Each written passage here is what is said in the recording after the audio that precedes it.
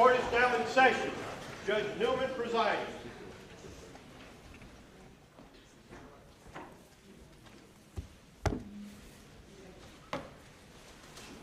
Please be seated. Good morning. Anything before the jury comes? Clerks and judges, 1 moment.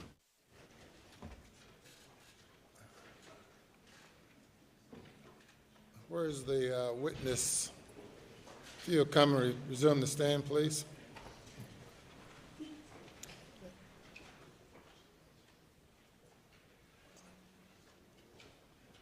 It's cross-examination. You may bring the jury.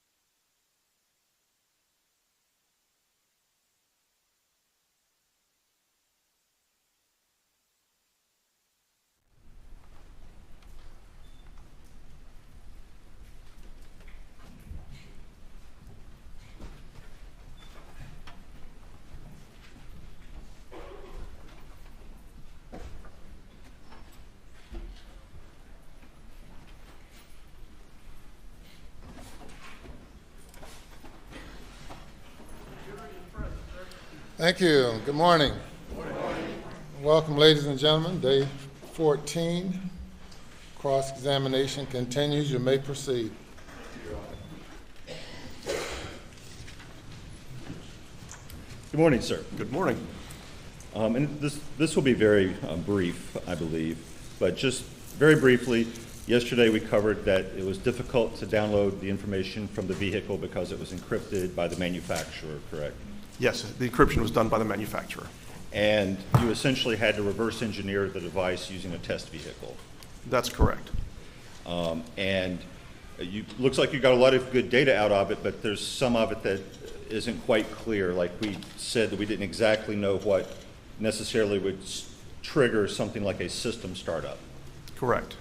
But some of the other ones would be pretty obvious, like engine on obviously means somebody cranked the car. Correct? Yeah, the engine was turned Right. on at that point. Okay. And I'm not going to go through that spreadsheet again. I just wanted to clarify that. And how long did this process take you, this reverse engineering process? Our whole analysis took just about 1 year. Wow. It's a long time to... It's a hard effort.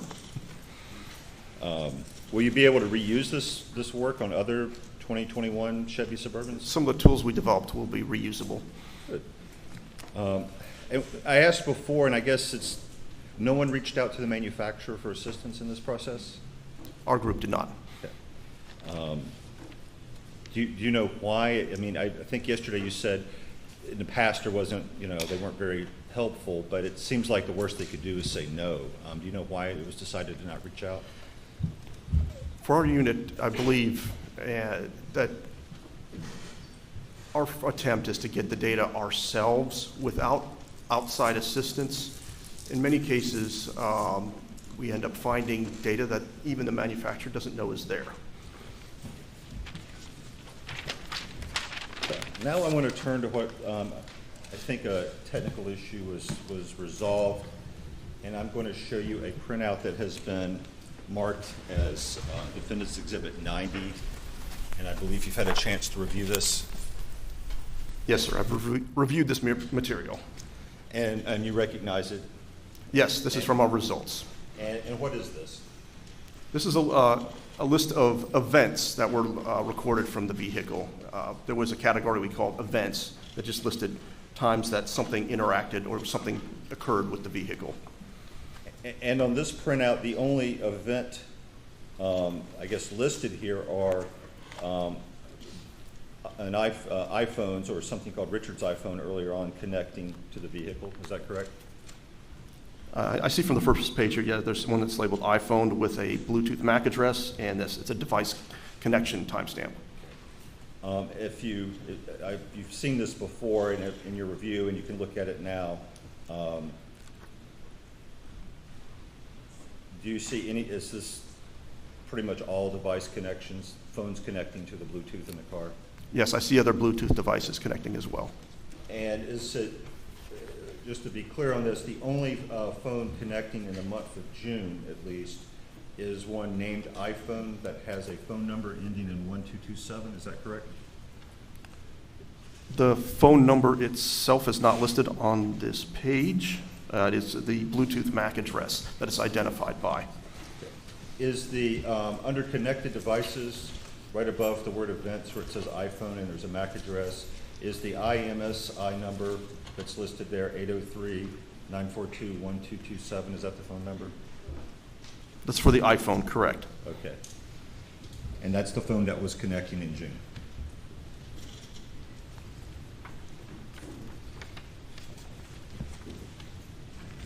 That appears to be the only one that connected in June. Yes.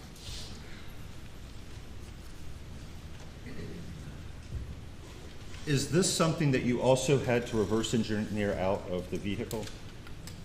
Yes, all of the data we found was unknown prior to taking a look at the test vehicle.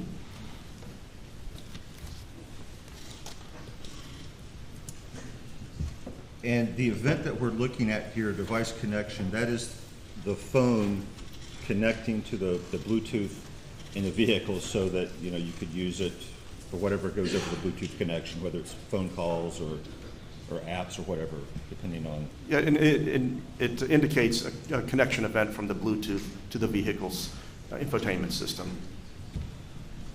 And up here in connected devices, does this indicate that this iPhone was, I guess, paired to the vehicle? That's correct. Okay. And so, in your experience, if your phone is paired to your vehicle and Bluetooth is on and it connects, that typically happens automatically when you get in and turn it on if your phone is with you? Yeah, if there's a device that is registered, paired to the vehicle, it will automatically connect to that vehicle.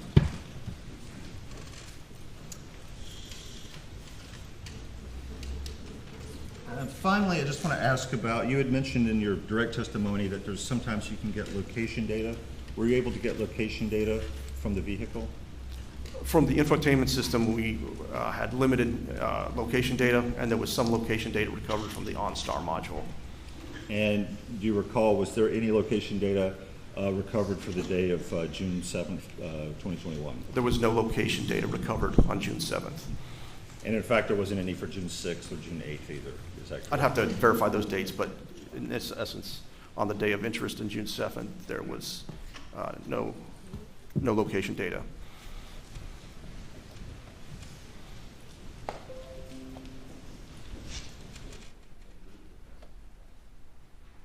Your Honor, apologize, I forgot to please move Defendant's Exhibit 90 into evidence, I believe, without objection. No objection.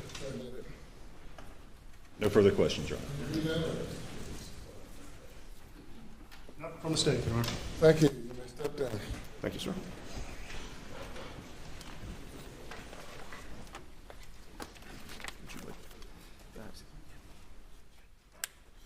Call your next witness. The state calls Chris Wilson.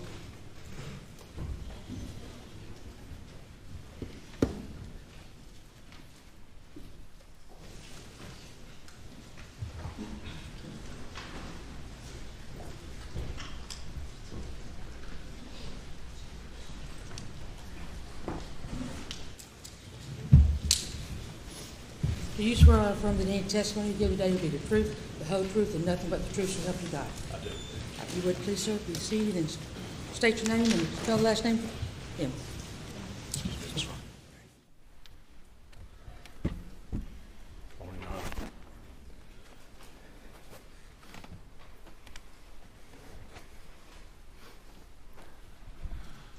My name is James Christopher Wilson, W-I-L-S-O-N. I go by Chris. Good morning, Mr. Wilson. Good morning. If you would, tell the jury just a little bit about yourself, where you grew up, where you went to school, and what you do for a living, please. Well, as I said a moment ago, my name is Chris Wilson. I grew up in Bamberg, about 35, 40 minutes west of here. Graduated school there, went to school up in Spartanburg for college. Came back to Columbia to go to law school at USC. Finished law school in 1994, worked for a judge in Greenville for 1 year, and then moved back to Bamberg where I grew up to practice law, and I've been practicing law there since 1995. Are you going to have a solo practice in a firm? Right now it's me and one associate. I've had my own firm since 1998, and there have been varying associates that have worked with me, or at one time I had a couple partners, and one partner left, and then one partner moved, and so we split up as a result of that. But you know, I've had my own practice since '98 with different people coming and going. And what's the name of the practice? Right now it's Wilson Law Group. Wilson Law Group? Yes, sir. Tell the jury what kind of legal work you do, please. I do all kind of cases, but over the last 10 to 15 years I've primarily concentrated on just personal injury cases, people that are injured in wrecks or hurt at work, tractor-trailer wrecks, especially a lot of those, just personal injury cases. Do you know the defendant? I do. Do you see him in the courtroom here today? I do. Can you point him out for the jury?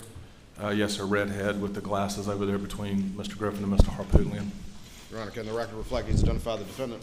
Yes. Tell me how you came to know the defendant. I've known Alec since we were in high school. I think I was a year younger than him, but Bamberg and Hampton are only about 30 miles apart, and so we had several mutual friends, people that I was closer to back then, but got to know and be around him some then. We had played some ball against each other, and I think even played on the same ball team one summer. So I knew him a little bit through high school, but not much. Didn't keep in touch at all when we were in college. Started law school at the same time together, and became really close friends through law school. Lived together a little bit of that time. Finished law school. I moved to Greenville. He moved to Beaufort, and you know, we would keep in touch some, but we were a little bit separated. And then when I moved back to Bamberg and he ultimately moved back to Hampton, we got much, much closer. Our wives had known each other through college, and so they became closer friends. Our kids grew up together. You know, we just spent a lot of time together personally, and then he and I did a number of cases together. We worked professionally together. Did y'all become close friends over the years? Yes, sir. Best friends?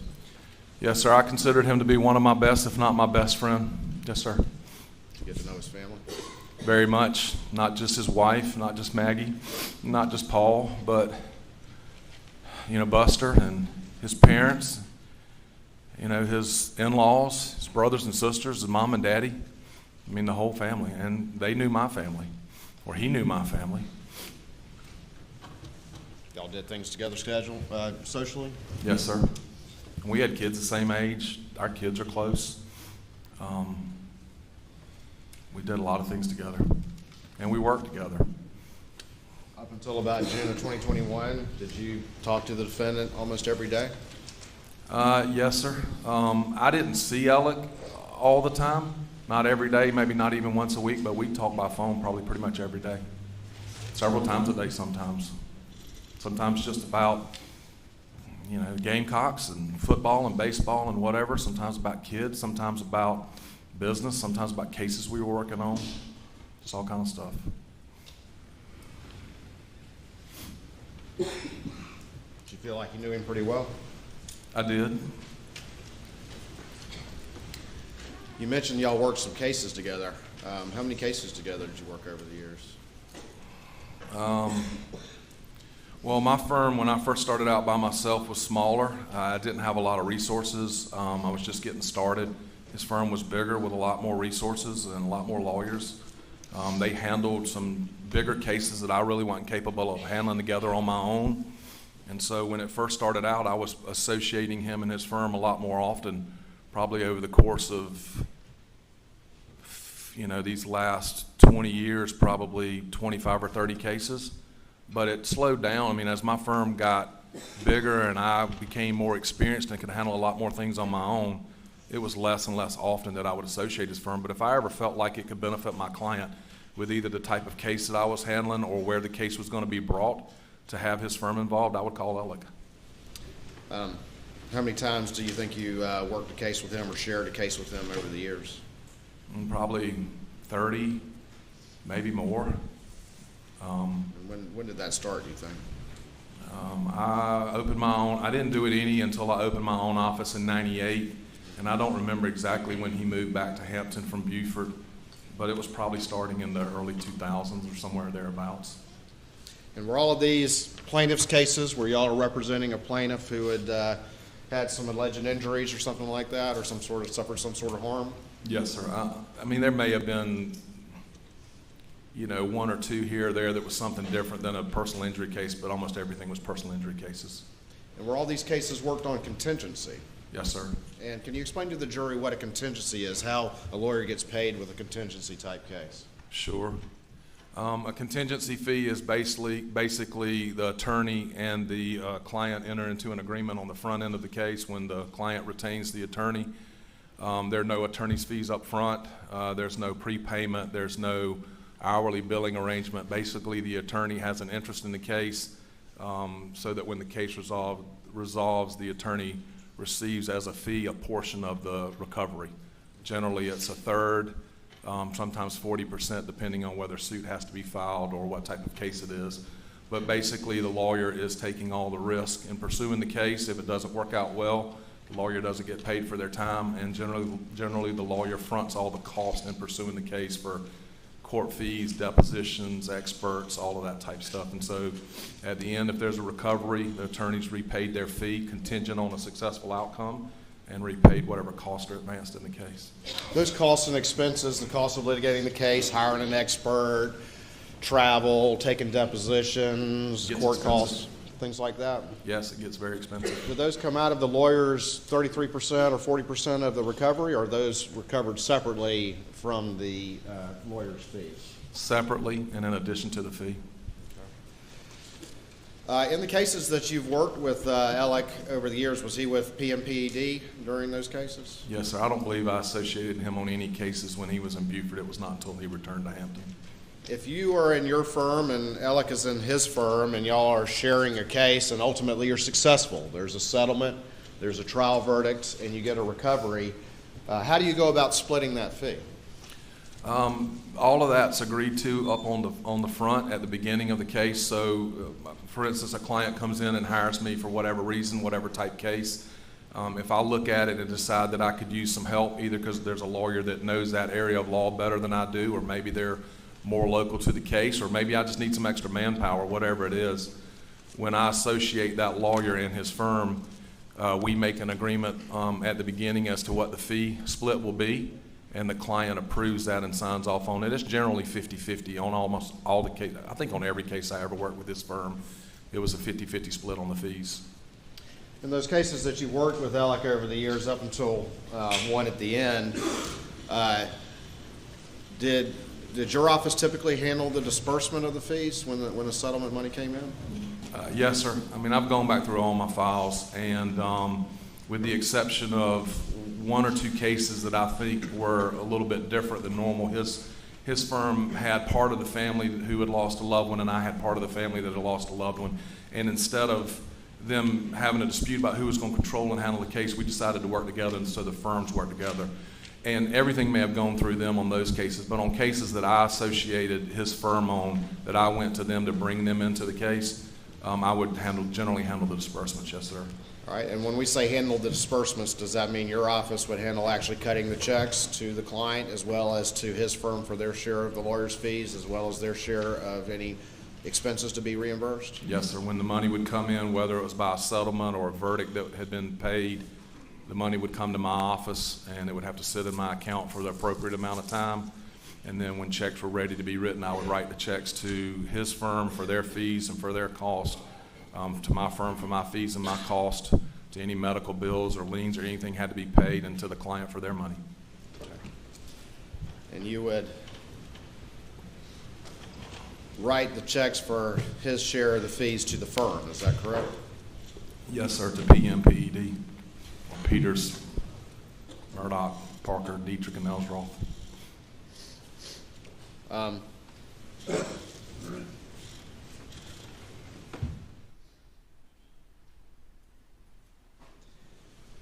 When you would write those checks to his firm, would there be one check or two? Would you put the fees and his share of reimbursed costs in one check together, or would you write two separate checks? Starting out, I think we would include, not just for his firm, but for my firm, fees and cost would be in the same check. And then, more than 10 years ago or so, and maybe even longer than that, we started doing it in two separate checks just to keep the accounting of it easier, to keep up with what part of a payment was fees and what part of the payment was cost. So, over the last 15 years, it's been two checks. Do you have a staff member who helps you? It's kind of your main staff member that might handle some of these disbursements? I have several different staff people that help me handle cases and disbursements. I have a bookkeeper that keeps up with the checking accounts and writes all the checks that I instruct her to write, and then I'm the only person with signatory authority. And I have a staff member that helps me work cases and actually helps me put together disbursement sheets and check medical lien balances and who's owed what money and those type things. And who is that person you're referring to? Vicky is the person that helps me do all of that. Do you ever have called to work a case with the defendant involving Mack Trucks? Yes, sir. I contacted Alec and his firm to get involved and work with me and another lawyer on a case involving Mack Trucks. All right, and tell the jury just a little bit about the case without getting into too much detail. What kind of case was it? Sure. So, lawyer contacted me about a wreck that a client of his had been involved in. A drive shaft out of a Mack truck had fallen into the interstate as the vehicles were traveling down the road. This gentleman's vehicle, along with a bunch of other vehicles, hit this drive shaft, and he was injured. So this lawyer, it was a trucking case when he first contacted me and looked at it, and that's a lot of what I do. So he called me for some help with that. Okay. And so you got involved in this particular case? I did. As you looked at the particular case, did you decide to involve the defendant? I did. Very quickly after looking at it, this other lawyer and I both realized that this case was probably a products liability case, that the drive shaft shouldn't have just fallen out of the truck for no reason like that, and that there might be something to do with a defect in the truck. And we found some information about a recall or a potential recall, and I knew that's what Alec and his firm specialized in, those type cases, so I called him and asked him to get involved. We were pushing some deadlines to bring in all the parties that we needed to, so it was important to get somebody involved in it fast that knew what they were doing. And did he agree to get in on this particular case? Yes, sir. So you got 3 attorneys in there who are going to split the fee, is that correct? Yes, sir. All right. Tell the jury, again, without getting too much into the weeds, tell the jury a little bit about how the litigation went. Did y'all ultimately try the case and kind of set up how y'all ultimately got to that point? Sure. So we actually brought 2 cases. We brought one case for the wife of the gentleman that was injured in the wreck for what are called loss of consortium claims. That generally is just the loss of a spouse, their loss of the services of their other spouse. Maybe that spouse can't do all the things around the home they used to do, or they can't be quite the husband or the wife that they were before. So we brought a claim for the wife for loss of consortium, and we brought a separate case for the husband for his personal injuries. Not to get too technical, but the wife's case, Mack Trucks didn't answer the papers like they were supposed to, and so they went into default on that case, and that put them in a really bad spot. On the husband's case, they answered the papers and initially contested the case, but after getting Alec and his firm involved in the case, we started doing discovery, which means we were asking for a bunch of documentation and things, and I'm not sure that they just didn't want us looking any further. And so they reached out to us, and we had communications with them about ways to try to pursue the case outside of the traditional going through all of that and going to a jury trial. COVID had hit, and so things were slowed up in the court, and ultimately we reached an agreement to try both of those cases together in front of a judge without a jury. Both parties waived any rights to appeal. Mack Trucks admitted liability, and we agreed to waive punitive damages. I think that's the structure we tried it under. Let me ask you two quick questions about that. You said that COVID had hit, and like the rest of the world, that had slowed up everything in court, correct? Very much. And, you know, some things were moving, but because things were slowed up in court, that might slow up the ability to get verdicts and settlements and that sort of thing. To some extent, COVID had an effect on everybody, is that correct? Yes, sir. All right. And then you mentioned in this particular case, you ultimately agreed for both parties to waive the right to appeal, is that correct? Yes, sir. And did that have the effect of meaning that whatever verdict was issued, it wouldn't be tied up in the courts for a long time, the money would go ahead and be paid? Yes, sir. Did y'all eventually try that case in front of a judge instead of a jury? We did in January of 2021, first January? couple weeks. Okay. And did the defendant try that case with you? He did. And did y'all ultimately get a verdict? We did. We got verdicts in both cases. Okay. And do you remember how much those verdicts were? Combined, they were $5.5 million. I believe it was $4 million on the husband's case. He had passed away, I believe, within about 4, 5, or 6 months of us going to trial. So I think it was $4 million on behalf of his estate for his injuries and what that had cost for him. And then I believe it was $1.5 million on the wife's loss of consortium. Who did the closing argument in that case? Alec did. For y'all's side. Alec did. The defendant did? Yes, sir. Did he get emotional in closing? He did. Did he spend much time with the husband in that case? I don't think Alec had spent a lot of time with the gentleman. He had been kind of sick towards the end, and I don't know that Alec had spent a lot of time with him. He had spent a lot of time with the wife, and especially throughout that week in trial. I mean, it was an emotional case. They had serious loss.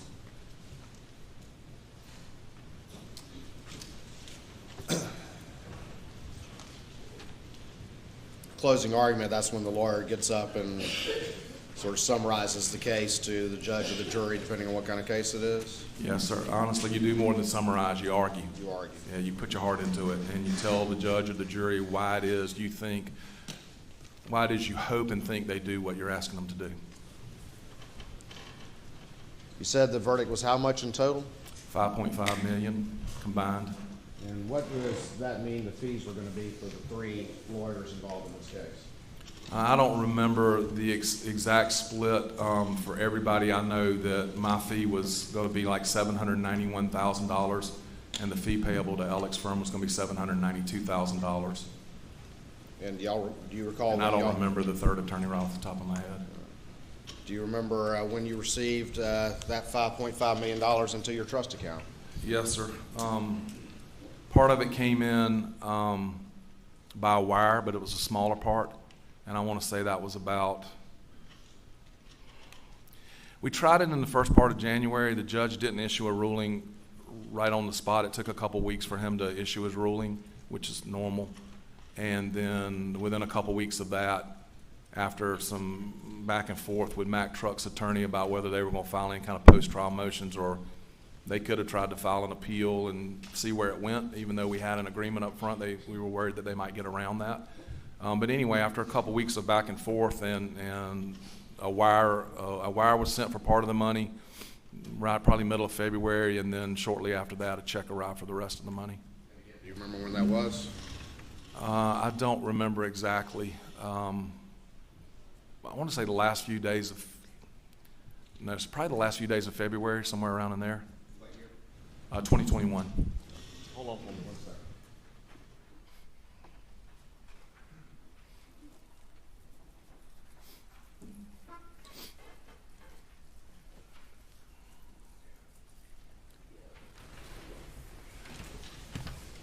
Your Honor, for the record, I just want to object to this line of questioning under 404, 403, and to this exhibit. I do not have any additional objections other than those that were previously made. I don't know what the exhibit is. Sure. Your Honor, this is just a text, but it's related to the in-camera matters that have been addressed.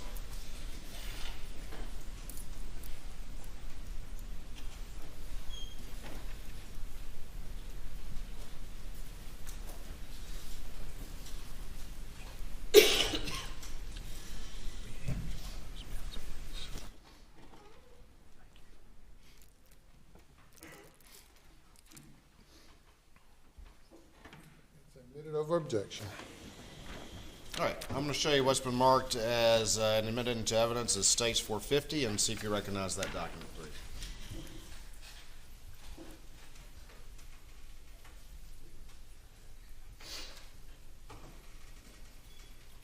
Yes, sir. This looks like a snapshot of a text string that I would have provided that is just communication between me and Alec.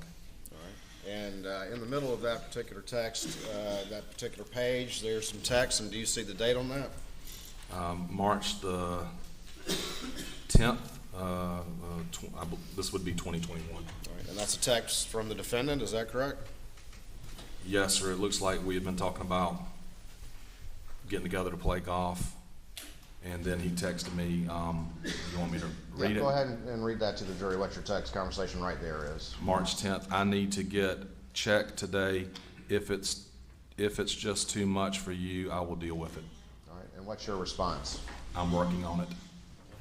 So that's March 10th of 2021, is that correct? Yes, sir. May I have the Elmo, please?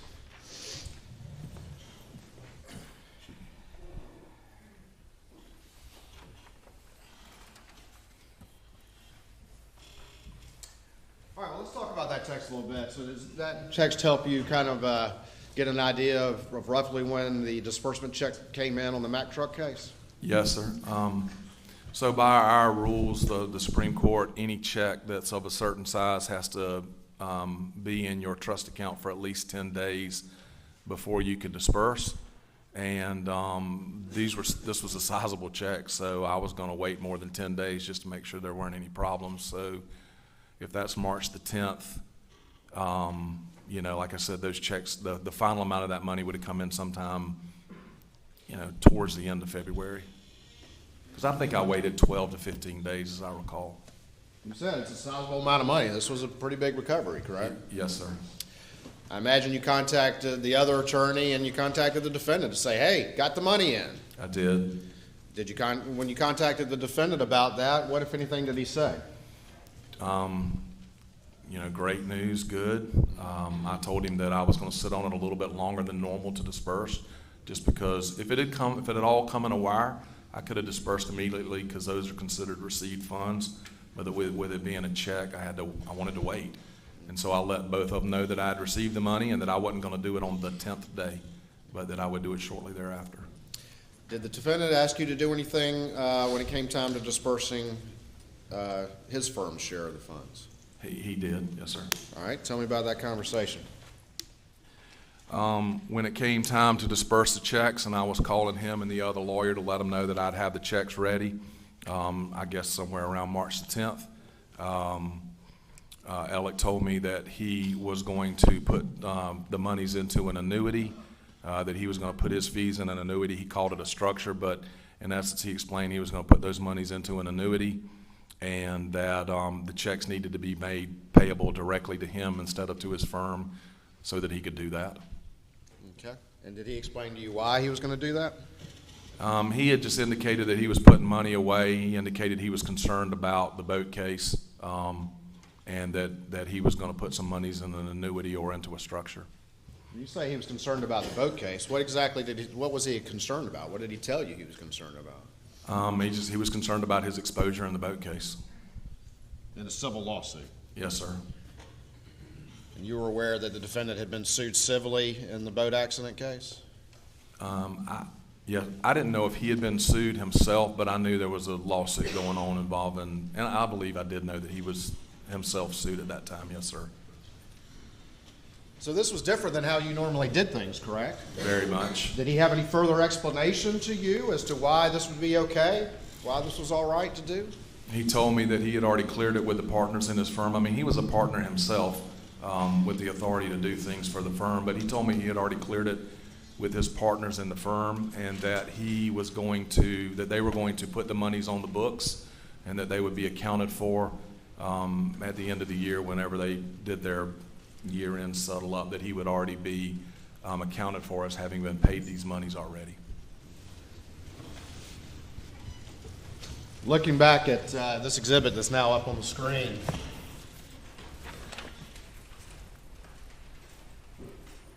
on March 10th, Exhibit 450, he says, I need to get the check today.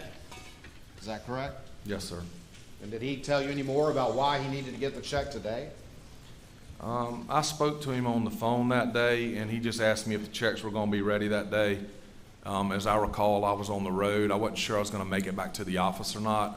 My bookkeeper was getting the checks ready, and I spoke to him on the phone and told him that if I got back in time to sign the checks, I'd have them ready that day. He told me he'd like to get them that day. Yes, sir. He told you that he had already cleared this with the partners. They were okay with him getting this money right now instead of having to wait till the end of the year. He told me that the partners were aware that the monies were being paid to him, that he was going to put them into annuities, and that they would be accounted for on the books of the firm as already having been credited as paid towards him.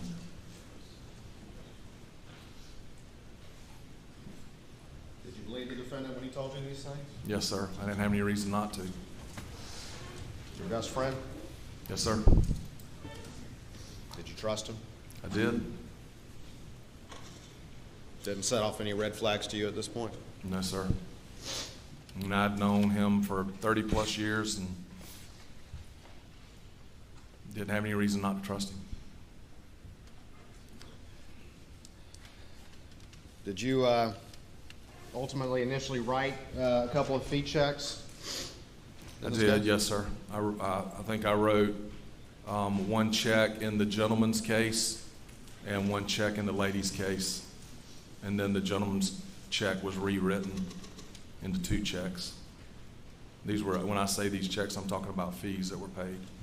Okay. I'm going to show you what's previously been marked as State's Exhibit 345.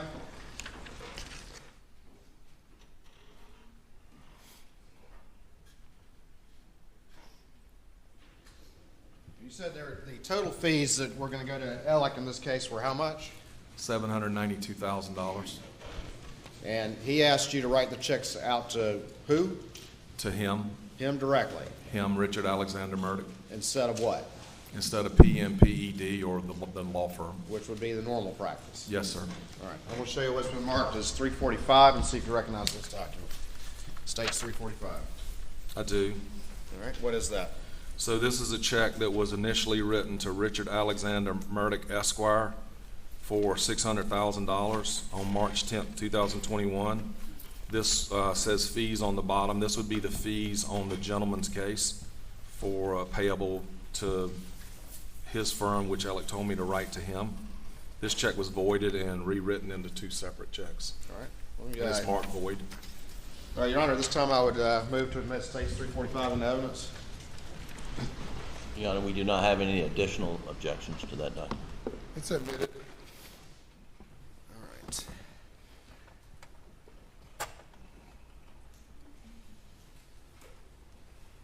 And this check is made out for how much? $600,000. All right. And again, there were two cases, so there were going to be two separate checks. Is that correct? Yes, sir. This was just the fees on the gentleman's case. And that was going to be how much total? The total was $792. But this one is $600. And then the one for the other one? $192. 192. Okay.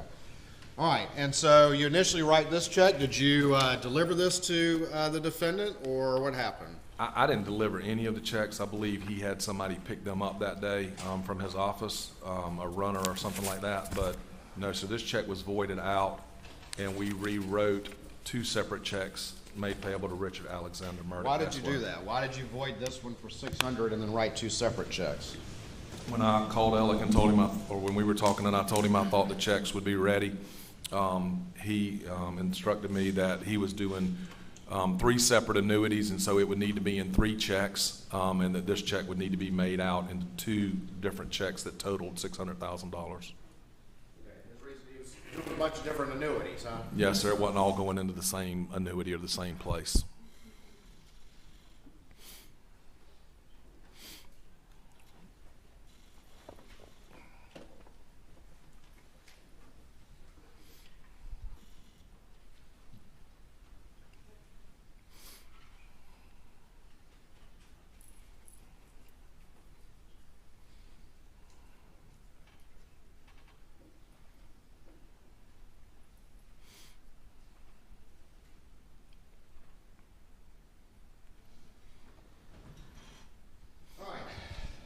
So you recut into 2 checks, is that correct? Yes, sir. All right, I'm going to show you what's been marked as States 346 and see if you recognize that set of documents, please. Yes, sir, I do. All right, just flip through it real quick. Yeah, you want me to tell you what they are? Well, just flip through it first, if you would, please. Yes, sir, I recognize all of this. All right, and tell the jury what those are, please. So the top document is the $192,000 check dated March the 10th, 2021, made payable to Richard Alexander Murdaugh, Esquire. And on the bottom it says fees. That would have been the fees on the ladies' loss of consortium case. Okay. The back of it, the rest of it's just the back of the check. Looks like it's endorsed Bank of America, deposit only. A signature that looks like Alec, but it's kind of scribbled and says Bank of America. Okay. The next page is a check for $225,000 dated March 10th, 2021, payable to Richard Alexander Murdaugh, Esquire. And on the bottom it says fees. This would be part of the rewrite of that $600,000 check. All right. Same type of endorsement paperwork on the back. And then the third check is a check dated March 10th, 2021 for $375,000 made payable to Richard Alexander Murdaugh, Esquire, and on the bottom it says fees.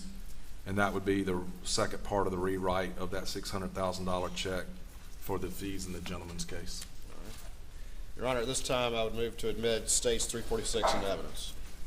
We don't have any additional objections, Your Honor. They're admitted. All right, I'm going to show you what's been marked as States 347, see if you recognize those 2 documents, please.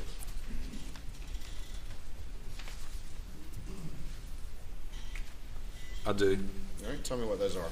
So these are 2 checks from my firm made payable to Peters, Murdoch, Parker, Ellsworth, and Dietrich.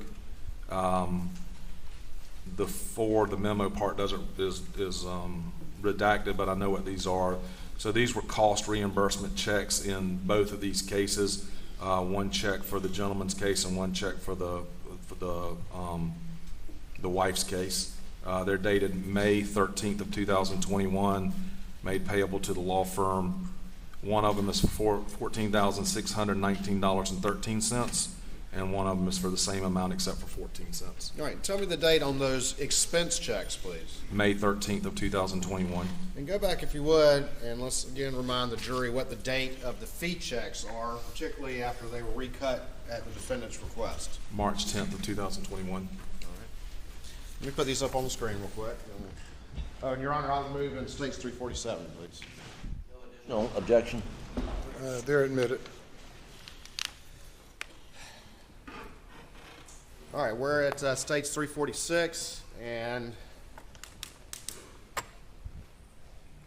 this is the check for $192,000. Is that correct? Yes, sir.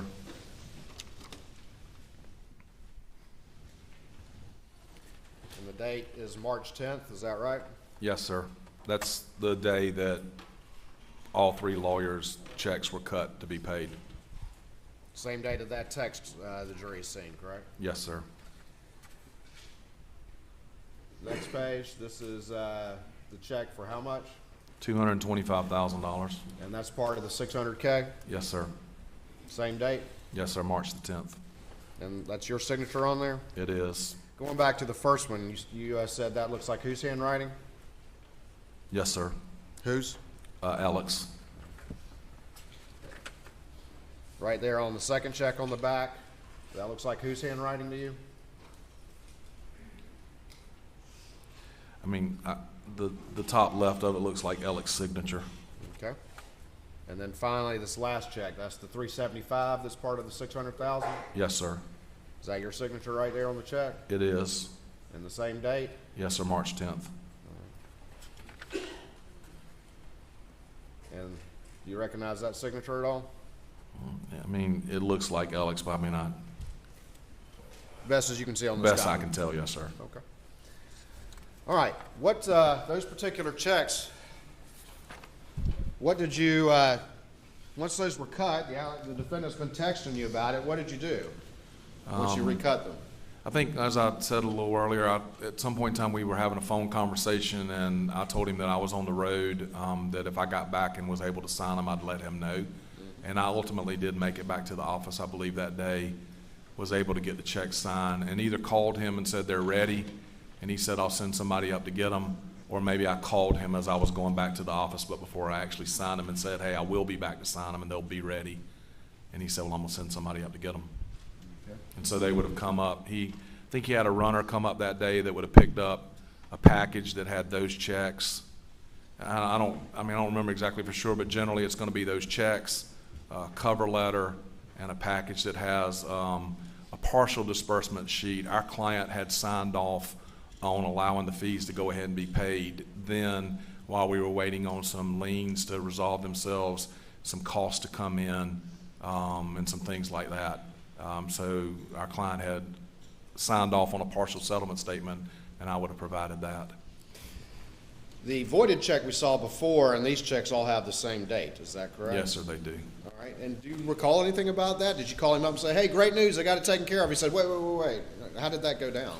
I don't remember. I don't remember how many different conversations we had that day, whether it was over, one conversation or two conversations. I don't remember. But at some point, he instructed me that the $600,000 check needed to be made into separate checks.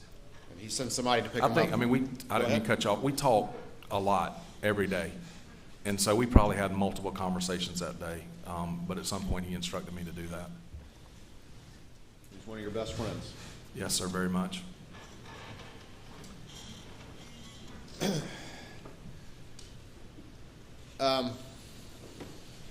Not just my best friend, Mr. Waters. Our families were close. Our kids, our wives, we're close. You had a friendship with Maggie, too. Yes, sir, very much. You had a friendship with Paul, too. Yes, sir. You had a friendship with Buster, too. Yes, sir. Haven't been able to have that since. Not like it was, but yes, sir. Hope to one day. But yes, sir.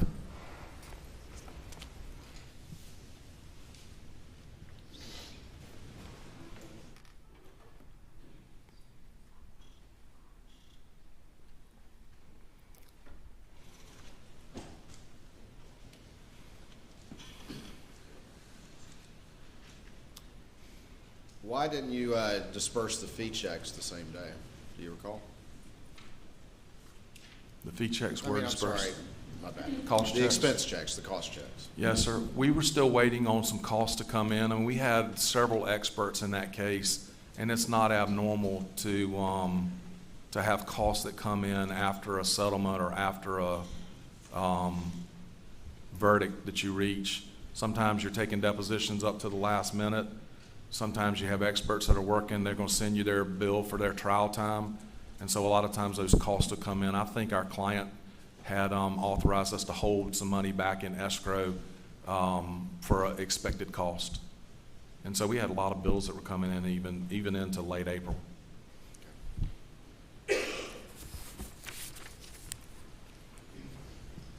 You mentioned that the defendant had said something about his exposure in the boat accident lawsuit as a reason for structuring these fees. Yes, sir. Did he say any more about that? Not in that conversation when he asked me to write the checks directly to him. We had some other conversations, and I don't remember if they were before this or after this. I think they were after, but I don't remember for sure, where he had just said that there was, some fights going on between insurance companies. When the defendant asked you to do this unusual step and write the fees direct to him, and you said you trusted him, correct? Yes, sir. What was your general perception of his law practice, of his wealth, of his financial security, knowing him as well as you did? What was your perception of that? Big firm, big reputation. Alec had a big reputation. I thought he made a whole lot more money than I did.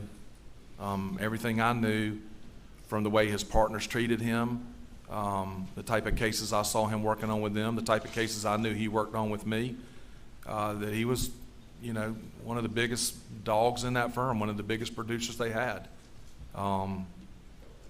Seemed to own a lot of things, do a lot of things, spend money, didn't ever seem to have problems. And I knew I was associating him and his firm on very good cases throughout the years, and I knew other lawyers that were. It just seemed like they were doing very well, and that he specifically was doing very well. And is that perception that you had of him one of the reasons why you trusted him? That there was no shenanigans going on? I don't know that that's the main reason. I trusted him because I knew him and had dealt with him personally and professionally for a long time. But I had no idea if he was having money problems. I mean, I would have never suspected that his asking me to write checks to him had anything to do with money problems on his behalf. Nothing gave that appearance. So, I mean, that could have factored into the back, but mostly it's just I knew the guy and I trusted him. And he wasn't asking me to do anything that raised any flags with me. He told me he had cleared it with his firm and with his partners. I didn't have any reason to doubt that. I'm going to put States 347 up on the screen. And what are these again? That's a cost reimbursement check in one of those cases. I can't tell you which one it is. All right. And then if we go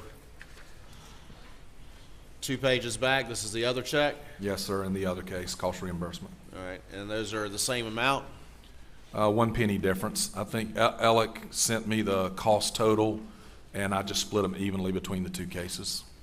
And what's the date on that check, those checks? May 13th of 2021, which I believe would be the time, obviously, we wrote the checks, and they would have been mailed to his office shortly thereafter. And you said that there was a reason why these came a couple months later? Yes, Y'all sir. were waiting for some information? Waiting on costs to finalize up. Instead of writing multiple checks as cost came in, we just kind of wait sometimes till the final bill's received. Is that your signature on these checks? Yes, sir. And those would have been mailed to Alec's law firm, correct? That's the general practice, yes, sir, is we mail them to the firm. And I don't know any reason why these wouldn't have been done differently. In May of 2021, did your office, after these checks were mailed, did your office receive any communication from the defendant's law firm? My paralegal, Vicky, received an email from Alec's paralegal, Annette.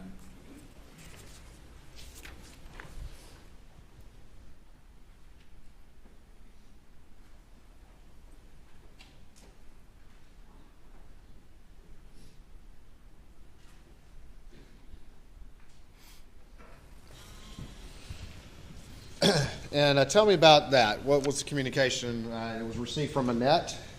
Yes, sir, from Annette Griswold, Alec's paralegal.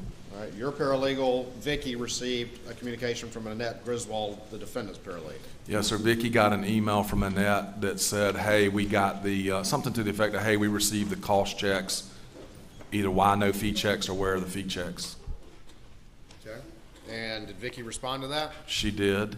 And what did she respond? She responded to Annette that the reason the fee checks weren't included is because they had already been paid to Alec, that he had already received the fee checks. Was that on about May 19th, 2021? I'd have to look at the email, but I believe so, yes, sir. Did Vicky raise any issue with you at this point? Did you know anything about it at this point? No, sir. I was in trial the following week in Hampton, actually all week long, and I was preparing for that. Vicky sent that email back. She didn't notify me about that actually until all this blew up, and I turned all that over to SLED after we found it, after all this blew up in September. Moving into late May 2021, did this matter that Annette was raising with your firm come to your attention? It did. And tell me. And it wasn't late May. It was the first part of June. I'm going to show you what's been marked as Exhibit 348 and let you take a look at that real quick before we move on. Sure. See if you recognize that. I do. So tell me what that is. So this is an email string that begins on May the 27th from Jeannie Seckinger, which is the bookkeeper or accountant in Alec's law firm. And it's an email from Jeannie to Annette Griswold, Alec's paralegal, on May the 27th, where she telling Annette that she got the expense checks and it didn't match their records, that Alec thought he had more outstanding cost but can't say what, and was asking Annette to reach out to my office, to Vicki, to get some more information. And then it looks like Annette forwarded that email to Vicki on May the 27th. Vicki was on vacation and did not come back in until the following week. It looks like she emailed her again on June 2nd. Vicki might have come back in on like June the 1st, or I think May the 31st was Memorial Day, a Monday, and so June the 1st would have been when Vicki came back in. So Annette emailed her again on June the 2nd and asked for some information, and then Vicki emailed her back and said, since this involves documents she didn't deal with, which was bookkeeping stuff that she didn't deal with, she would forward it to me. And so that happened on what day? June the 2nd, Of what year? 2021. Your Honor, this time I'd offer States 348 into evidence. No additional objections, Your Honor. Admit it. All right, and so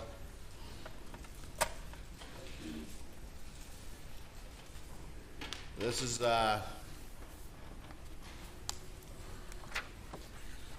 going to the bottom. This is the email from Jeannie to Annette. Is that right? Yes, sir. And then that gets sent from Annette to Vicki on May 27th, correct? Yes, sir. And then she gets back from vacation, and then she responds on June 2nd, 2021, correct? Yes, sir. And what does she say? She's going to forward that to me. And she did. She CC'd me up in the email stream. All right. And did you have a conversation with Vicki at that time about this issue? I did. And what'd you tell Vicki? Or what was y'all's conversation? She said, I've gotten this email from them asking about the cost in this case. What do you want me to do? And I said, tell them that you'll forward it to me and I'll deal with it. Around this time, had you had any conversation from any other partners in PMPD, the defendant's law firm? As best I recall, Mr. Waters, I was in Hampton the entire week before, and I was working out of their office. I was trying a case down there like the week of May the 24th, and I was working out of Alec's firm's office. Lee Cope approached me and said, hey, I need to talk with you about this back truck case. Has all the money been dispersed? I said, Lee, it hadn't all been dispersed. We've got some liens, some medical liens we're waiting on to deal with. We've got some costs that we're waiting on to come in, and it all hadn't been dispersed, but I don't know off the top of my head. I'll have to check on it. And I was stuck in trial through Friday of that, or through Thursday of that week. Did you reach out to the defendant after Lee had that conversation with you? I reached out to him after I got this email. All right. And tell me what your conversation was with him when you reached out to him, having received this email from Vicki asking about these fees. I called Alec. I said, Alec, I got this email from your firm. They're asking about issues with costs, that you think you've got more costs that are owed to you. I put down on the settlement statement and wrote checks for the amount of costs that you gave me. But if there are more costs outstanding, just figure out what they are, because we've been holding some money back. And I think at that point we were waiting on a medical lien to resolve. And I don't think the client will have a problem paying the cost out of what we're holding back. Did you have any discussion about the disbursement of the fees at that point? I did. I said, tell me about that. I said, Alec, this is the case that you asked me to write the fee checks directly to you. Is everything all right? And he said, yeah, everything's fine. I just need to make sure my partners know that this is the same case, that you wrote the checks to me, and that it's already on the books. Did you believe him? Yes, sir.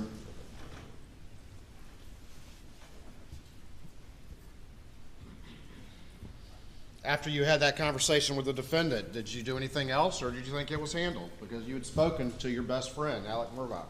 He told me it was taken care of. He told me he had talked with his partners about it. I didn't think there was any other problem. I didn't do anything else. A couple weeks later, did you have another conversation with him about this same issue?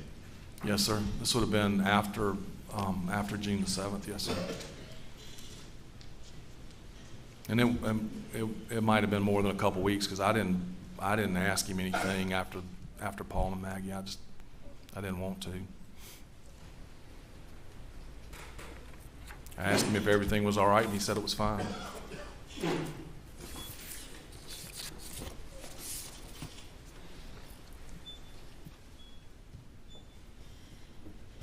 You got that email forwarded to you from Vicky on June the 2nd. Did you call Alec that day?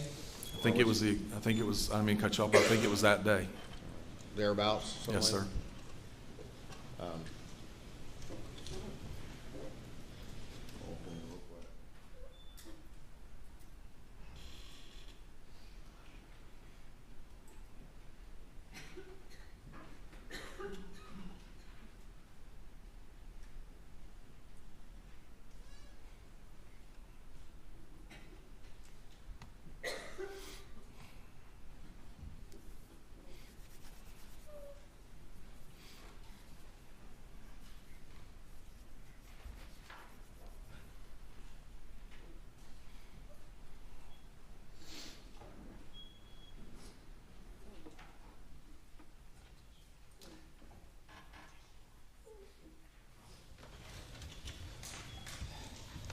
You remember June 7th, 2021?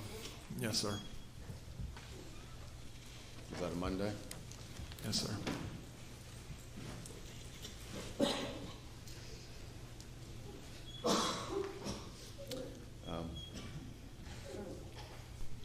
Gamecocks had played some baseball that weekend. You'd Yes, sir. seen the defendant? I'd seen him and Maggie and Buster, my wife and I, and our children. Had been with him and Maggie and Buster the weekend before, Saturday, yes, sir. On Monday, June 7th, 2021, what was your day like just during the day? Went to work. I was in the office most of the day. I think I had something scheduled that it canceled out. And ate lunch with a friend. And I live in Columbia, even though I practice in Bamberg. Kind of later in the day, I ran by the pharmacy, picked something up, and then headed to Columbia and stopped to pick something up at the store on the way home. Went home, Yes, sir. normal evening? Yes, sir. Remember what you were doing that evening? Just hanging out with my wife, and I don't remember how many of our kids were home, but I think just our youngest, just watching TV. Watching TV. Yes, sir. I was kind of late getting home, so there wasn't a whole lot of the evening left.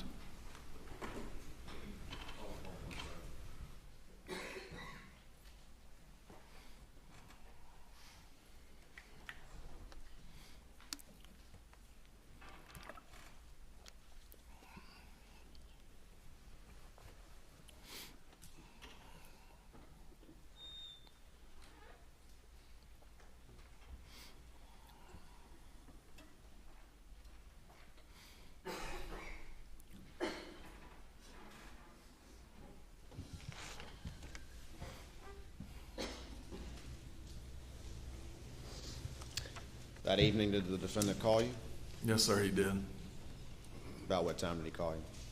I don't remember exactly. I turned my phone records over, but I think it was around 9:20, 9:15, 9:20. Before we talk about that, I'm going to show you States 451. Do you recognize that? I do, yes, sir. What is that? This is my phone log that I turned over to SLED. Does that reflect calls from Alec Murdaugh on the night of June 7th, 2021? Yes, sir. Tell me. To and from, yes, sir. Well, tell me what you were doing when you first received a call from Alec Murdaugh that night. I remember my wife and I were sitting on the back porch. We have a TV on the back porch. We were sitting back there on the couch talking, watching The Bachelor. Can't believe I was watching that. The phone rang. It was Alec. I had actually stepped off the porch, and the pool pump is on the side of the porch, and I was trying to mess with something with the pool pump. Sounded like it was running funky, and so the phone rang, and it was Alec, and I answered the phone. What did he say? Said, hey, hey, Bo is normally how he would greet you, hey, Bo. And I don't remember if he said, what are you doing or what. I pretty quickly told him, hey, I've got my hands in the middle of this pool pump messing up. Can I call you right back? Did he sound normal to you? Sounded normal, yes, sir. So you said, hey, I'm busy right now. Let me call you back. I did, yes, sir. And what did he say? Said, that's fine, no problem. And having that exhibit, and Your Honor, I apologize, I'd move. States 451 into evidence at this time. Submit it. Having a chance to look at your phone records there, what time was that first call? Looks like it was at 9:11 p.m. incoming from his cell phone. All right, so you got off, 2-minute phone call. 2-minute phone call. Yes, sir. So you got off the phone, what happened next? I finished trying to fix the pool pump, called Alec back, All right, and what time was that? 9:20 p.m. And tell me about that conversation. Tell the jury about that conversation. Called Alec back. I generally say, hey, Bo, too. And, hey, Bo, calling you back. He said, hey, I'm about to get to my mom's house. Can we talk a little bit later? I told him, sure. There were a couple of things I needed to talk with him about, cases that one case that we were working on and one case that I had going on. I wanted a little advice. Ask him how his mama was doing, and I asked him how his daddy was doing because I knew his dad was getting a lot worse. We had talked about that over the weekend at the baseball game in Columbia, and I think we had talked on the phone on Sunday also. So he said, can I call you back or can we talk later? And I said, sure. You said his daddy was getting worse. Had he called you that day, Monday at all, to give you any updates to your recollection? I don't think we talked earlier in the day on that Monday, but we had talked on that Saturday before and on that Sunday before. And so I knew his father was getting worse, and I think I knew that he was either going to or had already gone to the hospital.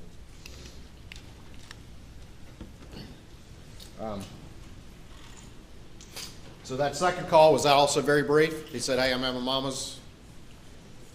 3 minutes. So what happened after that? You still watching TV? Still watching TV, yes, sir. Did you talk to the defendant again? I did. He, I believe, texted me sometime later that evening, and I think the text was something, are you still up or still up, something like that. All right, stand by for me real quick. Sure.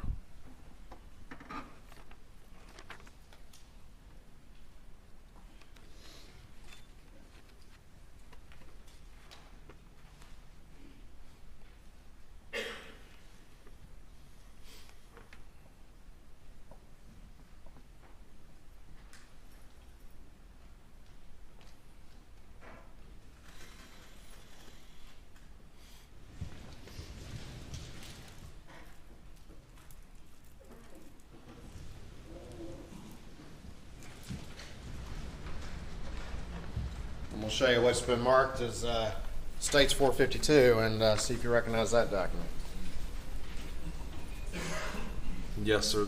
This is a snapshot of text communications between me and Alec that I snapshot and provided. All right. Your Honor, this time I'd move States 452 into evidence. No objection. Submitted. 452. This is a screenshot of the text that you, of your text that you provided. Is that correct? Yes, sir. All right. And we see down at the bottom, is that a text? Who is that text from? That's from Alec to me at 9:52 on June the 7th. It says, call me if you up. Okay. Did you receive that text? Were you still awake at that point? Yes, sir, I was. All right. And what did you do? Picked up the phone and gave him a call. Okay. And tell me about that conversation. Call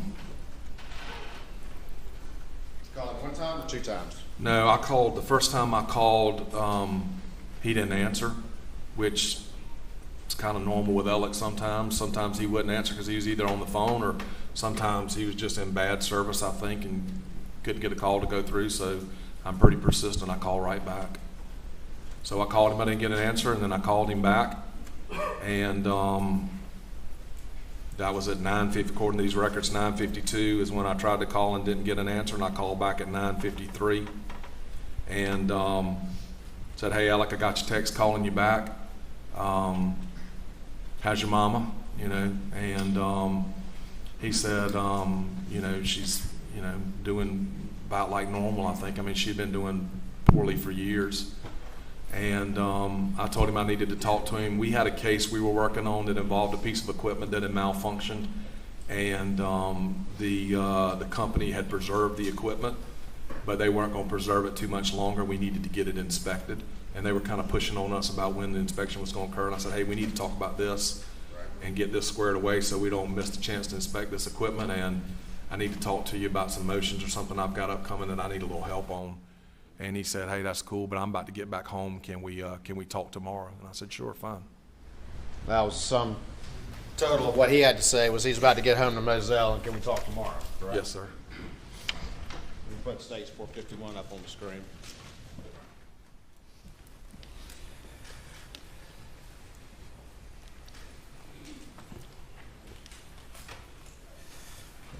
And right here, is that your writing right there? That's my handwriting, yes, sir. And that says Alex M., and those are the defendant's calls, is that right? The bottom one is him calling me and me telling him I'm on the pool pump. The next one is me calling him back and telling me he's about to get to his mama's. And then the next one up here is me trying to call him after that text that he didn't answer. And then the top one is me calling him back after he didn't answer and talking to him for those couple minutes. All right, and then that one in the middle, that's just a irrelevant conversation with some other person? Just a friend of mine who I told his name was probably coming out today. So I told him that he was on my phone. We did scratch out his number. That's right, yes, sir.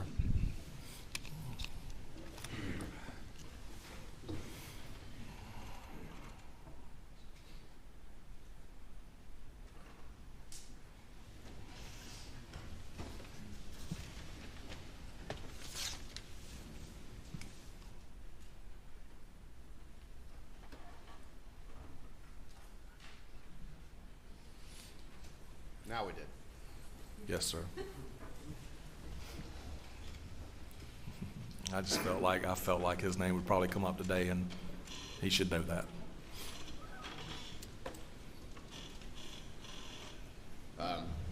Just go about your evening after that? Did you just go about your evening after that? Pretty shortly after that, I went on to bed. My wife stayed up, but I went on to bed shortly after that. How'd you find out?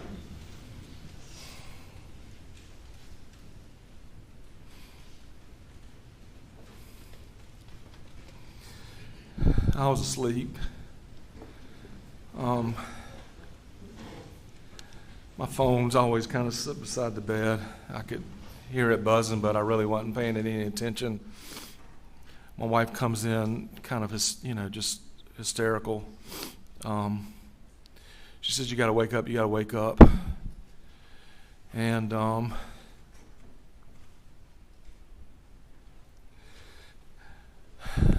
I don't remember if she was on the phone with Randy's wife or Randy himself. She's trying to tell me what's going on, and I'm looking at my phone, and I've got a text from a person I knew in Hampton that's texting me saying, hey, give me a call. I got to tell you something before you hear it somewhere else. It was a person that was in the county government down there that I knew that was just trying to get word to me before I heard it somewhere else. My wife, I don't think I respond to that person or her text immediately. My wife's telling me what's going on. I just told her, I said, I'll get some clothes. I got to go to Moselle. We started trying to call our daughter right at about 11 o'clock. Started trying to call our children, tell them what was going on. I don't even know how much my wife and I spoke about it. I mean, she knew I was leaving. I got in the car, went straight to Moselle, grabbed some clothes and went straight to Moselle. How long does that take? From Columbia, about an hour and 40 minutes or so. I mean, I called some different people on the way that I thought needed to know. I mean, repeatedly tried to call my daughter. She was extremely close. She is and was extremely close to Buster and Paul. And, we couldn't get her to answer, called her boyfriend, just repeatedly calling her. I think I talked to Randy on the way down, but I can't say for sure I did, but I know I talked to somebody in their family on the way down just to tell them I was on the way. About what time did you get to Moselle? About 1 o'clock in the morning. Other family and friends were arriving then too? Already had arrived, I believe, yes, sir. I mean, when I got there, I went through the main gates. I could see, I don't know that I knew at that point that this had occurred at the kennels, but I could see that there was tons of activity there as I passed by to go to the main gate, and when I turned in the main gate, I was on the road headed up to the house. You don't go very far and you can turn right to go to the kennels. I almost was going to turn and go down to the kennels, and I think John Marvin and Randy were walking out and kind of waved off and said, go to the house. Is that where you went? Yes, sir. Was the defendant there? He was, yes, sir. Yeah, You talked to him? I did. I walked in, hugged his neck and cried. Didn't know what to say. Hugged his neck and cried. Yes, sir. A lot of people there coming out to support him, as you would expect, correct? Yes, sir. There were a lot of the lawyers that he practices law with, several family members, you know, some friends of his that I knew. There were a lot of people already in the house, yes, sir. Did you stay there during the early morning hours as a friend, supporting your friend? Yes, sir, till 5:30 or so in the morning. 4:35, I don't know. I mean, it's all, I mean, everybody was shocked and destroyed, and I mean, times I felt like it stood still. So I don't know exactly what time it was, but sometime 4 or 5 o'clock that morning, everybody decided it would be best for Alec and Buster to go get some sleep, or at least try to, and not stay there that night. And so I went back to Bamberg and slept in my office. Did you return to Moselle the next day after getting some sleep? I did, about 9 o'clock that next morning. Were you there as much as you could be at Moselle or wherever you were needed over the next few days in the aftermath of all of this? Yes, sir. I was there almost entirely the next 2 days.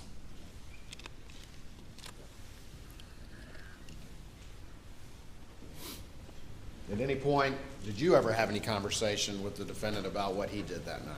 Not really, no, sir. What do you mean by not really? I mean, I didn't ask him. I didn't want to know what he found. I didn't want him to have to describe that to me. I didn't want him to have to relive it, so I didn't ask him about it. Didn't ask him about it. No, sir. It's only natural. Yes, sir. I mean, I was there as a friend, supporting him and his family. I didn't need to know the details. I knew all I needed to know is that two people that I loved were gone.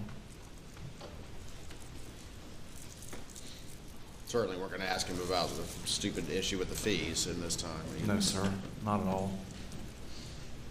Didn't know there was an issue with the fee. I mean, I did not know there was an issue with the fee at that time, so I didn't have anything to ask him.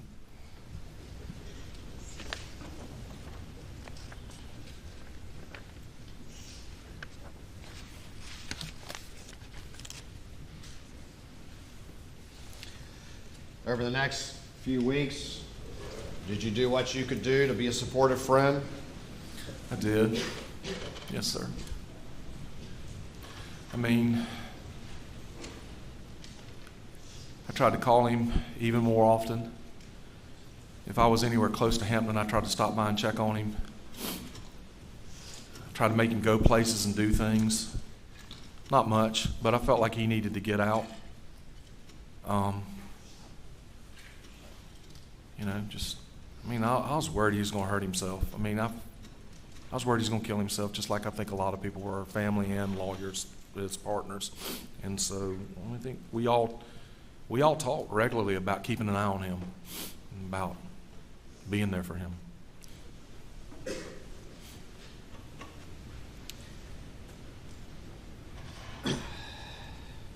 After a few weeks go by, the shock starts to abate just a little bit. It still hadn't abated. Still hasn't abated, just a little bit. Yes, sir. At some point, does the defendant call you about those fees? He does. Yes, sir. You remember roughly when that was? Sometime around the middle of July. What does the defendant say to you?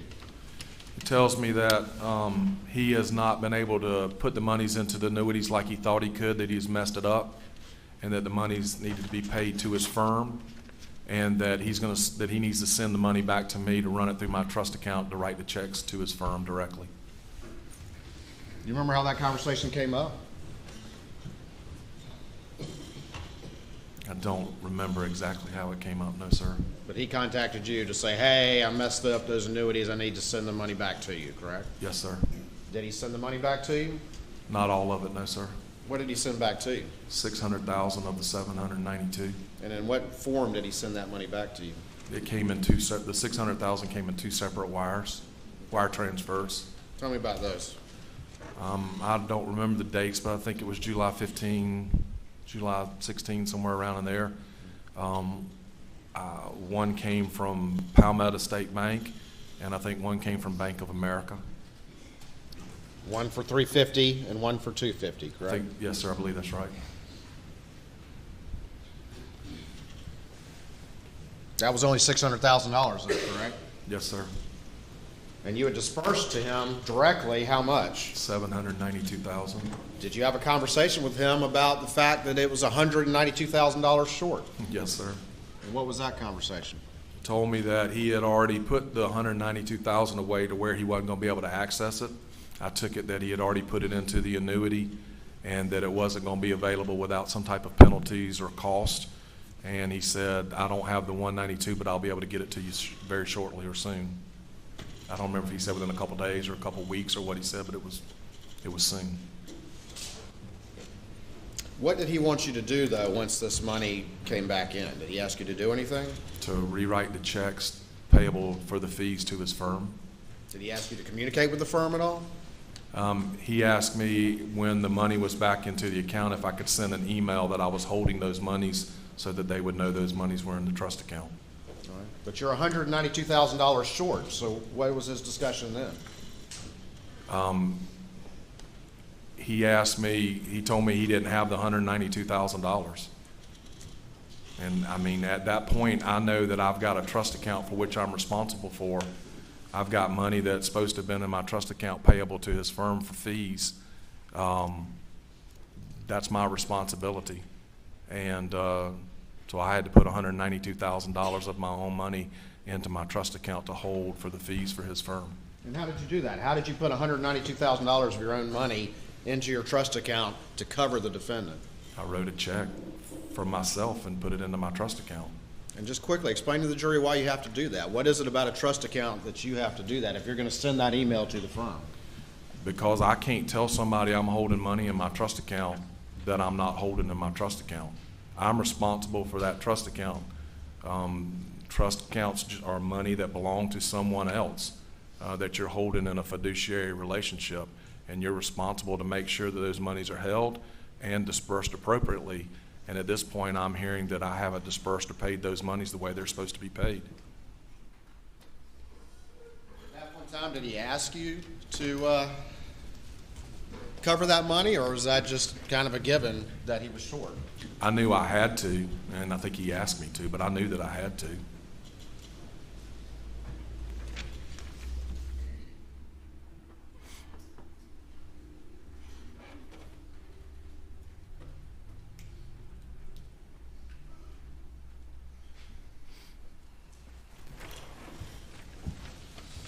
So you get the $600,000 from the two wires, and you write $192,000 of your own money, Yes, sir.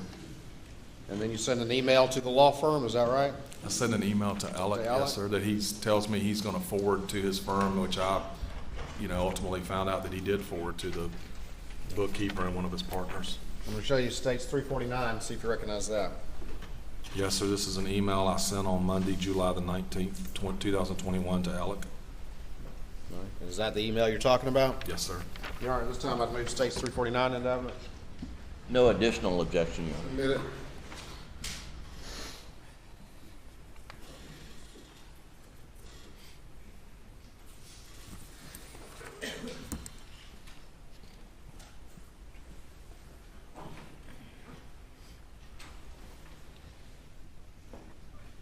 Can you read that email to the jury, please? Sure.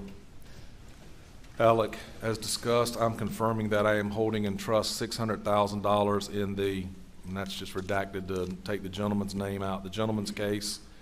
and $192,000 in the, and that's redacted out to take out the wife's name, in the wife's case, which represent attorney's fees. I will continue to hold these monies in trust until I am instructed by you or your firm regarding payment.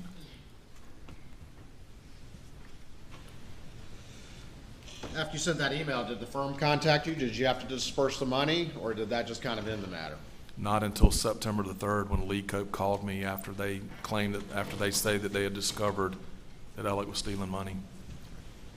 Well, let's talk about the interim. But at that point in time, you sent that email, and nobody's making any further inquiry at that point in time. Is that correct? No, sir. Right, and that money's just sitting there, Sitting in my trust account. including your personal 192 that you wrote to cover Alec, correct? Yes, yes, sir. Did you ever have a conversation with Alec about when he was supposedly going to get you that money? Yes, sir. Tell me about that.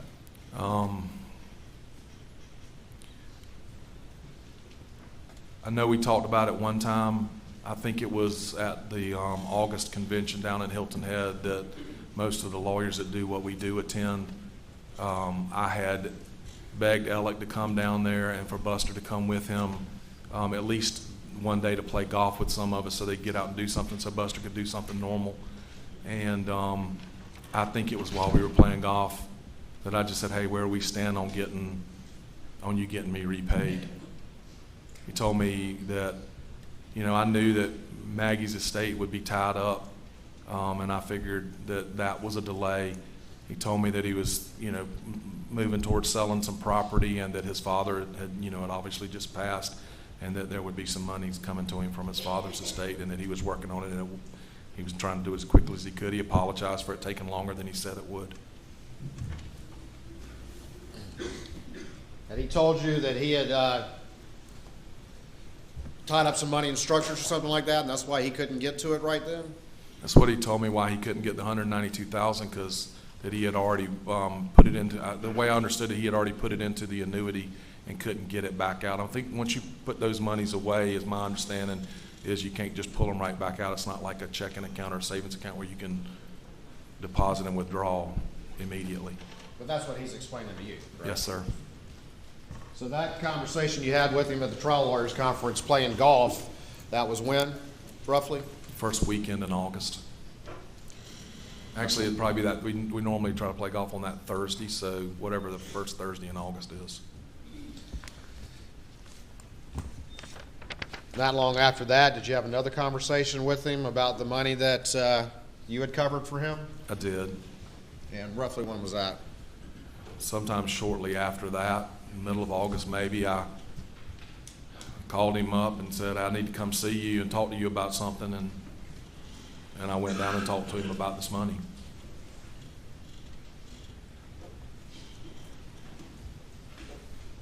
But it wasn't it was about the money. I needed to be repaid. I mean, that's a lot of money to me, and I wanted to be repaid. $192,000, that's a lot of money. Yes, sir. A lot of money to anybody. Yes, sir. I'll show you what's been marked as States 350. You recognize that? I do. And what is that? So, What's the date on that first? August 17th of 2021. Your Honor, at this point, I'd move States 350 into evidence. No additional objection. It's admitted. All right. Tell me about that document. What happened? What's your conversations related to that document? At some point in time when I'm talking to Alec, I said, hey, I need to come see you in your office and talk with you about something. I don't even think I told him exactly what it was. He said, sure. So I went down and went in his office. I said, look, I hate to even talk to you about this, and I hate to ask you this, but if something happens to you, you know, and I think I phrased it like if you get hit by a car or something happens and you die, I can't get repaid that money against your estate unless there's something in writing between us. I knew enough to know, enough of the law to know that you can't enforce an agreement with a person that's deceased against their estate unless you got some documentation of it. And I said, boy, I hate to even ask you to do this. And I was worried that he was going to kill himself, you know, still at that point. And I was worried about what that would, mean, more so on a human personal level, but also what that would mean about me trying to get repaid. And I said, I hate to ask you to do this, but can we do this? And he said, sure, no problem. I mean, that's our agreement, and sure. And so we scratched out, he hand wrote it, 3 sentences, nothing formal or fancy.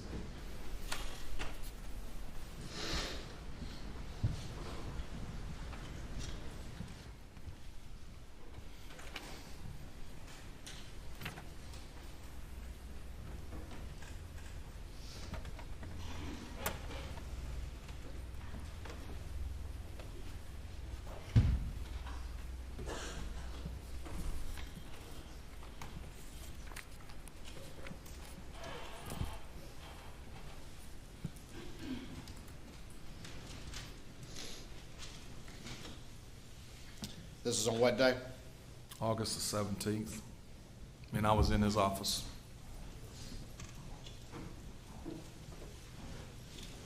Hold on for me 1 second.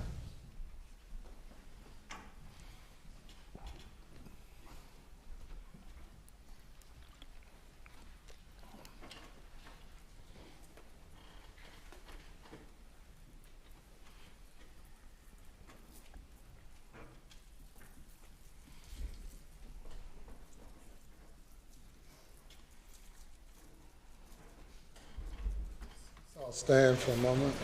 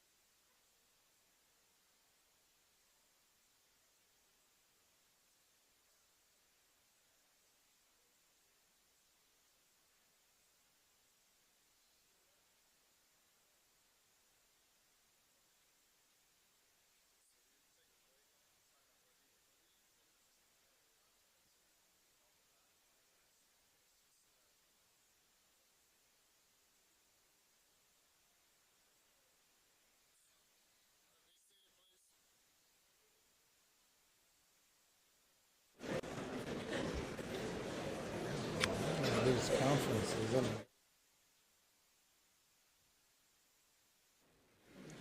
Ladies and gentlemen, we have you go to the jury room for recess. Please do not discuss the case.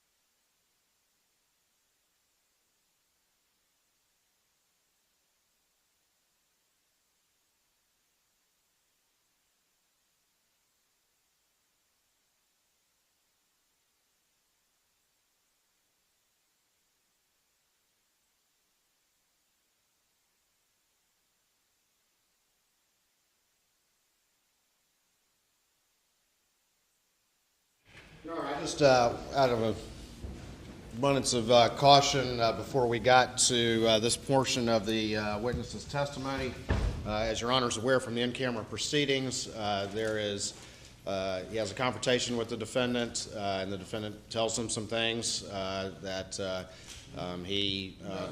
The witness here has a confrontation with the defendant at his mother's porch after receiving word about what the law firm had found.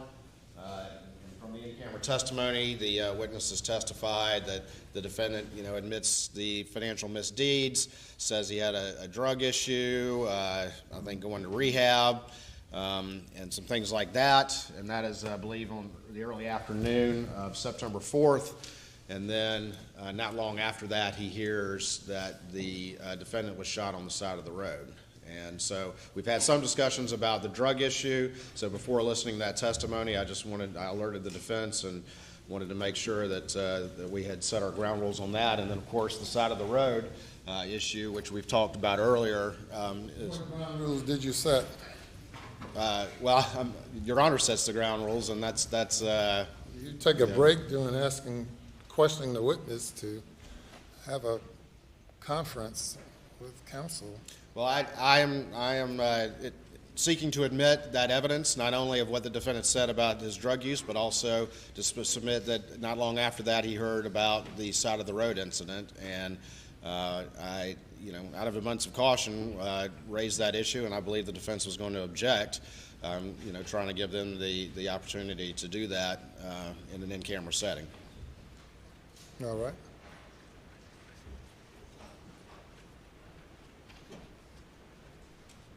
Which, Your Honor, for both of those, I think they are admissible. First of all, again, we're not offering any drug use, and we've had some discussion about that yesterday. We're not offering any drug use for the purposes of what's improper under 404.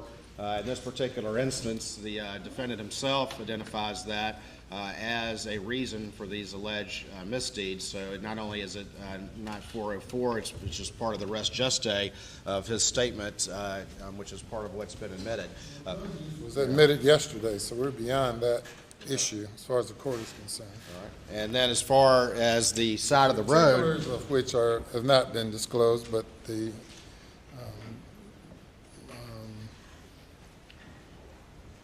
email from Mr. Murdaugh doing rehab was published by the defense. yes, sir. And then secondly, along with the side of the road, again, at this point in time, just going to be admitted that he heard about what had happened to the defendant. There are other circumstances that we talked about earlier that we would address at a later time about the side of the road, which we believe is admissible and admissible under 404. I don't know that we need to have an in-camera proceeding at this point in detail about that, but because all he's going to say is he heard that happen. But I just wanted to, again, and out of abundance of caution, we've gone this far. I just wanted to be, before I elicited anything along those lines, just wanted to alert the defense and give them a chance to object. All right. Mr. Griffin? Yeah, we do object, Your Honor. First, he's not the proper witness to be testifying about what happened on the side of the road. He just hears it secondhand, so any information he has is just hearsay. In the in-camera hearing, he also provided his opinion that Alec must have tried to commit suicide, and that's improper. So first it's hearsay, but more importantly, Your Honor, it is a bridge too far under the narrow exception that you've offered, that they're offering this evidence of financial crimes, that is some motive for this alleged murder that he committed. And so the fact that whether it was an assisted suicide or they want to go further and say it's part of the same scheme and that it's a sympathy ploy, which the court hasn't ruled upon, and we don't think it meets the standard there, and it violates Rule 403. So for all those reasons, we object to it coming into evidence. Do you want to proffer what Mr. Attorney Wilson is going to say about it? I believe during his prior testimony in the in-camera hearing, and I certainly can do that, he testified. I recall his prior testimony. Yes, sir. Which did not involve anything about a roadside shooting. Well, and so I'll go ahead and proffer, Your Honor. Yes, sir. All right. So, Mr. Wilson, kind of jumping ahead, you had a confrontation with the defendant on September 4th when you drove to Hampton County to have a meeting with him on the porch of Alameda. Is that correct? Yes.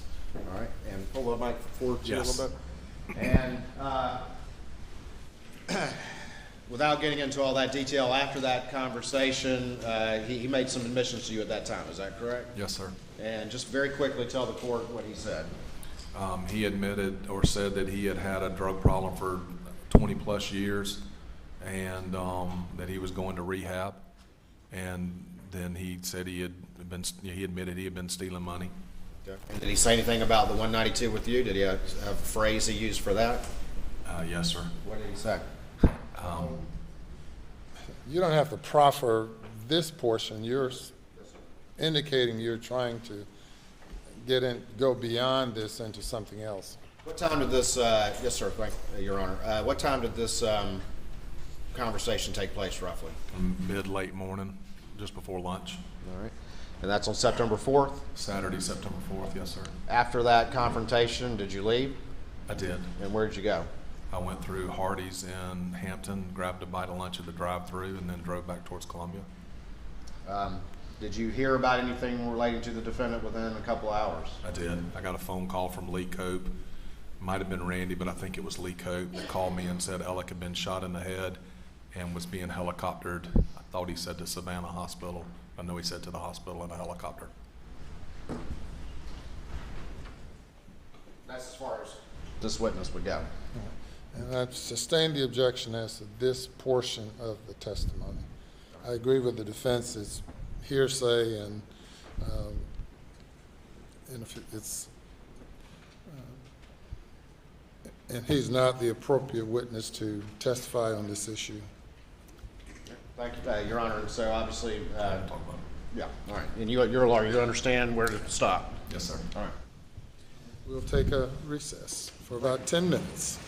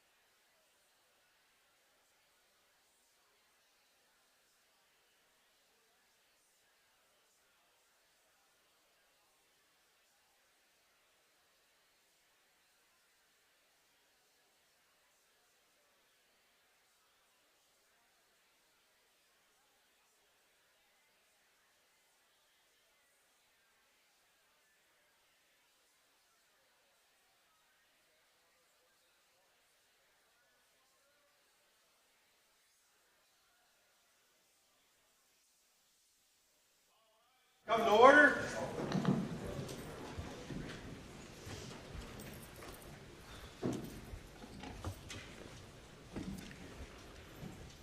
Please be seated.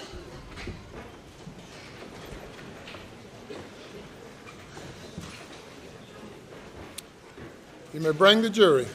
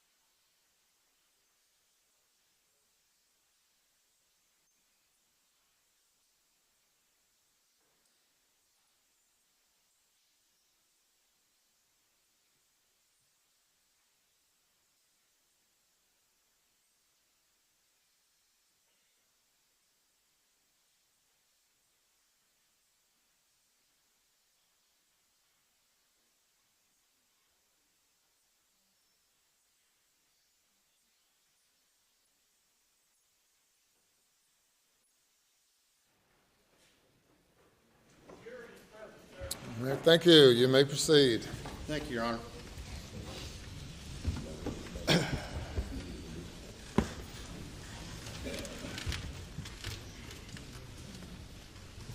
When we left off, we were talking about the $192,000 that you had put in your trust account to cover the defendant, correct? Yes, sir. And he had signed his promissory note up on the screen, is that right? Yes, sir. Before I move on real quick, I want to show you what's been previously admitted into evidence of States 313 and see if you recognize that.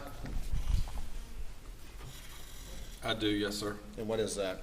Looks like the original of the $225,000 check payable to Richard Alexander Murdaugh Esquire from my trust account dated March 10th, 2021 on this case. All right, and that's your signature on there, is that right? Yes, sir.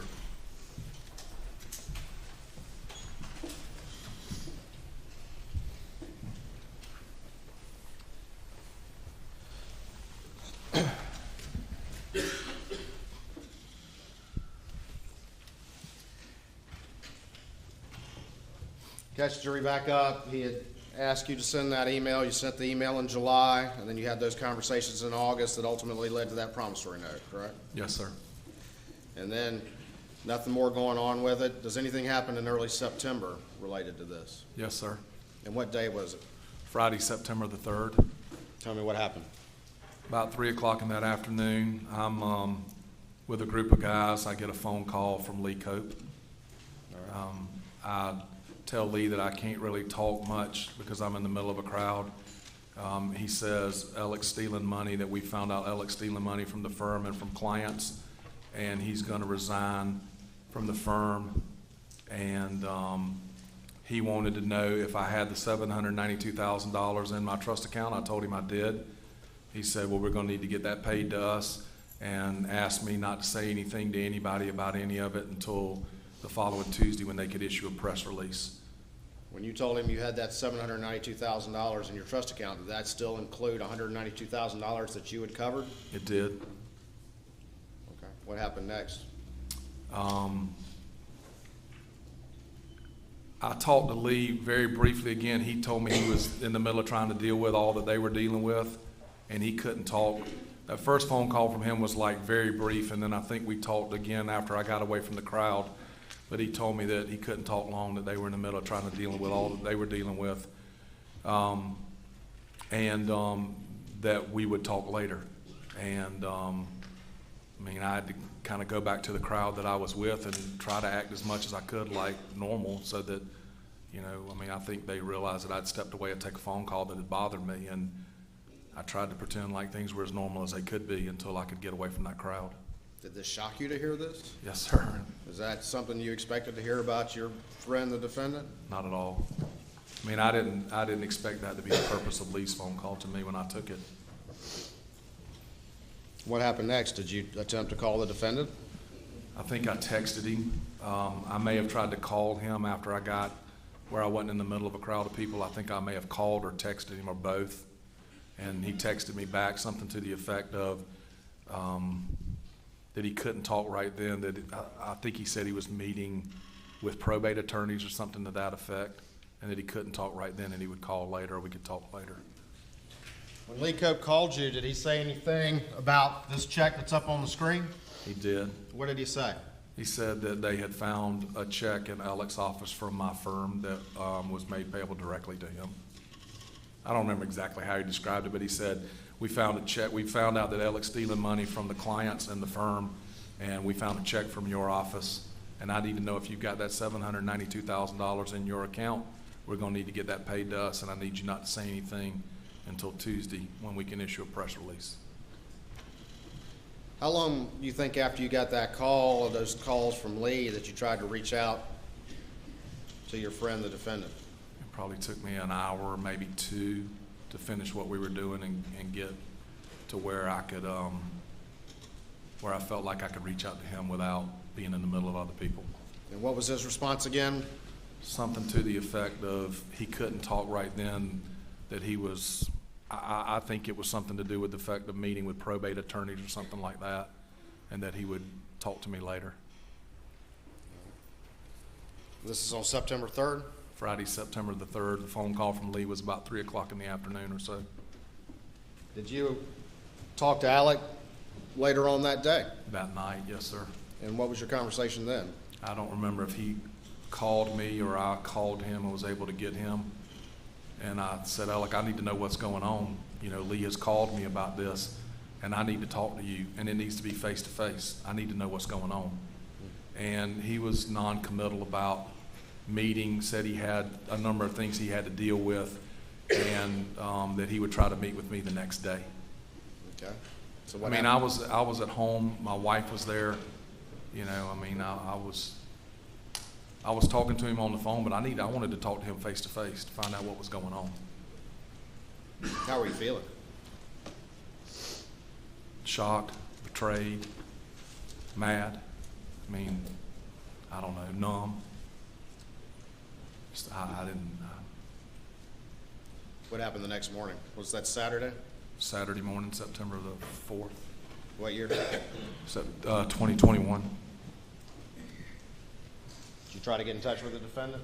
I did. I woke up early that morning, told my wife. I mean, I had, you know, told her that evening that there was a problem. I didn't get into a lot of detail with her, just told her there was a problem. And woke up the next morning, told her I was going to drive down to Beaufort. I thought Alec was staying at his brother's house, and I was going to drive down and talk to him. And so I got in the car and took off driving towards Okatee. Were you trying to get in touch with him and Called not him, getting called him and called him and called him and called him a bunch. not getting in touch with him? No answer. No, sir. So you just decided to go on down there and find him? Yes, sir. So you drive where? I started driving down I-95 towards Okatee, and he called me before I was going to get off and go to John Marvin's place. But he got off. He called Let me me slow before. down. You say Okatee. What's Okatee? I mean, that's what I call the area where his brother John Marvin lives. It might not be technically correct, but that's what I call it. But that's where you thought he was? I was under the impression that's where he was staying. Yes, sir. So you were just going to show up? I was hoping that he would call me back on my way, but if not, I was just going to show up. Yes, sir. And so what happened along the way? He called me while I was on the road down there and told me that he was sorry he hadn't been able to take my calls, and that he would meet me at his mother and father's house at Alameda. Did that meeting ultimately happen? It did. About what time did that happen? Kind of late mid-morning. I want to say around 11 o'clock or so, sometime before lunch. Okay. And so tell me about that meeting. I got there before he did. I think I waited in the car maybe out at the front of the driveway, and then when he pulled in, I followed him in. We got out, didn't say anything in the driveway. Went through the side door. I believe caretaker was there. The lady that helped take care of, one of the ladies at least that helped take care of Miss Libby was there. She went kind of towards the back, and he and I went out on the front porch. Okay. What was your conversation with him on the front porch? About what time was this again? I don't know the exact time, sometime between 10:30 and noon, but I want to say it was around 11 o'clock or so. It was about, I was there for about 20 minutes. All right. Tell me about the conversation that you had. We went out on the front porch. We still hadn't said anything to each other than he said, let's go out on the front porch and talk. We went out on the front porch, and I looked at him, and I said, Alec, and I'm sure I said F or H or something. I said, what the is going on? I need to know what's going on. Because I know about this thing that Lee's called me about, and I need to know if there's something else you've done that involves me that I don't know about. That's a problem for me. What is going on? What does he say? He didn't say anything. He broke down crying. Said, I can't talk. I can't right this second, Chris. He walked inside and grabbed a handful of paper towels and came back out on the porch and said, I'm sorry. I've had a drug problem. I'm addicted to opioids. And I don't remember if he said 20 years or exactly how many years, but he said, I've been addicted to opioids for something like 20 years, I think is what he said. And, I don't remember exactly how the conversation went. There were parts where it was, I don't want to say heated like we were screaming and hollering at each other and it never came to blows, but there were parts where it was heated and parts where it was silent and parts where it was probably calmer. He said he had a drug addiction, and then he admitted he had been stealing money, From who? From his law firm and from clients. Did he say? And he didn't specifically spell any certain person out or any certain organization out, but he said, I've been stealing from the firm and from clients. What did he say about that 192 with you? What was the phrase he used? I have to cuss to say it. He said, Go ahead and say it. He said, I shit you up. I'm sorry, I've shit you up. And shit a lot of people up.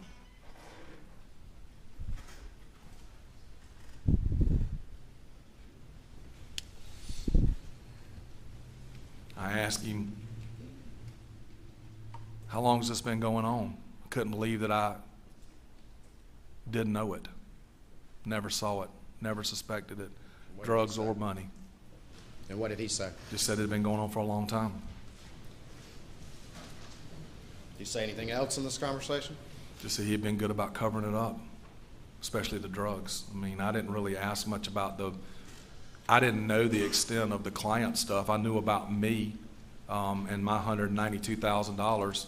And in the phone call with Lee, he had said that Alec had been stealing from the firm and from clients. But I didn't know about any specific clients or any specific cases. So we didn't talk about that. I didn't ask about that. How'd the conversation end? I don't remember exactly how it ended. I know I left. I don't remember. Like I said, I know we didn't come to blows, and we weren't screaming and hollering at each other when I left, and I wasn't screaming and hollering at him. I was angry. I didn't know how to feel. But at some point I left. Where'd you go after that?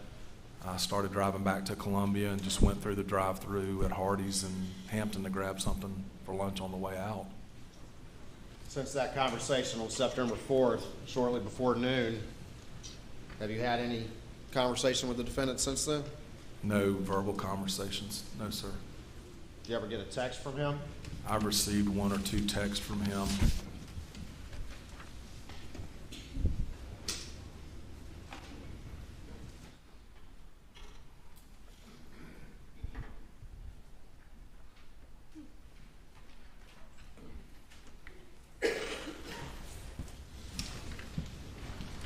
I'm going to show you what's been marked as States 351, see if you recognize this.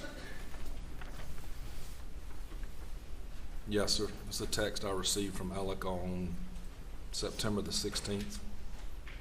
I responded on September the 17th.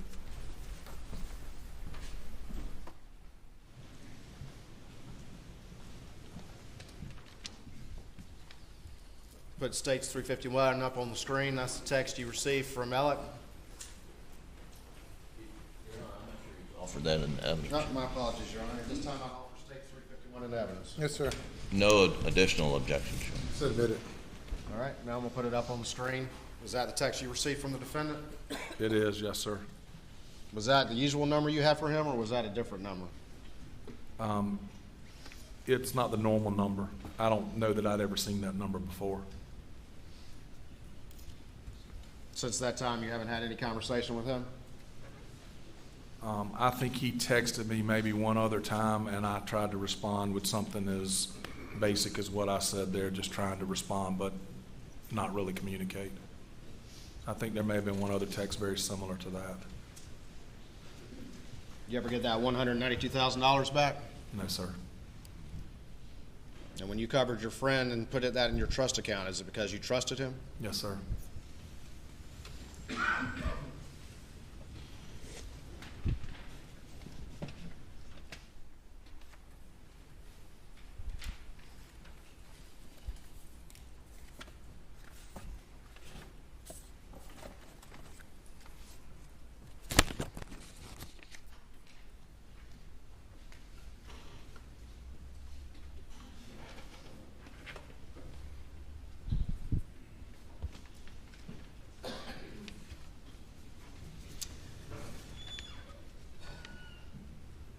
On June 7th, 2021,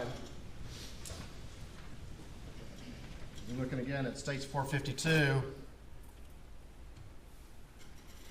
The defendant had texted you, call me if you up, correct? Yes, sir.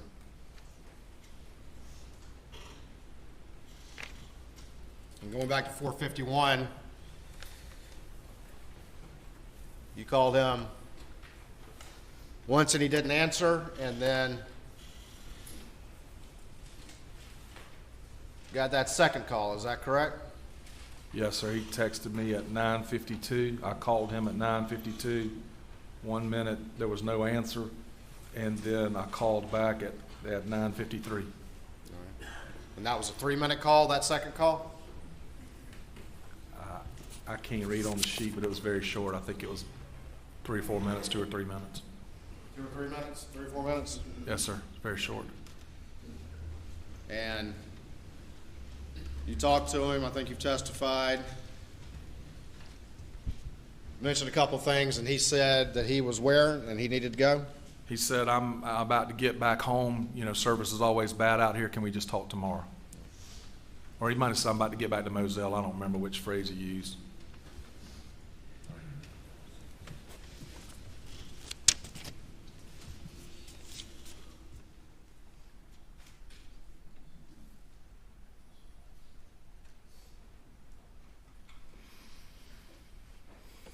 Thank you, Mr. Wilson. Please answer any questions the defense has. Mr. Griffin?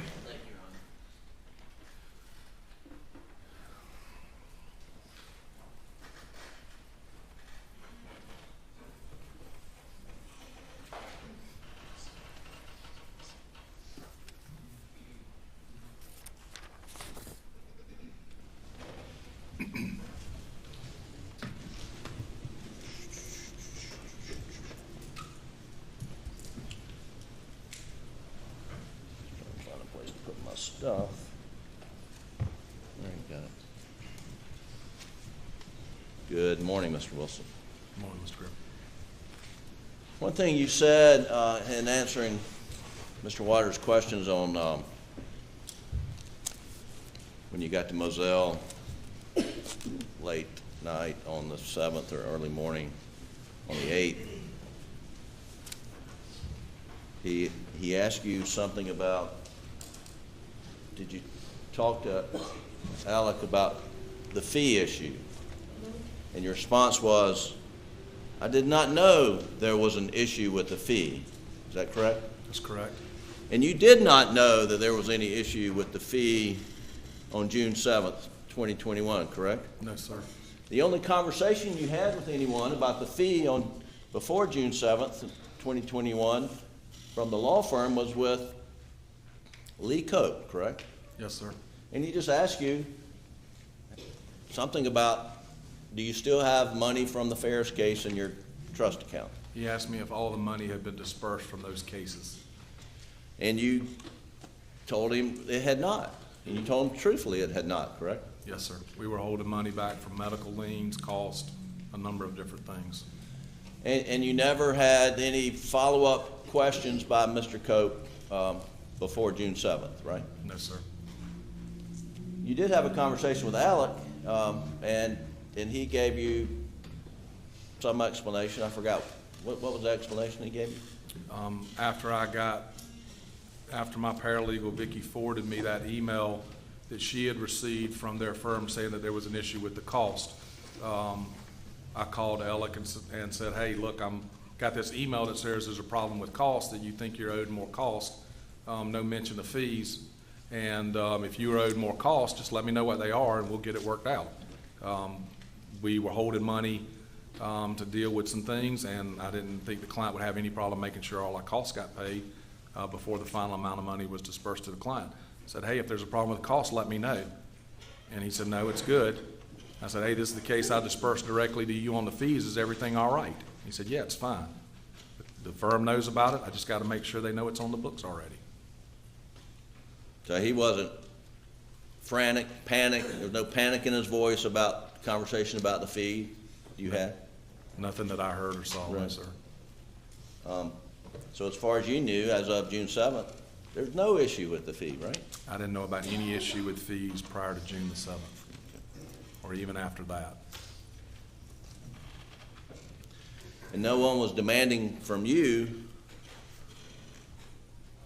the fairest fee money, the PMPED portion of the fairest fee money No, sir. before June 7th, right? No, sir. I had not received any direct contact or request for payment of fees. My paralegal had already advised his paralegal that the fees had already been paid. Okay. Now, you said a number of times in your testimony that in June and July you were worried that Alec may kill himself. We were worried that, I mean, he was distraught. He's destroyed and upset all the time, and not eating, not sleeping, sometimes not seeming like he was just focused in and even there. And not just me, I mean, his law partners, his family. I talked to his brothers, I talked to his partners several times throughout the month of June and July just about him and what we were worried about may happen or what he may do. And the reason he was distraught was over the death of Maggie and Paul, right? Yeah, yes. I mean, And at no point in time, when you're thinking, I'm afraid he might hurt himself, you weren't thinking he had any involvement in June, July, during this period of time with the murders of Maggie and Paul. no, sir. And that your thoughts were with him because he was a grieving husband and father. Yeah, so my thoughts were with him, his whole family, and especially him and Buster. And you reached out to him as much as you could. Yes, sir.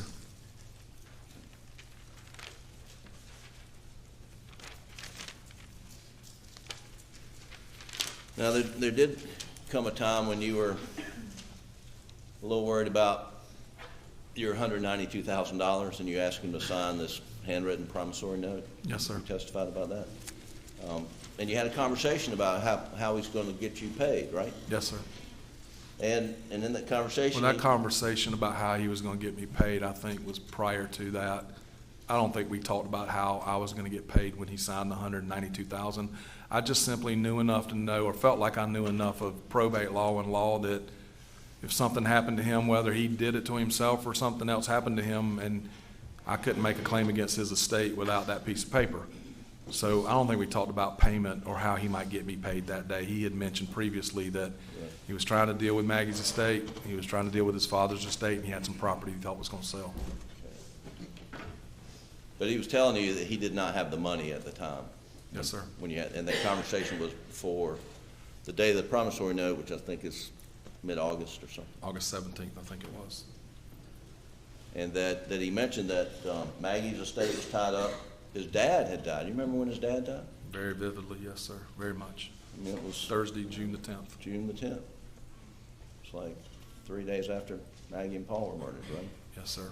And that wasn't unexpected, was it? His dad had been seriously ill. No, sir. I went by to see Mr. Randolph one of those days after June the 7th, but before June the 10th, my wife and I had gone down to see Buster and Alec, or she had come down while I was already there, and we rode over to Alameda to see, mostly to see Randolph, but to see Libby too. And I guess he died within a day or so of you visiting with him. So I think it was the next day. But Alec thought he was going to get some money from his dad's estate that maybe didn't go through probate that would enable him to quickly pay you back. That's what he said. Yes, sir. I don't think he said anything about it going directly through. He just said, you know, I've got some money that'll be coming to me from my father's estate also. And, you know, the difference between life insurance, beneficiaries of life insurance policies, the benefits do not go through the estate, do not get tied up in the estate. Just enough to be dangerous probably, but yes, sir. Well, the point is, he never said to you, oh, I have this $1 million policy on Maggie's life, I have a $5 million policy on Maggie's life, or any life insurance that he was expecting to come into as a result of Maggie's death, right? No, sir, not at all. And after Maggie died and Paul died, he wasn't out spending lavishly with newfound money, was he? No, sir, not that I saw. In fact, you know, he didn't even go to Moselle to stay a single night after Maggie and Paul were murdered. You know that? I don't know that myself directly, but every time I spoke to him, he was either staying with his brothers or staying with his in-laws. I don't think he ever went back to Moselle. Now, you've known Alec for 1985, 86, however long that is. that's 37 years, I guess, if my math's right. your math's better than mine. 38, something like Right. that. And he said to you that he had had an opioid addiction for over 20 years. I don't remember exactly the number of years, but I mean, I believe it was, he said, I've been addicted to opioids for about 20 years or more than 20 years. Well, let's just say the last 5 years. Yes, So, over the last 5 years, you've known him. If he was addicted to opioids, did you notice any change in his behavior? Not a thing, not at all. And you were around him and in a business capacity, Yes, sir. professional. You were sending him cases. Yes, sir. He was acting like the normal Alec that you've known since college, Since law school. since law school. Yes, sir. And nothing about his demeanor set red flags off to you as to, man, he must be on something today. No, sir. I mean, I didn't see pill bottles when we would travel together for depositions or things like that. He didn't seem to be out of it. He seemed to be capable of handling the work that we were doing. You know, when we would socialize together, didn't see anything that indicated that he was addicted or had a drug problem or was using drugs. And if he was addicted to drugs for the last 5 or 10 years, and he was, from your observation, was a loving husband and father, Yes, sir. and you didn't observe him engaging any erratic behavior around his wife and kids? No, sir.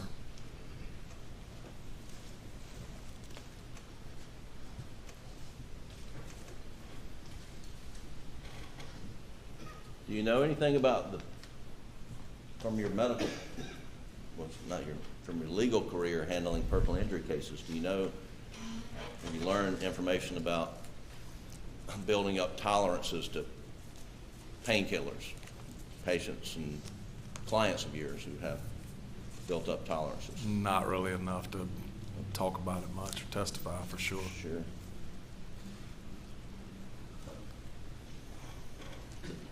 So I'm going to go back, cover some ground you've already talked about. But Sure. law school, you and Alec were roommates at one point in time, correct? We were, yes, sir. And then he actually married Maggie while he was in law school, right? He did. And you married Dana after you graduated or while you were in law school as well? Shortly after graduation. And Maggie and Dana were sorority sisters at University of South Carolina? They were.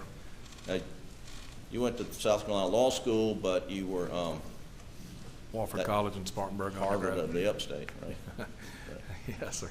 And you became really good friends with Alec during law school. Alec and I we were friends and hung out a lot, studied together, did some things like that first year, but we got to be much closer friends throughout that end of the first year of law school. We lived together second year, and he married Maggie into our third year of law school. And then you married Dana, and y'all would do a lot of things together as couples, wouldn't you not? Yes, sir. And one of the things y'all like to do is go to South Carolina football games. Right? Yes, sir. And, Alec played for the University of South Carolina. You knew that. Yes, sir. And had a knee injury when he was playing. I did know that. Yes, sir. And then as you grow as married couples, you had children, he has children. Your oldest daughter was 1 year younger than Buster. Yes, sir. And then you have a son who's 2 years younger than Paul. younger than Paul, right? Yes, sir. And your daughter and Paul were really good friends. Yes, sir. And friends with Buster as well. Yes, sir. And Our kids grew up together. exactly. Even our youngest, who's younger than their two, they all grew up together. And you and Dana and your kids and Maggie and Alec and Paul and Buster would vacation together when they were younger before the kids started wanting to do things on Yes. their own, right? Yes, sir. We would vacation together and go, on trips away while the kids were younger, and would follow you around. And as they got older, kind of doing their own things, those vacations kind of went by the wayside. But we would spend a lot of time down at Edisto Beach. We have a house down at Edisto, and they had a house at Edisto, and so a lot of our time together would be spent down there or in Columbia at Carolina football games or things like that. Right. I mean, my wife and Maggie were sorority sisters and became much closer friends through Alec and my friendship. And I'll get on to that a little more. But and you did a lot of work with Alex. You weren't in the same law firm with him, but you worked on same cases or related cases a lot, correct? Yes, sir. More so in the beginning, but throughout the entire time I've known him, yes, sir. And so just sort of some examples. So if two people were in an automobile accident, one's a driver and one's a passenger, the same lawyer shouldn't represent both parties to the accident, right? In most cases, yes, sir. And so frequently you would send him the passenger or the driver or vice versa. Sometimes it would be that, and sometimes it would just be straight, I represent somebody who's been injured in some way, and I need you to help me with that one person. But sometimes what you're talking about there about referring one of the two people out is called conflict of interest or conflicting them out. Right. And Alec would conflict me cases sometimes, and I would conflict him cases sometimes. And you had a lot of respect for his ability as a lawyer, right? I wouldn't have associated him or sent people to him if I didn't. And you wouldn't associate him on the Ferris case if you didn't think he could do a good job, right? Not at all. And he did a really good job in the Ferris case, right? Yes, sir. I mean, our result was our client was very satisfied with the result. Right. And Alec participated fully in the entire case, and I think Mr. Waters asked, he even gave the closing argument to the judge, right? He did. I mean, we had to spend a lot of time getting ready for trial, even though it wasn't in front of a jury, which sometimes doesn't come with quite as many things to have to do. Even in front of a judge, it takes a lot of work to put a case together.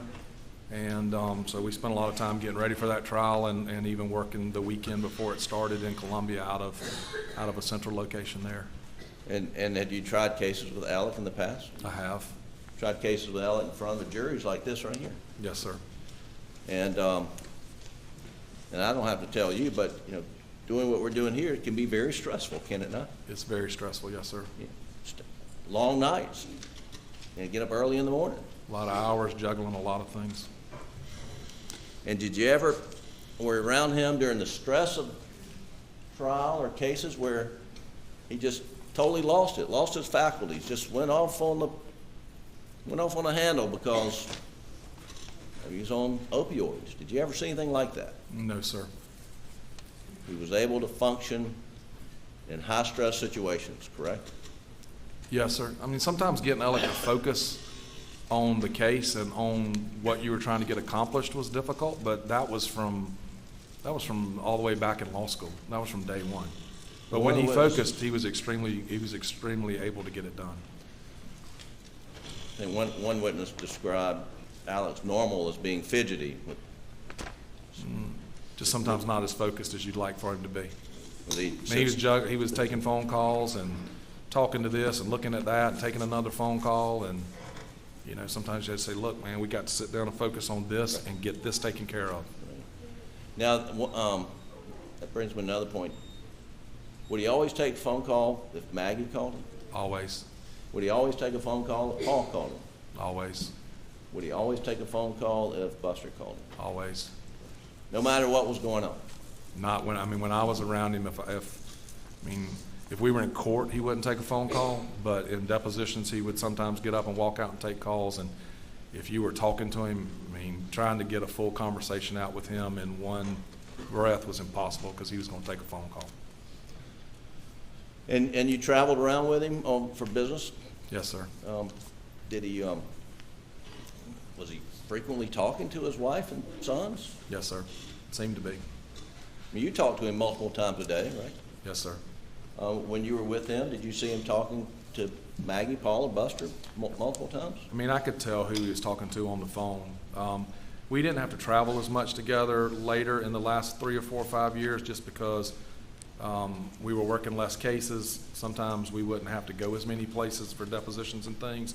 But yes, if we were traveling, I could tell he was talking to his family on the phone. Right.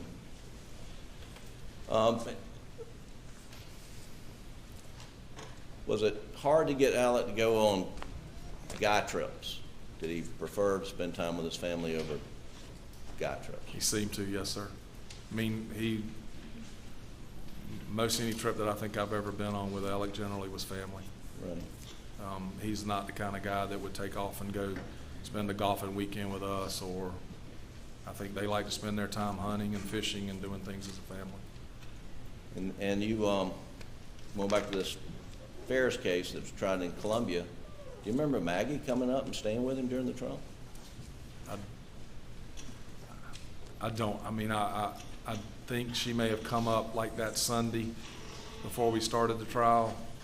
I was staying at home in Columbia and he was staying in a hotel. So I think that's why I stayed in the hotel, because Maggie was coming. And we were in that point, I think we were just renting a house because we were between places and didn't have a lot of space. But I wouldn't want to testify to that under oath, but I think so. Sure.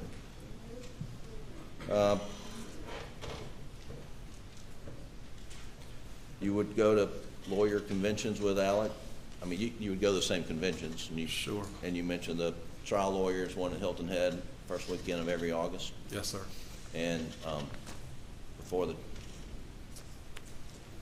tragic events of June 7th, 2021, would he always go with Maggie and Paul and Buster? Most all the lawyers that go to that convention bring their families along. It's a big time that everybody gets to know each other, know each other's family, and Maggie and Paul and Buster would always be there. And during football season, South Carolina, did he and Maggie have season tickets? Yes, sir. He'd go to the games with his family? Yes, sir. And you would tailgate with them? Yes, sir. They would generally have a family tailgate that Miss Libby would put together. And then when she got sick, I don't remember who kind of took it over, but they always had a family tailgate. And if we weren't tailgating with them, we would always make it a point to stop by and at least speak. And he had, they had season basketball tickets. Yes, sir. Right. And he and Maggie would go to just about every home basketball game. Yes, sir. For the University of South Carolina men's basketball team. Yes, sir. We had some pretty bad basketball teams over the years. Right? They were actually pretty good, I think, in those years. But Okay. I think that was Final Four. Actually, I think Alec bought the tickets for the year after the Final Four when they tanked. So, Right. yeah, you might not have seen the best basketball. And then you went to baseball games together. Yes, sir. And I don't know how much baseball, we didn't do a lot of baseball ourselves, but I think they did some. And we'll get to this, but the weekend before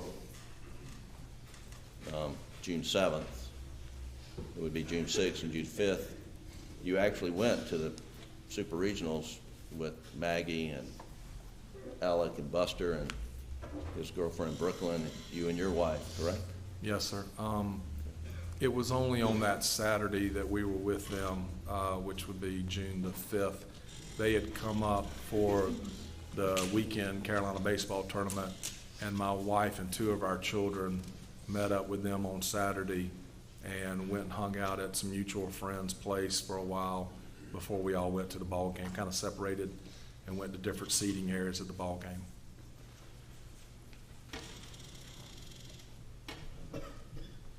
Would you agree that Alec's #1 priority was his family? Yes, sir. Appeared that way to me. When I say his family, I'm talking about Maggie, Paul, and Buster. His whole family, yes, sir.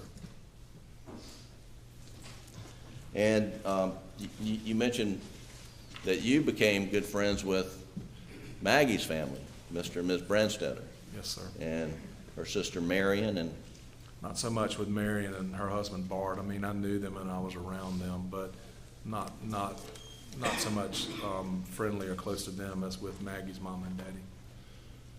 and what was Alec's relationship with Maggie's dad? Seemed to have a very good relationship with them. They spent a lot of time together. They would come to Moselle, or Maggie and Alec and their children would go visit them in Somerville, or Papa T would come up sometimes and try to hunt or do things like that. You knew him as Papa T as well? Yes, sir. And what'd you know Miss Branstetter as? Miss Ken. I think they called her Grandma, but I called her Miss Ken. And they vacationed at Edisto, Mr. and Miss Branstetter, with Alec and Maggie and Buster and Paul, right? They would be at Edisto some, yes, sir. And can you tell us a little bit about Alec's relationship with Paul and Buster's friends? Alec and Maggie both seemed to welcome, I mean, they were great to my children and seemed to welcome my children into their house and into their lives, and did the same for Paul and Buster's other friends. And the and at Edisto was Alec and Maggie's home, was that opened up to a lot of Paul and Buster's friends? They have a lot of people staying over, coming over and visiting? You know, it seemed to be that way. I mean, I wasn't over there all the time when there were children or kids around, but sometimes, yes, sir. And my kids would say, or especially my daughter would say, I'm going over to hang out with Paul and or Buster at their place. Right. And do you remember, sort of move forward, Memorial Day weekend of 2021? I do. Did you and your family go to Edisto that weekend? We did. And was Alec down there with Maggie and Paul and Buster and some of Paul's friends? There were. And do you remember getting together over at Alec's, Maggie's home over that weekend? Yeah, we got together Saturday evening, I believe it was. We got together to cook out over at their house Saturday evening with them and a bunch of other people. And Maggie and Alex getting along as far as you knew? Yes, sir. Was it a fun time had by everyone, best you Yes. could tell? Yes, sir. I think it was right around about Alex's birthday. We not only were cooking out like a big shrimp bog, but also having some cake and kind of a little birthday celebration. Right. I want to play that right quick, Your Honor. I think it's Defendant's Exhibit 61 or 59, Doug? 61. 61's in evidence, Your Honor. Play it very briefly. Tell me if this is what you're referring to. Yes, sir.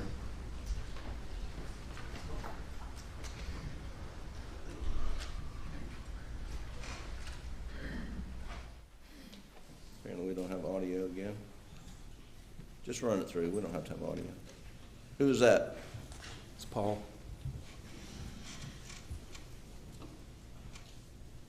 Alec? Yes, sir.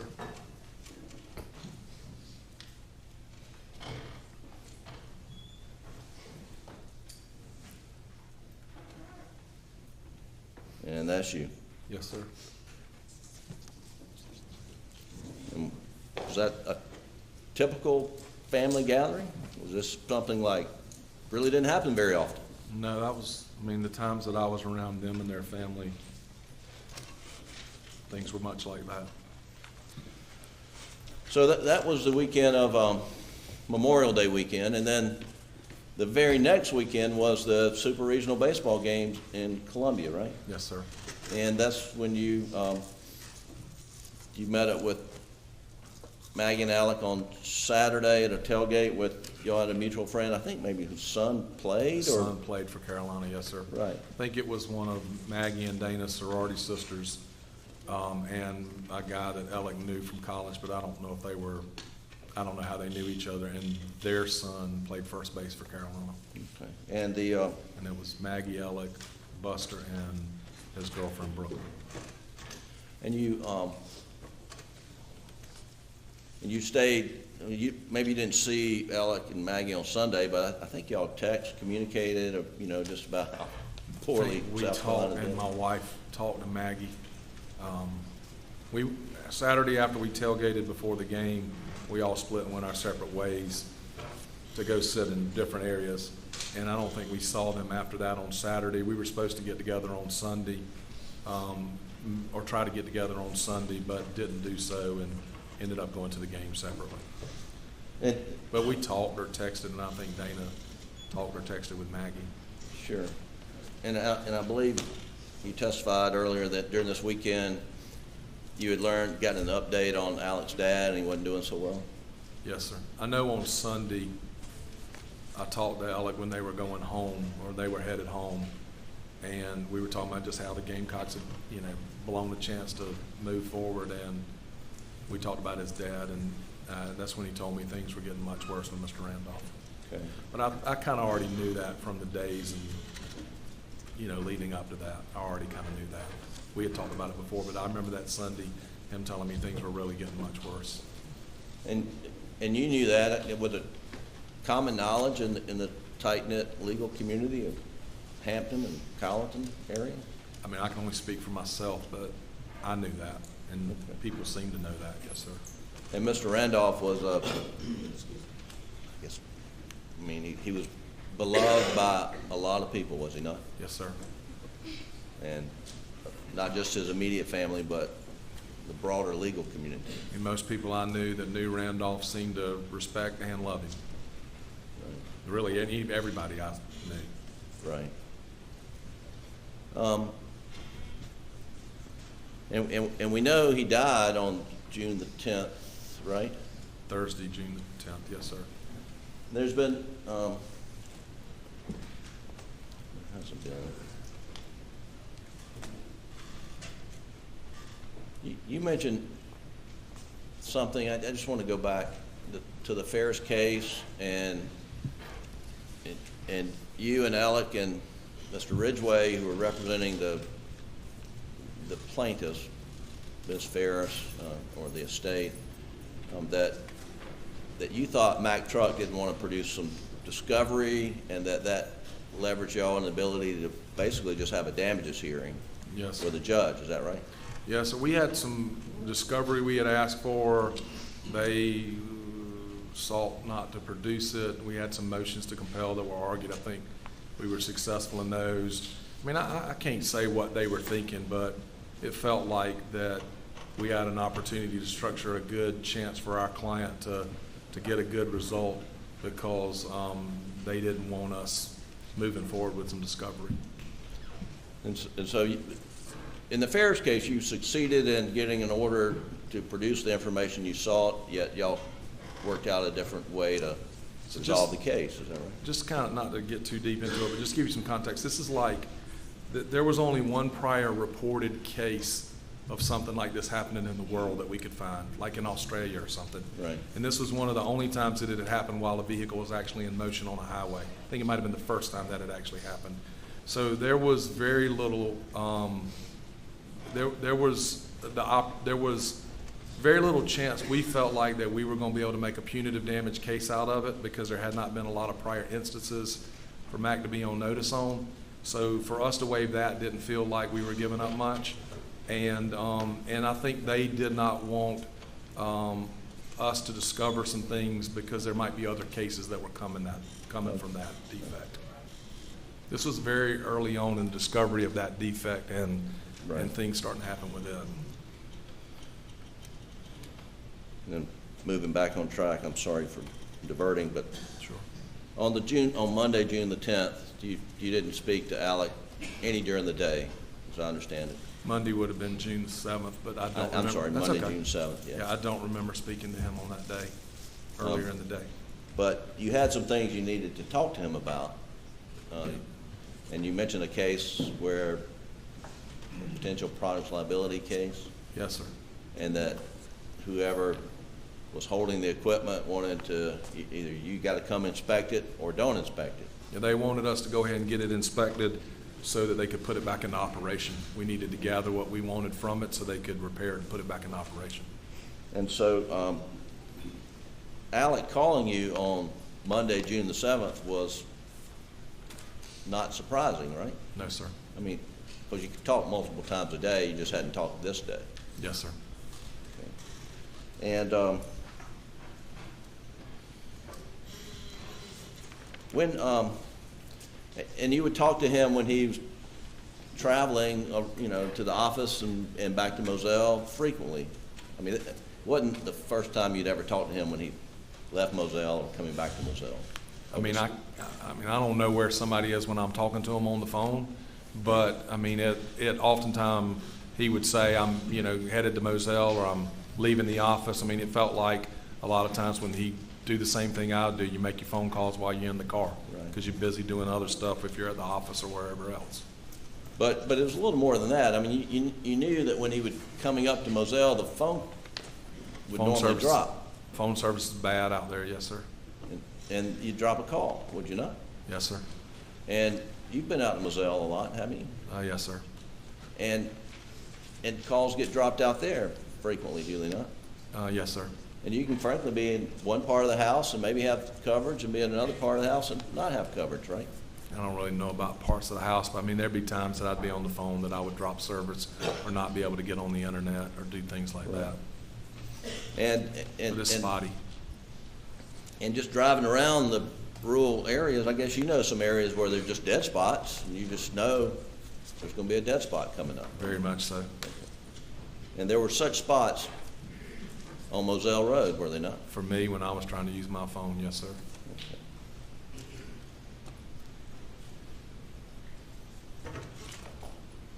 Now you went over your phone bill to get times for phone calls, and you went through them. But I want to go through some more detailed documents that are in evidence, reviewing your phone calls with Alec on the 7th, and Defendant's Exhibit 60 is in evidence. And Doug, if you'll go to page 3078, and let me give you your copy of your Verizon bill. I guess Verizon, was that the service provider? Yes, sir. 451, it's in evidence. I'm going to hand it to you and just compare along to some of this detailed information. And Doug, if you'll go down to the bottom entry, 9/12/14.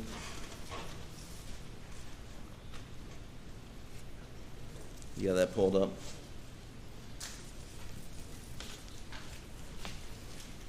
Can you see this and compare it to your phone bill? But it says Alec Murdaugh calls Chris Wilson at 9:12:14 seconds, and it was a 42-second call. Does that sound about right? I don't know that your Verizon bill is that accurate on the time? Is this supposed to be June the 7th, Monday, June the 7th? Yes, sir. My phone bill that I pulled and provided, or my phone records that I pulled and provided to SLED, say I had an incoming phone call from phone number ending 1227, which is Alec's cell phone number, at 9:11 p.m. that lasted 2 minutes. Okay. And So some of these extraction data that's in evidence says the call was 42 seconds long. Do you think you talked to him for 2 minutes, or and you may have been billed for 2 minutes, but when you got the call, you said, "I'm fixing the pump. Can I call you back?" Yeah.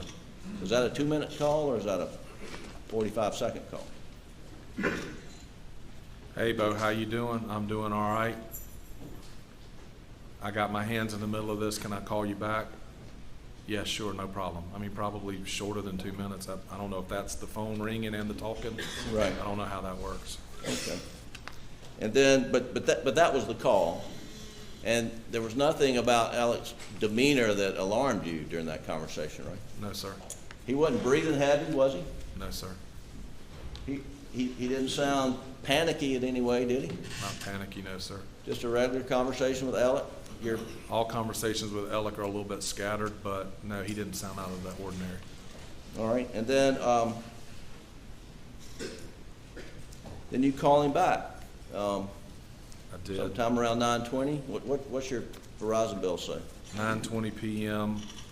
A phone call from me that lasted 3 minutes. All right, and if you'll go to page 3082 of Exhibit 60, and if you'll, Doug, pull up the call at 9:20 with Mr. Wilson. You see it? Now, I mean, it really doesn't matter whether the Verizon bill says 2 to 3 minutes, this says 131 seconds, but this is you calling Alec back, correct? Yes, sir. And in that call, he is got the same demeanor, Yes, sir. not breathing heavy, No, sir. not being frantic in any way. No, sir. Just Not that I heard. normal Alec. Yes, sir. And he tells you he just gets to his mom's, and that's how you end the call, right? He says he's either getting to his mom or about to get to his mom's. I think he said, "I'm about to get to my mom's. Let me Okay. call you when I'm leaving here." All right. Mr. Griffin, I thought he was leaving the office for whatever reason. I don't have any reason to know that. He didn't say that. But I just assumed he had kind of worked late at the office and was headed Sure. to check on his mom before he went home. Okay. But he said, "I'm about to get to my mom's." He didn't even say where he had been earlier or anything like that. Just, "I'm about to get to my mom's. Well, Can I call you? Can I call you later?" would it strike you as odd that he'd be going to visit his mom at 9:20 in the evening? No, sir. I know he visited his mom often. I thought it was mostly during the day, like he'd swing over there for lunch, check on his mom and dad, but it didn't strike me as out of the ordinary for him to go in the evening. I knew sometimes he would go later. And were you aware that his dad had been put back in the hospital on that day? Yes, sir. Or I knew he was. I don't know that I knew for sure he was. I know on that Sunday, Alec told me he was either his daddy was being taken to the hospital or was taken to the hospital that day. And from your knowledge, how frequently would Alec go by and visit his mom and dad? Almost every day. Almost every day. Yes, sir. When he was in town. Yes, sir. And did Alec work odd hours, late hours? He would usually be somebody that was working later in the evening than a lot of other people would be. Yes, sir. So I don't think he got started as early as everybody else does. So I guess from what you're testifying, his demeanor would have been in his communications with you on this phone call at 9:20, same as it would have been any day he leaves the office. There's nothing out of the ordinary. Nothing struck me as out of the ordinary, no, sir. And you think in this call you brought up that you needed to talk to him about the equipment? I know I did that because they were starting to get frustrated with us and said this thing needs to get inspected so we can put it back in service. So we were needing to get that scheduled. And he cut the call short before you finished your conversation about the equipment, saying he was pulled up to his mom or about to get to his mom. Is that right? Yes, sir. Yes? Yes. Okay, thank you. And then the next entry, which I'm not sure you it wouldn't show up on your Verizon bill, but if you'll go to page 3086, Doug, at the text at 95215, which I believe that's in. Mr. Griffin, I don't think we talked about the equipment deal when he told me he was pulling up to his mom's house. Okay. I mean, I asked about how his mom was doing, and I asked about how his dad was doing. And I said, hey, I need to talk to you. I might have said, hey, I need to talk to you about this equipment case, and I got something else I need to talk to you about work. We didn't get into any details about it, because he said, I'm about to pull up to mom's, or I'm pulling up to mom's, let me call you back when I finish there. Okay. Well, one thing we know you didn't talk about is the Ferris fee, right? No, sir. Because there was no issue, as far as you knew, about the Ferris fee. I knew of no issue with that, no, sir. Okay. So, according to this exhibit that's in evidence, there's a text at 5:52:15 seconds. It says, call me if you're up, and I think you put that text into evidence. I may have it here. And it states exhibit 452. Yes, sir.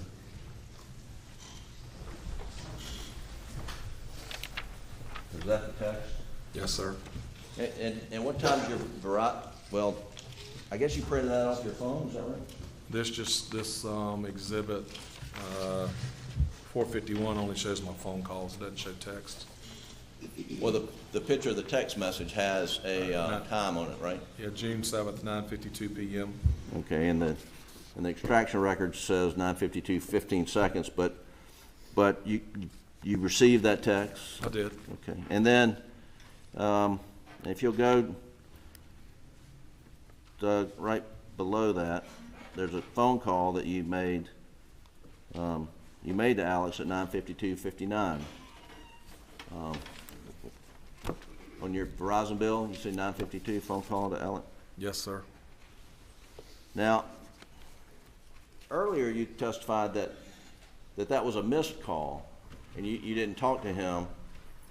I mean, the extraction record says it was for 42 seconds. Do you think you called him, got him, and the call dropped, or do you think it's a missed call? I don't remember talking to him on that call. I either got his voice message or it didn't answer at all. That's why I called back 1 minute later. Okay. He may have picked up, but I didn't speak to him, and I didn't leave a message. Okay. Well, then the next call on the log, Doug, is 9:53:55, and what time's your Verizon bill say that you made that next call? 9:53 p.m. Okay.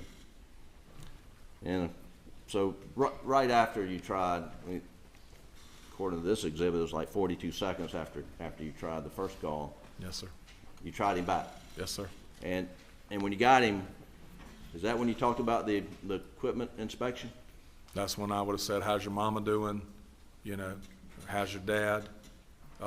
We need to talk about this piece of equipment. We got to deal with this inspection that's upcoming. And I got some motions that I think it's some motions that I need some help with, something that I need a little guidance on to bounce off of you. So he was about to get back to Moselle or about to get back home and, you know, may lose service, or was about to get back home and could we talk tomorrow? I mean, did he in fact tell you, I'm about to drop service? And I don't think he said I'm about to drop service. I think he said I'm about to get back to Moselle. You know, I may lose service. Can we talk tomorrow? Okay. And again, demeanor is perfectly normal, and this last conversation you had with him at 9:53, correct? Nothing stood out as different to me. And he wasn't breathing heavy, he wasn't being frantic, nothing out of the ordinary, correct? Yes, nothing that I heard was out of the ordinary, no, sir. Okay. And then you went to bed and you got notified by your wife, and the phone was blowing up, and you immediately got in the car and went to Moselle, is that right? Immediately, yes, sir. And you got there roughly about 1 in the morning, is that right? About 1 in the morning, yes, sir. And you were directed to the main house? Yes, sir. And there you think Alex was already in the main house? I know he was already there because I walked in. The first thing I did was walked over. He was crying, and I was crying, and I just walked over and hugged his neck. We didn't say a word. You remember what he was wearing? I don't. Who was in the... I mean, I think I remember a white shirt, but I don't remember for sure. Well, when you were there, did SLED agents come and take his clothes? I was not there that I remember seeing SLED agents take his clothes or anything like that. If they did, I was somewhere else in the house. Okay. I did not see any of that take place. I was told that they did, but I did not see that. Well, you were told that when you were in the house? Yes, sir. Okay. Did it appear that they had already taken his clothes when you saw Alec? I have no idea. Well, did you see him change clothes during the period of time you were with him? Not while I was there, no, sir. So while you were there, he had the same clothes on from when you got there to when you left? As far as I remember, yes, sir.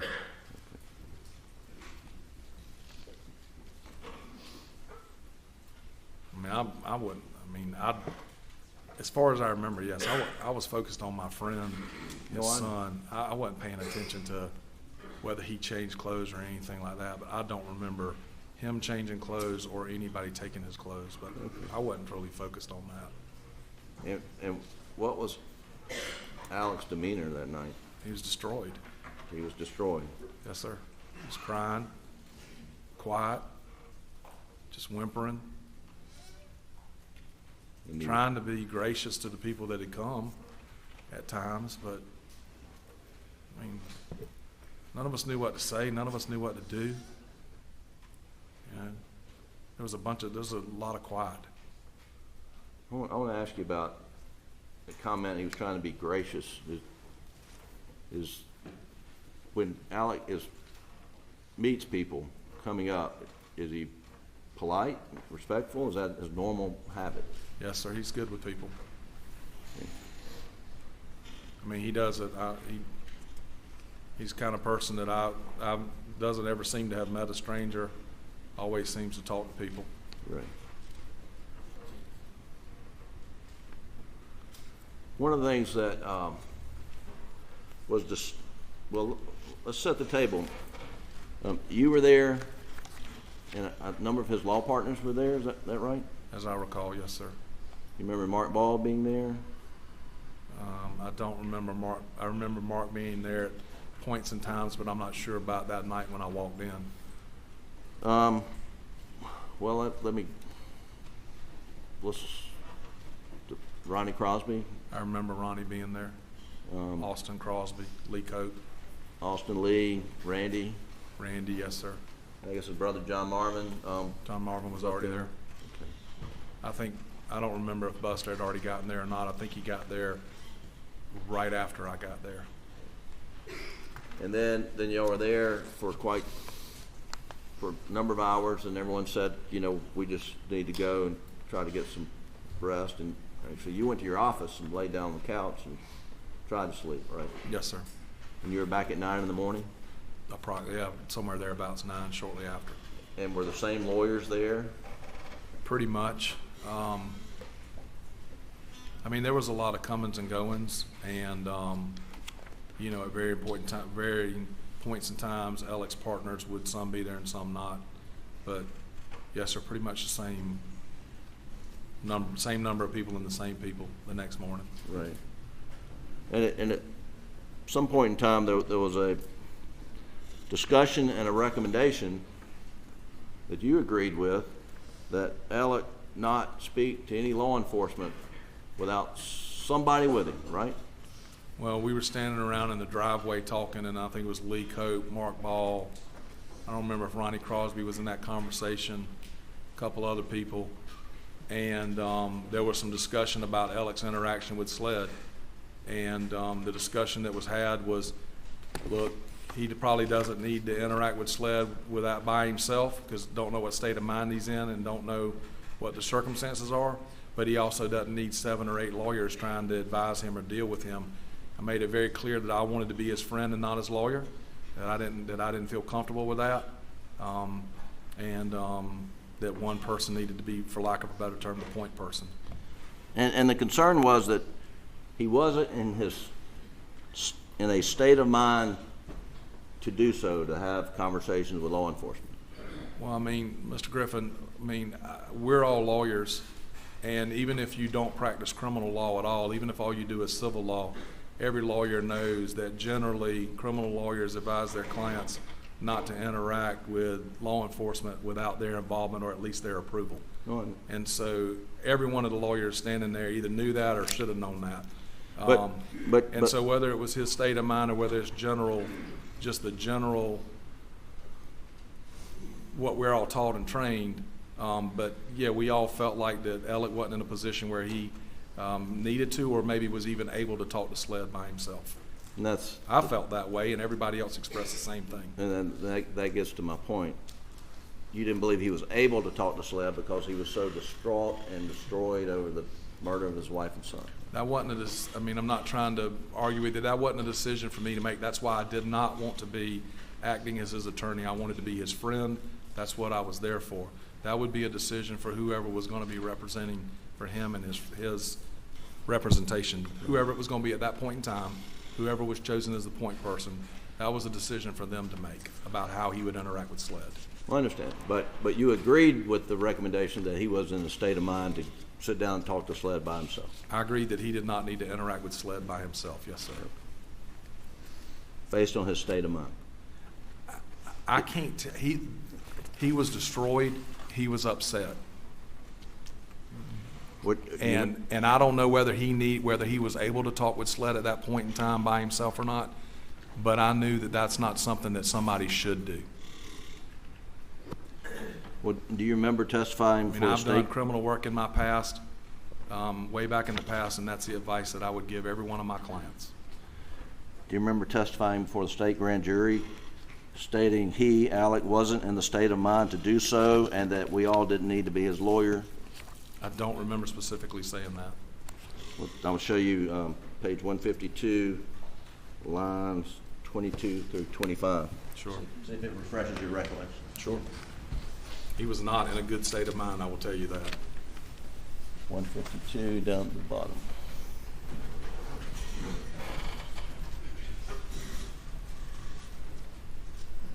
You want me to read it out loud or just read it to myself? I mean, does it refresh your recollection that that was your testimony? Yes, sir. I said he wasn't in the state of mind to do so and that we all didn't need to be his lawyer. I didn't want to be his lawyer. I was his friend. I didn't want to be in the lawyer scenario. Understand. He wasn't in a good state of mind, that's for sure, correct? No, sir. Nobody was. Right.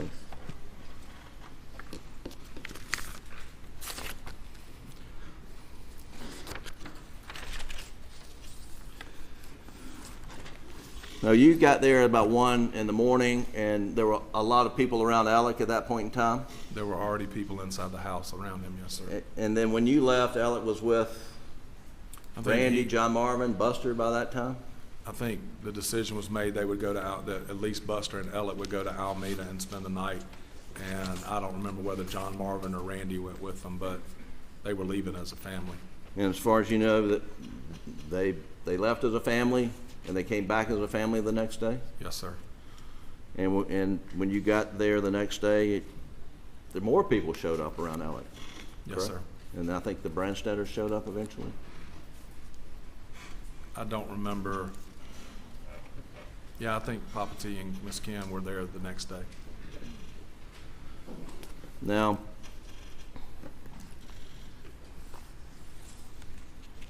the immediate days following Maggie and Paul's murder, Alec spent a lot of time down in Somerville. Do you recall that? Yes, sir. And that's where Papa T and That's where Maggie's parents Miss lived. Kennedy, and spent a lot of time with them. Seemed to, yes, sir.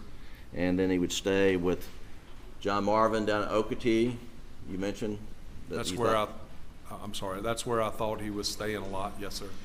And he would stay with his brother Randy, Yes, sir. and then they would go to Edisto, he and Buster sometimes. There were several times that he and Buster would go to Edisto, and I'd try to go down and just see them there. I think they were just, I mean, I know Buster, and I think they were just trying to kind of go somewhere where there weren't quite as many people around.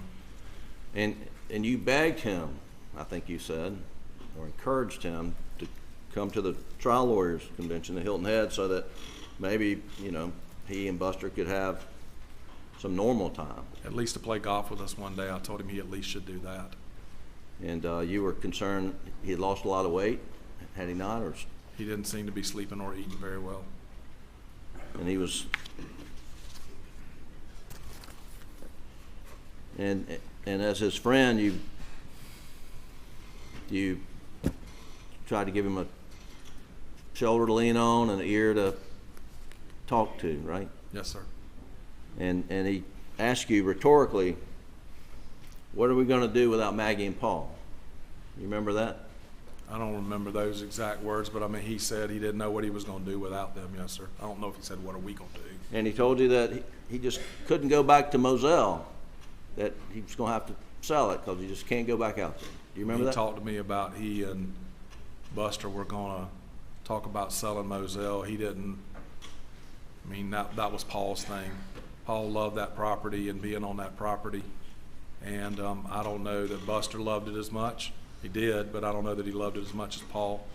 And I don't know that they, that Ellie just talked to me about he didn't know that he was going to want to keep it, and that he didn't go. I don't think he ever went back out there and spent another night. Don't know that for sure, but I've never talked to him when he was there. And you advised him just take it one day at a time? Yes, sir.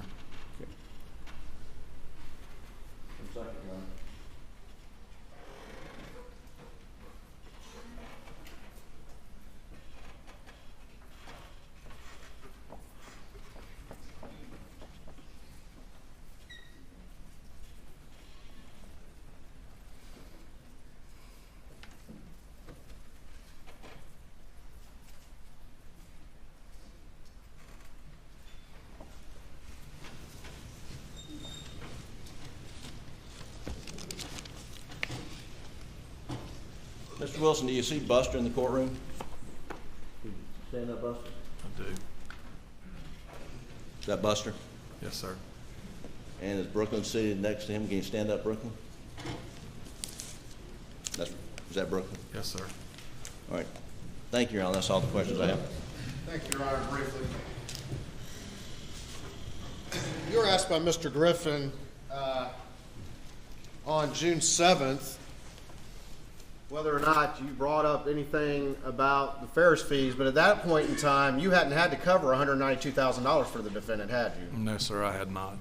And It as far was as July the 15th, 16th, 17th, somewhere around in that range, middle of July, that I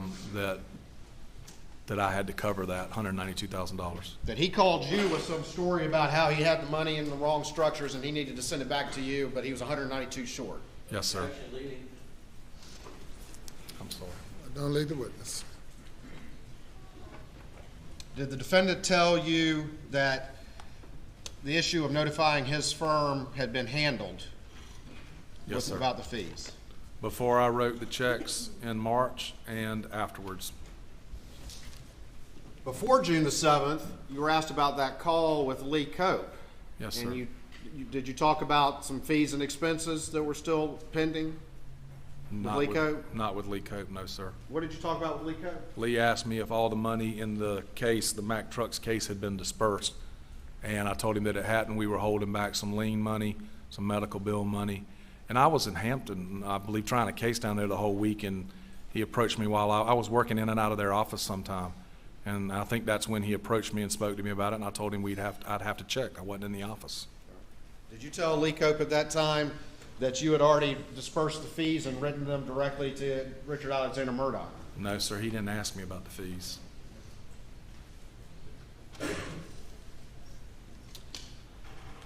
You were asked about the phone call that took place, or the phone calls, series of phone calls that you had with the defendant on the night of the murders, correct? Yes, sir.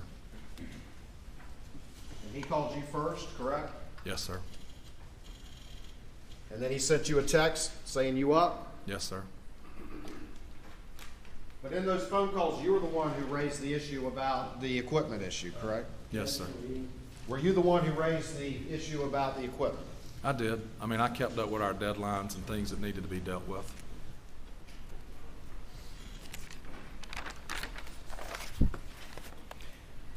And I want to say that the lawyer had reached out to me sometime around that time, I don't know whether they couldn't get Alec or just chose me to be the person to reach out to, but I was being contacted.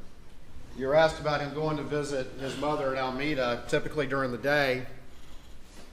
And were you aware that he didn't go visit his father that day, despite the news that he had been put in the hospital? I don't know. I don't think we talked about that night on those phone calls whether he had gone to see his father or not. I asked how his father was, but I don't think he told me whether he had gone to see his father or not. You were asked about your conversations that night with him, and I think you said he was acting like the normal Alex. Yes, sir. And you were asked about the fact of your observations of him as a husband, Yes, sir. as a father. Yes, sir.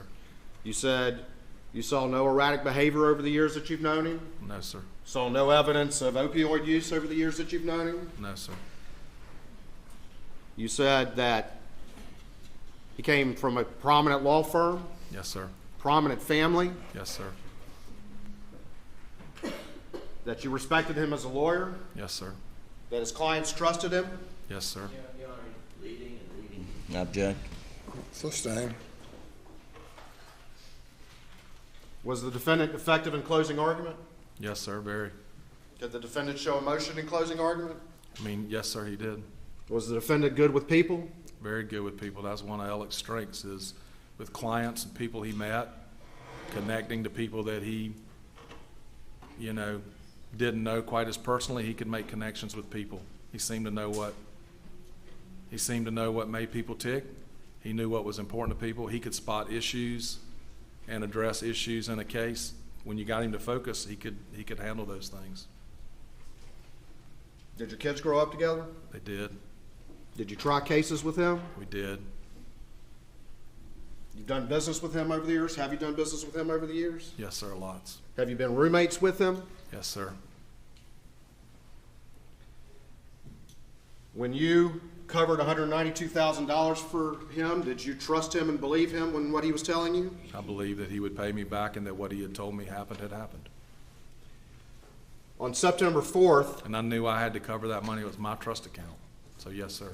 on September 4th, 2021, did he confess to you the truth of his life that those of whom were close to him, no one knew?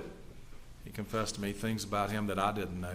And you had no idea about any of that. No, sir. And he said it had been going on for years, the reality of his life. He told me that he had been addicted to opioids, and I think he said either for 20 or over 20 years, And also, and that he had been stealing money from his clients in the firm.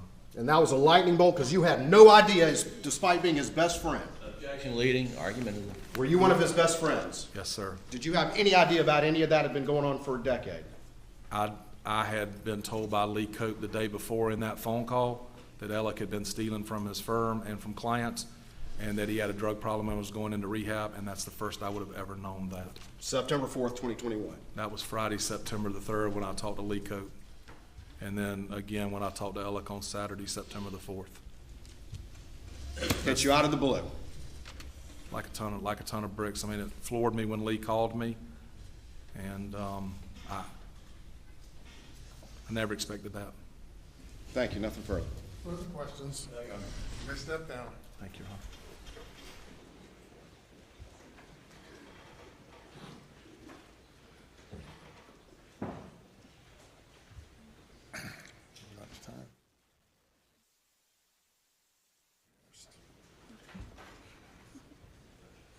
We'll recess now for 1 hour and 15 minutes. Please go to the jury room. Please do not discuss the case.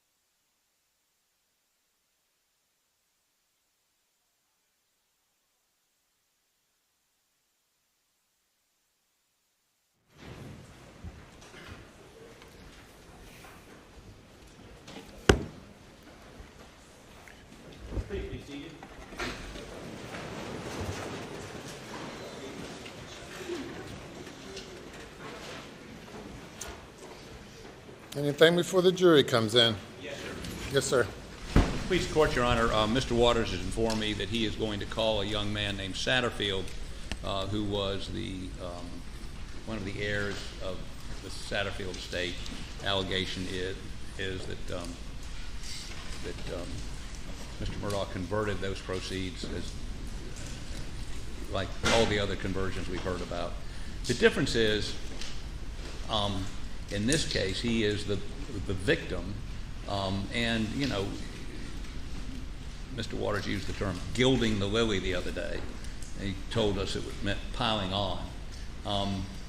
Under the 403 analysis, and again, this is being allowed for the limited purpose of motive, we believe and would submit to the court that this is more prejudicial than it is probative. They've got records they put in of millions of dollars of theft, and you know, we would offer that if he has some summary chart, or we would, pursuant to our previous objections, stipulate to it as to the loss involved in this case, for purposes of what Your Honor's already allowed, with the obviously that stipulation be subject to our previous objections, rather than calling, you know, witnesses who are victims that add nothing to the evidence that Your Honor's allowed. And we would, under Rule 403, object to the prejudicial being more outweighed, the prejudicials outweighed by any probative value. All right, yes, sir. Mr. Waters? Your Honor, again, Mr. Satterfield testified in camera. There has already been testimony admitted again about him stealing through the fake forge from his clients, stealing from his law firm. But this is something different. This is where a situation where he was actually a civil defendant and still managed to misappropriate that money as well. And additionally, the amount of money is extremely significant. It's millions of dollars. And the other thing about this is that, as you heard from Mr. Satterfield, you know, the fact of this being out there was kind of percolating out in the world, and he had conversations with Mr. Murdaugh as time was approaching, and Mr. Murdaugh's telling him, oh, everything's okay with the case and all the rest of it, when the money had long been misappropriated and spent by Mr. Murdaugh. So this is a different type, and it also has a connection with the overriding situation that Mr. Murdaugh found himself in. And so we believe that it still is fair game, and is not its probative value is not substantially outweighed by the danger of any unfair prejudice.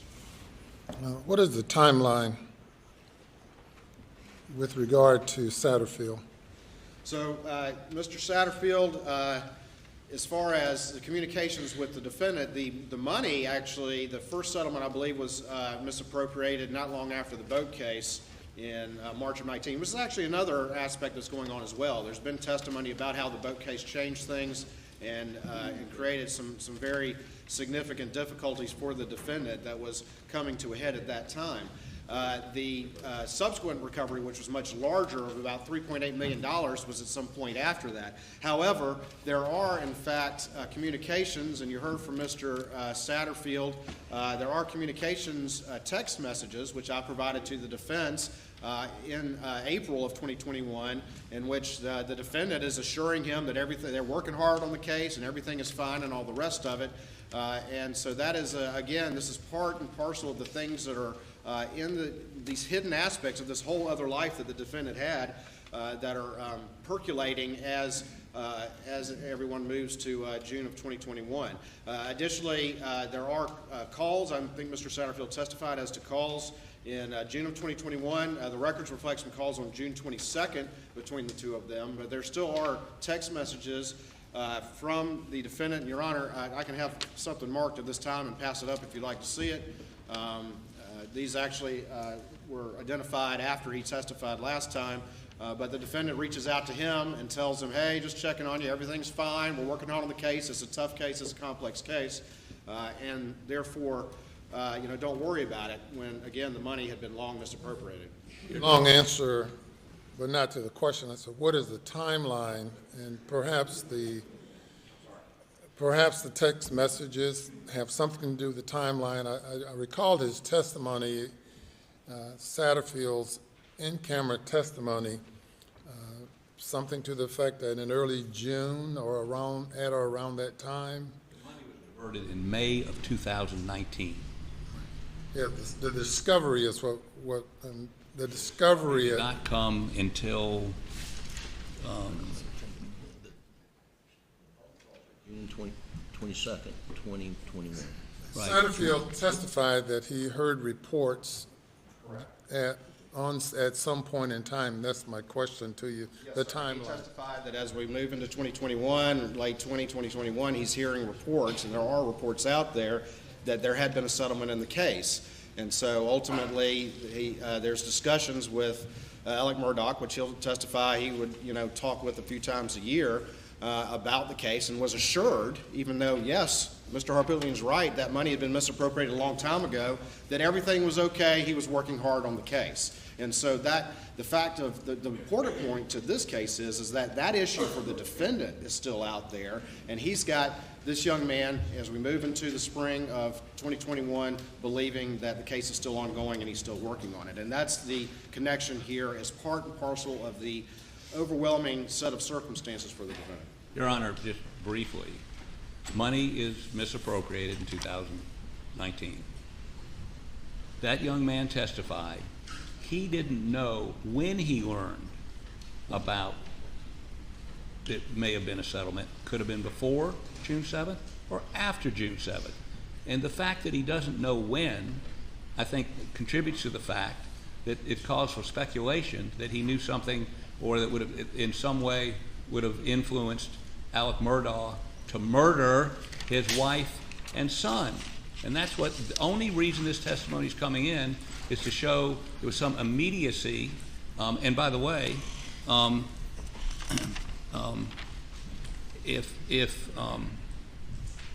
if you look at the phone records, the only calls between these folks began on June 22nd, 2 weeks after the murders. So it's not temporal, and he can't say whether he had any knowledge of the misappropriation of the settlement. Actually, all he know about would be the settlement. That again, there was nothing immediate about this on June 7th from this particular witness. Now, again, we'd be more than willing to some sort of stipulation that that's the timeline, subject to our previous objections, rather than putting a witness up who's going to testify. He doesn't know when he found out about it. Could have been before June 7th, could have been after, and they don't even begin phone calls about it till June 22nd, and there's nothing no actions begun, nothing coming forward after or prior to June 22nd, and these emails all occur after June 7th.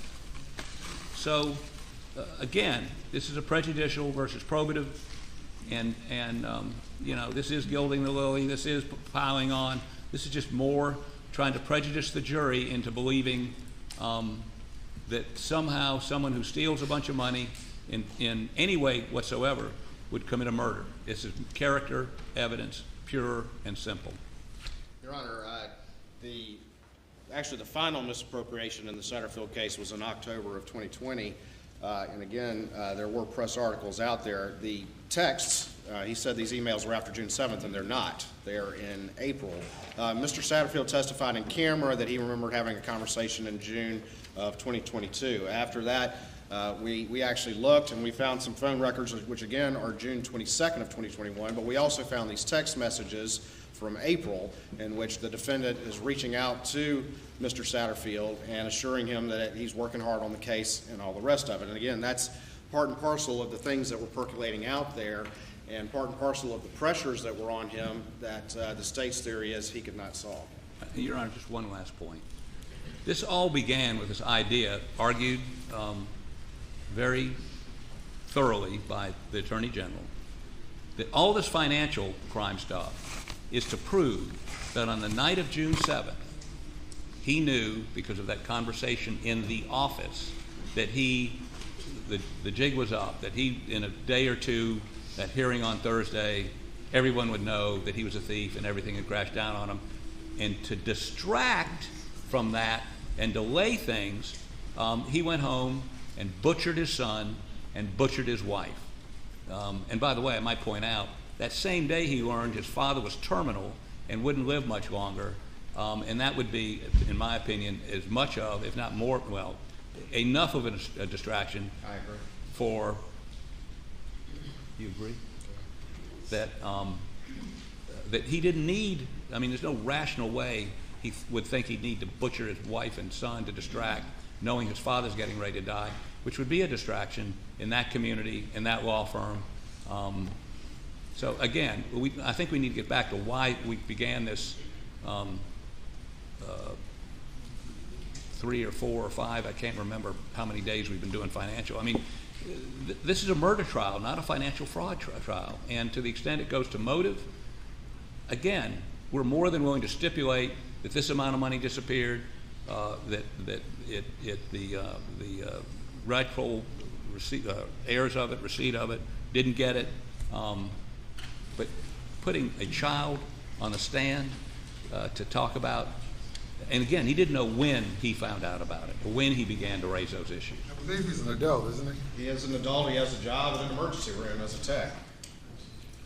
I apologize to the young man. He looks young to me, I'm sorry.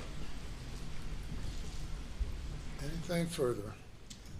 Your Honor, the only thing I would say is that the state's theory isn't as simple as that. It's broader than that. But again, I think that this is a different category, and it's part and parcel of everything that was going on as we moved to June 7th, and therefore is relevant for the jury to understand very much as the pressures that could cause him to murder his wife and son, particularly in the face of the defense contention that he could never do such a thing.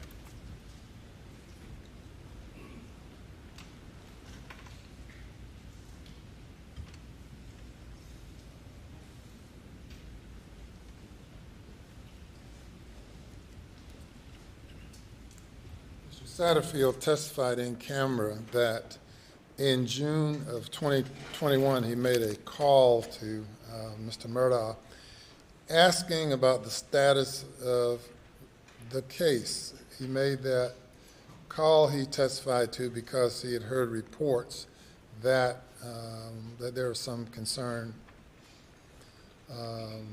about the status of the case sufficient to call him to cause him to call Mr. Murdaugh to ask about the status of it, and he testified that he could not remember if he called Mr. Murdaugh or if Mr. Murdaugh called him. But yes, I talked to him in June of 2021. That's according to the rough draft of the transcript that has been provided to the court. I find that this testimony is consistent with the state's theory of of the defendant being in a frantic state, seeking to avoid disclosure of these financial crimes and thefts, and that this testimony is consistent with the state's theory. The court has granted the state's motion to allow evidence of other crimes, and this is additional evidence that that is close in point in time and is admissible, and I deny the motion to exclude it. Yes, sir. Bring to your attention one factual issue. The Attorney General has... Of course, I asked, is there anything else? But go ahead. I apologize, Your Honor. I'm trying to hurry if I can, because you know, there may be an ending to this case someday, but I'm not trying to delay it. The phone records the Attorney General is going to present through this witness indicate the only calls between the two of them were on June 22nd, 2 weeks after the murder. So if there's some phone call, there's no mystery about when the phone call came. After June 7th, 2 weeks later. So in terms of him putting Mr. Murdaugh on alert that something imminent was going to happen, it's 2 weeks later. Well, it's impossible for anyone to know what's on one's mind or state of mind at any given point in time. But the magnitude of this case almost morphs all the others in the amount, and it is something that I would, if one is being concerned and attempting to prevent disclosure and seeking to divert attention from the impending disclosure of information, and that disclosure would likely have taken place not only for some of the others that we've had testimony concerning, but most definitely this particular one. So I understand your objection. That's a fact and issue, but I find that it's more probative than prejudicial for all of the reasons I previously explained. Yes, sir. So, and I don't think whether it's June 1st, 2nd, 3rd, 20th, 21st, 25th, I don't think it's of any significant difference. well, Your Honor, as you said just a moment ago, and if you charge a jury with this, maybe I'll sit down, which is no one knows what's going on in somebody's mind. Right. And maybe that's something you can tell the jury at the end of this case. Secondly, since this is specific charge on that intent. Right. Moving on, we would ask two things. One, I would accept your ruling. I'm not sure I have to do that, but I'm from the old school. If you didn't preserve it, yes, sir, it was gone. Secondly, we would ask you to, and I know you said yesterday you weren't going to do this again, but this is, as he's just pointed out, a horse of a different color. It's a different character kind of witness. I would ask you to read your charge on this testimony once again. And hopefully, I think that we're close to the end of this financial testimony, so it may be the last time I would request you to read it. Yes, sir. Thank you. Yes, sir. Obviously, leave that to the court's discretion. Yes, sir. I have it right here. I will give it one more time. Thank you. Let's bring the jury.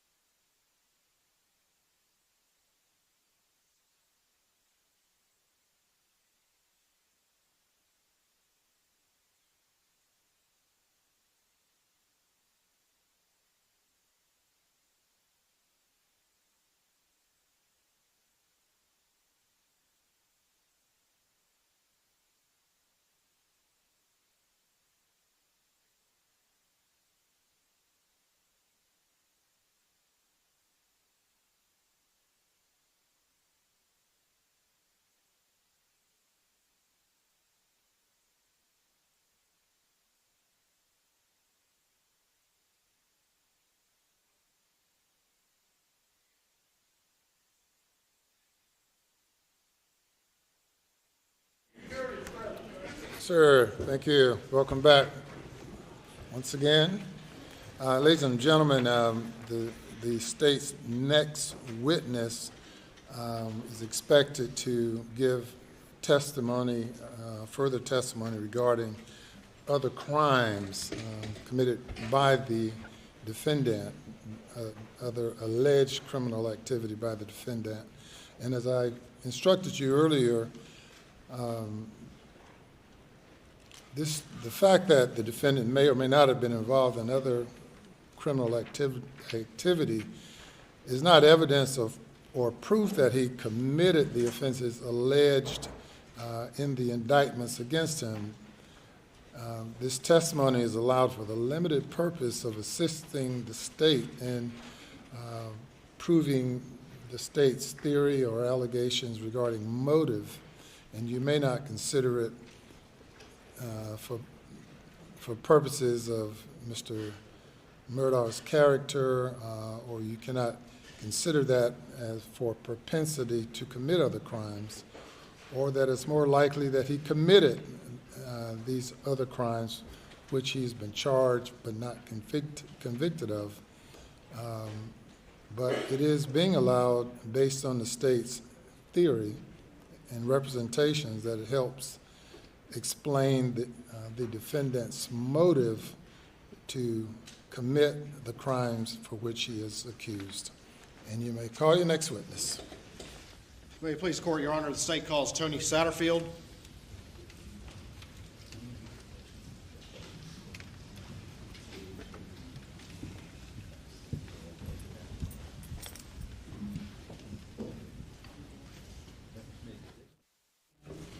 Left hand on the Bible.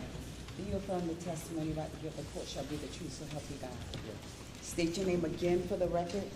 Spell your last name after you sit down. And pull your chair up so we can hear you, okay?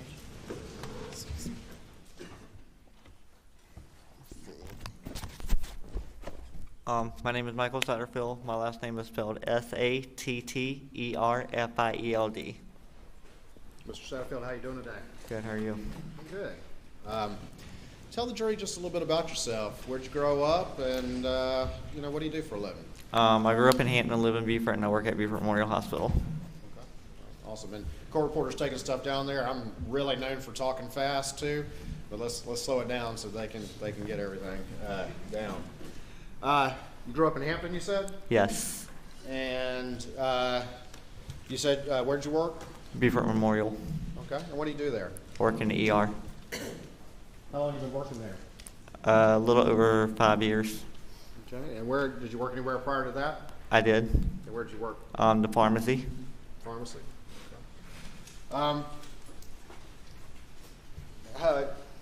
Who's your mom? Gloria Satterfield. Gloria Satterfield. And is your mom still with us? She's not. And when did she pass? February 26, 2018. And do you have a sibling? I do. And what's his name? Brian. Where'd your mom pass? In the hospital. Did something happen to her? Yes. Tell the jury what happened to her. She had a trip and fall. And where did that occur? I'm not sure the exact date that occurred. But where? I'm sorry. At Moselle in Colleton County. Okay. Was she working for the Murdaugh family? She was. And what did she do for them? She was their housekeeper, babysat for them, and anything else they needed. Babysat, whatever they needed? Yes. Housekeeper? How long did she work for them? A little over 20 years. I'm not sure the exact amount. 20 years. During that time, did you get to know the Murdaugh family? I did. Did you get to know the defendant, Alec Murdaugh? I did. Do you see him here in the courtroom today? I do. Can you point him out to the for the jury? Can the record reflect he's identified the defendant? Your mom worked for this family for 20 years, babysitting. She helped raise the children. Yes. Did you get to know Maggie? A little bit, yes. Did you get to know Paul or Buster at all? A little bit, yes. And you got to know Alec? Right? Yes. You said your mom had a trip and fall at Moselle at their property? Yes. And she go to the hospital? Yes. Was she ever able to tell you how she tripped or anything like that? No. How long was she in the hospital before she passed away? Give and take 4 or 5 weeks, somewhere up in there. After she passed away, did you, was there a funeral? Yes. And after the funeral, did people go to somebody's house and visit like people do? Yes. At any point in time during that funeral or thereabouts, did you have a conversation with the defendant over there? Yes. And what? Objecting to questions by Mr. Water that respond with a yes or no. Those are typically leading questions. Not that I'm concerned about these questions, I just don't want my lack of objection to lead to somebody's belief that he can ask questions that respond with a yes or a no. Mr. Waters? I think my question did not suggest the answer. It said, did you have a conversation? And my next question was, what was that conversation? So what was that question, what was that conversation you had with the defendant at the funeral or thereabouts? If I remember correctly, I'm gonna kind of take care of you boys and kind of, you know, He was going to do what? I'm sorry? take care of you boys. All right. Did he say how he was going to do that? Partially, yes. And what did he say? He was gonna file a claim against his insurance company. He was going to what? File a claim against his insurance company. His insurance company? Yes. Did he say how much coverage there was? Like 505,000, I believe. 505,000? Yes. And did he say anything about how much money you may receive? The goal was to get me and my brother Brian at least $100,000 apiece. And did any other bills need to be taken care of? The medical bills. For who? My mom. When he told you that, did you agree to do that? Yes.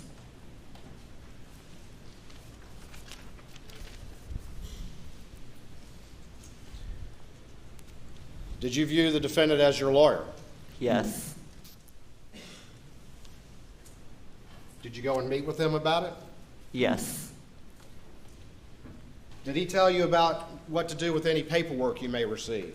Any paperwork or bills or anything, just send them to him.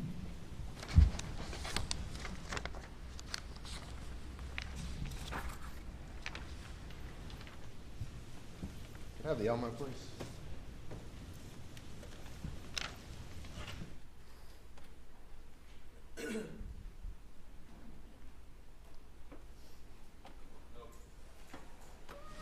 No objection subject to our previously made objection. All right. Is that something you're offering into evidence? I'm going to show it to the witness, but yes, sir. Yeah, I'll offer States 372 in evidence. No objection. It's submitted without objection. Let me ask you this. So, did you agree to let the defendant go forward with this claim? Yes. And I'd asked you whether or not what he told you to do about paperwork, and I'm going to show you what's been marked as Exhibit 372 to your testimony. Do you recognize that? Yes. Tell the jury what that is, please. This is a cover sheet that I sent him with, I believe behind it was like a hospital bill and some kind of other important paperwork. Okay. So you had received some paperwork in the mail? Yes. And did you handwrite this? I did. All right. And who did you send this to? Alex Murdaugh. Put it up on the screen.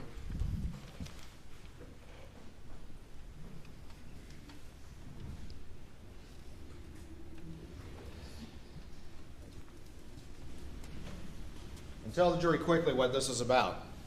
Can you see it on the screen? I can bring it back to you if you need. Okay. So this is a cover sheet that I attached to the documents that I sent Alex. Okay. And what kind of documents? Do you remember what kind they were? One was a hospital bill, and one was from the trailer company, I believe. I don't recall exactly what it was. The trailer company for who? My mom. For your mom. And the hospital bill for who? Yes, my mom. Your mom? Okay. And you sent these to him because they were relevant to the case? Yes. At any point in time, did you, as this case was developing, did you go and meet with the defendant at his office? Yes. Did he have any paperwork for you? Yes. Did he get you to sign some paperwork? Yes. Did you become the personal representative of your mom's estate? I did. And who gave you the paperwork to sign for that? Alex. When you signed that paperwork, were you aware that there had already been a... Leading. Can't lead the witness. I'll rephrase. At some point in time, did Alex say he wanted to involve another lawyer? Yes. And who was that? Corey Fleming. And what did he tell you about that? If I understood it correctly, I'm going to send you to Corey Fleming, my friend, because I can't do it against, do the claim against myself because it would be a conflict of interest. That's how I understood it.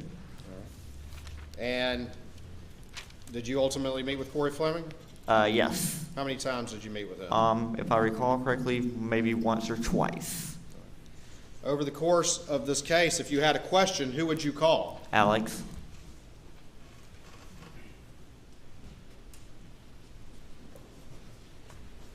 At some point, did the defendant, Alec, have a conversation with you about letting someone else be PR? Yes. And what was that conversation? That I should let somebody else be PR because based on he's a businessman and it would be hard for the insurance to go up against somebody like that. Okay. And who told you that? Alex. And what did you say to that? Yes. All right. And did somebody else get involved at this point? Yes. And who was that? The PR, Chad Westendorf. At that point in time, did you sign any paperwork for him to become PR? I Chad? did. All right. And who brought you that paperwork?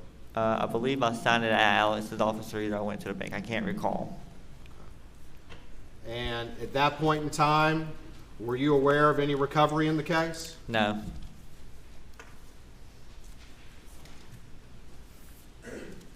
Were you aware a recovery had already been received in the case? No.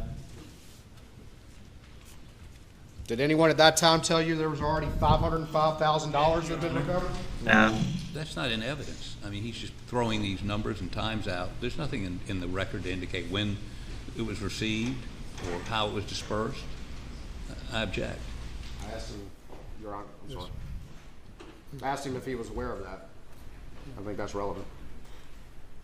Aware of something that no one's said happened? I mean, I would object. You rephrase your question, please.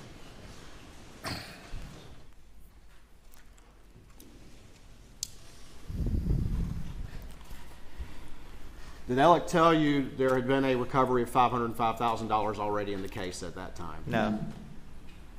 Did he ever tell you there had been a recovery of $505,000 at that time? No.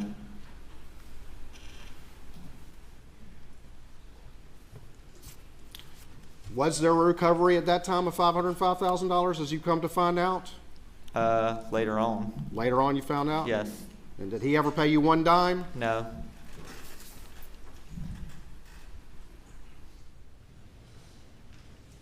Who was the PR that the defendant talked to you about appointing instead of you? Chad Westendorf. Did you ever meet with him? Yes, like once or twice. Did he ever tell you about a $505,000 settlement that already had occurred? No.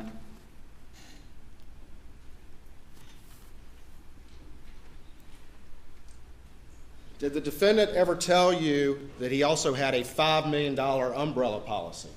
No. Did he ever tell you that there had been a recovery against that? No. Did he ever tell you that there had been a recovery for $3.8 million against that? No.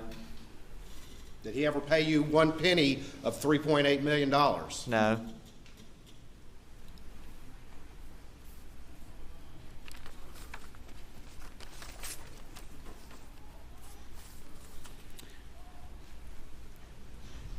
As the months went on and moving into the early part of June 2021, would you periodically have conversations with Alec about the case? Yes. How often do you think he would talk to Alec? Every 3 to 4 months, give and take. And you recall what Alec would tell you about the case? Yes. First it started off, it was a hard case, and then it was making progress. Say that again. At first it started off as it was going to be a hard case, and then it turned into we're making progress. You're making progress? Yes. And what had the defendant told you about the most that you could recover? What did he tell you at least? Nothing. I'm going to show you what's been marked as State's Exhibit 463 to your testimony and see if you recognize that document. Yes, I do. And what are those? These are text messages between me and Alex. Your Honor, at this time I would move State's 463 and 453, excuse me, into evidence. Subject to previous objections, no objection. Okay, it's admitted. All right, I'm going to put this up on the screen and kind of zoom it in. You got a screen over there, but if you can't see it because the writing's kind of small, you let me know and I'll bring it to you, okay?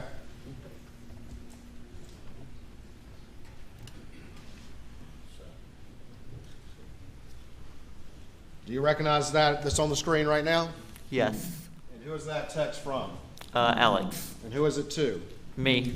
And can you read to the jury what that text says? It says, "Hey man, just checking in, been working on case and made me think about you. Hope all is good. Call me anytime I can help." And what was the date of that text? April 12th, 2021 at 12:47. All right. I'm going to go to this next one. Do you recognize that text? Yes. And who is that from?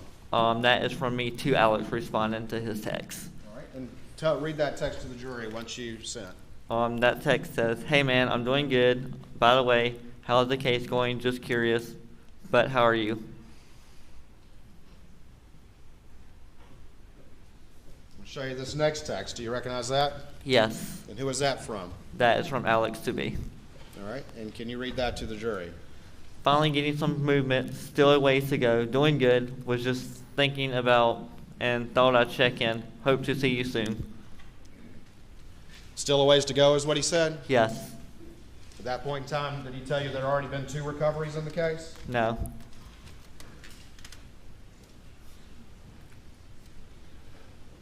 Going to this last text, what is that? Who is that from? That is from me back to Alex responding to his text. All right. And what does it say? Cool, thanks.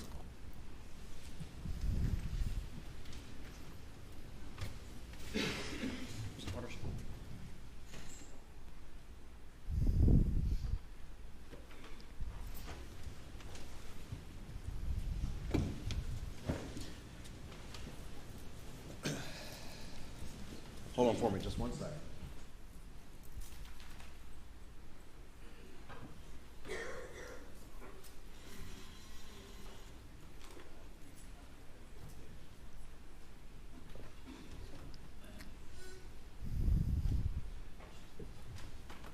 Honor, I believe without objection, I'm going to strike out one of the phone numbers on here so it can't be viewed. That's correct, Your Honor.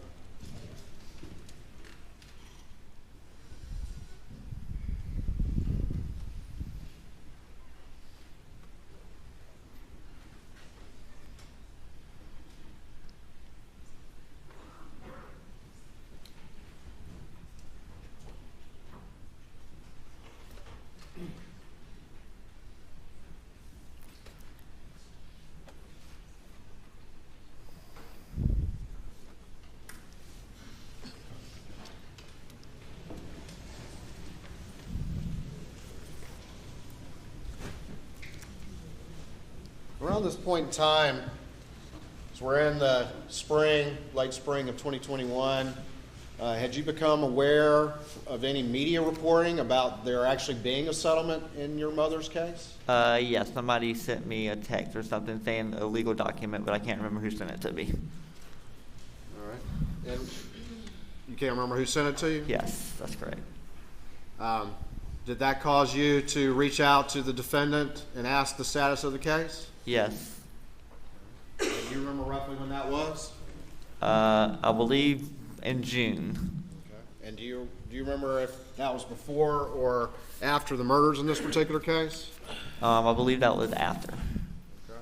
And have you seen some records since the previous time in talking about this? Previous to the call, no.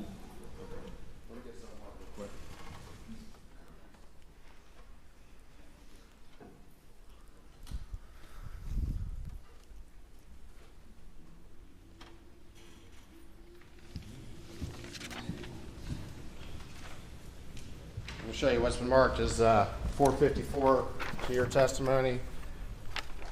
Is that some records you've been provided? Yes.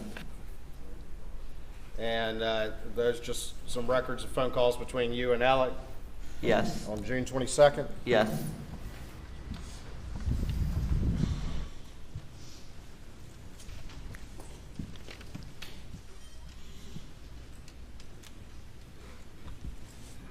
Did you have any, would you periodically reach out to the defendant and get updates about the case? Yes. And you had family reach out and ask you to get updates because of reading things in the media, is that correct? That is correct.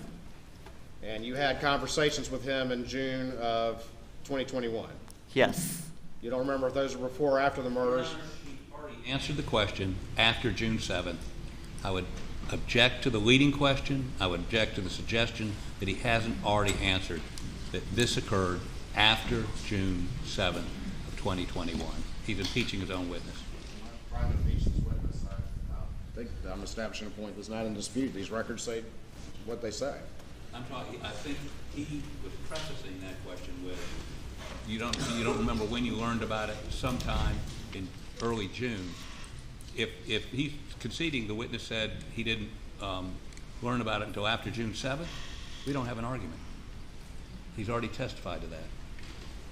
Final speaking response. Your Honor, this witness has testified he had a conversation in June. He's testified in the spring of 2021 that he became aware of media reports and reached out to him. We've already seen some texts and we have some calls. I'm just following up on the fact that he had repeated communications with the defendant, asking him what is the status of my case, and was told as we move in time to the murders, oh, everything's fine, I'm still working on it. Objection sustained as to leading the witness. For thanking you. It's just a habit I got in and I can't seem to break it.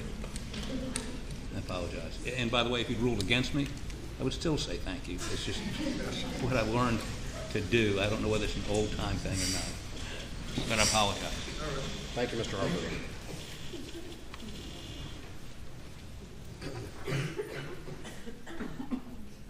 Just to clear this up, how often would you talk to the defendant? 3 to 4 times a year or something, I believe. I can't recall. Every few months. Would you talk by phone or would you talk by text or both? Both. And when you would talk to him, would you ask about the status of your case? Yes. And each time you talked to him, what did he say? It was making progress. Making progress. Did he say it was a hard case or not? Yes. Did he ever tell you about how much money he might be able to get for you? The goal was to get $100,000 apiece for me and my brother.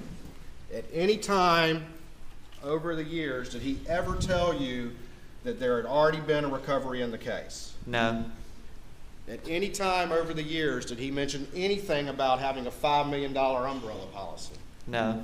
At any time, did he ever pay you 1 penny? No. You testified earlier that you became the personal representative, is that right? That is correct. Why were you the personal representative and not your brother? Because my brother is a vulnerable adult, meaning he has a disability.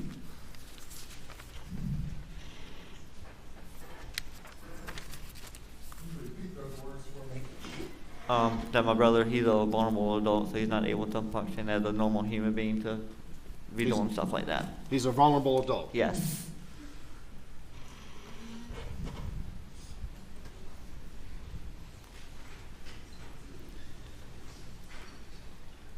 After the murders happened, at some point after that, did you go seek, or did you and your family go seek additional representation about this matter? Yes. And who did y'all eventually go to? My aunt and my uncle went to Mark Tinsley, and then they sent us to Eric Bland. And are you aware of there being a confession of judgment in your case against the defendant for those missing recoveries? Yes.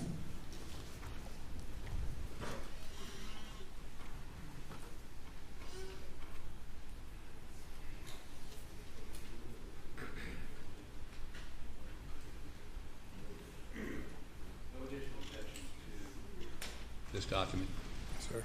Your Honor, I'd offer states 352.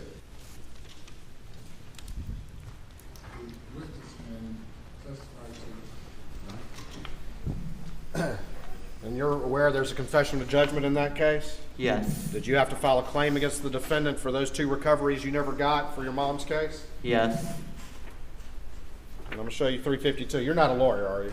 No. And have you read all that legal stuff in there? Yes. All right. But this has been something that you're aware of that occurred in your case, is that correct? That is correct. And ultimately, there's a confession of judgment in the case. Do you know how much it is right there? $4,305,000. And is that for $3.8 million for one of them? Yes. And for $505,000 for the other recovery? Yes.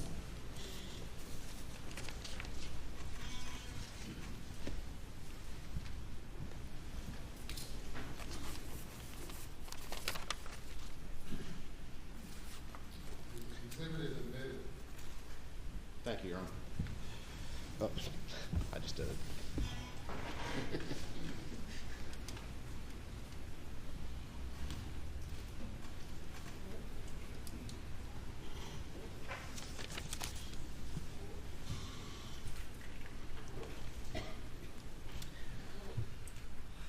When the defendant came to you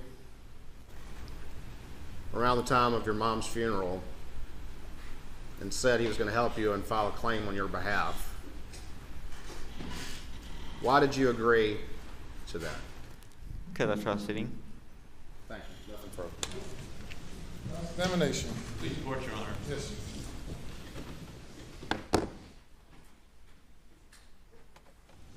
Your name is Tony. Yes, sir. May I call you Tony rather than Mr. Satterfield? Absolutely. You can call me Dick instead of Mr. Harpisian, and then we'll make this a little quicker. Between your name and my name, it might add a little bit to this cross. So let me ask you a few questions about your mother's death, and I apologize if in any way this brings back bad memories. I apologize. Y'all filed a lawsuit or made a claim against, basically Alec told you he would be the defendant. You'd be suing him, right? Yes. Okay. And it was based on some dogs tripping your mom as she was going down the stairs. Is that right? That's what they said, yes. Okay. But the only person that represented dogs tripped your mother going down the stairs was Alex, right? Yes. Okay. So without his assertion, if she just fell down the stairs, there'd be no lawsuit, right? I guess that's correct. Okay, I'm sorry, you're not a lawyer. You would accept my representations if she just fell down the stairs on her own. There would be no one to blame for that, right? All right. Repeat your question because I don't understand the question. It's okay. Strike it, withdraw it. It's going down a rabbit hole. Don't need to do that. So let me ask you this. During this process, your lawyer, for the record, he told you, was Corey Fleming, right? Yes. And that was your lawyer. Well, that was Murdaugh. They were all a team. They were a team. The person being sued, and yes. Again, you're not sophisticated on this, was part of the team to get you a recovery. Yes. Okay. Now, there's a guy named Chad Westendorf. He was with a bank, right? Yes. And he was actually the PR. He took over, and it was his job to make sure y'all got your money, right? Yes. Did you ever meet with him? Yes. And what did he say? Like one time, it was just to sign some paperwork for him to be PR. Right. And did you ever call him and say, what's going on with my case? No. Did you ever call Corey Fleming and ask what's going on with my case? No. And let me make sure I understand your testimony. You got some notice of something in the paper, and at some point after June 7th, you had either a phone call or a text or an email with Alec Murdaugh asking him what's going on, right? Yes. Now, and again, we see a series of phone calls on June 22nd. Yes. Is yes. that right? Where y'all were talking about this. Yes. But was there anything on June 7th or prior to June 7th where you accused him of anything? Prior to June 7th, no. Okay. Now, after you became aware of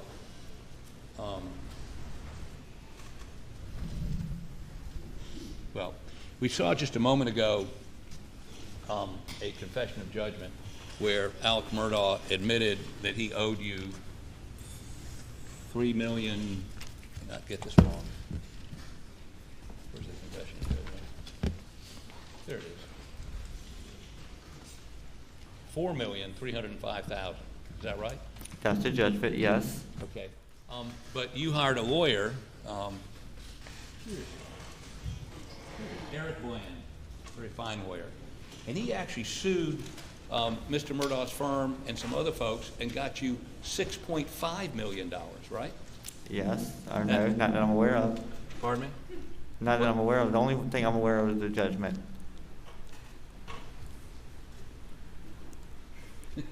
So Mr. Bland didn't tell you about the $6.5 million? Yes. Okay, I'm sorry. I just want to make sure history's not repeating itself here. And so you actually recovered $6.5 million, which would be couple $1 million more than you would have gotten had you received the money that Alex took, right? Yes. Okay. So you've been made more than whole for that loss. Yes. $2 million more than you would have gotten had he not taken your money, right? Okay, yes. Okay. Now, sort of the last question that I think I have for you, but let me check with my co-counsel before I.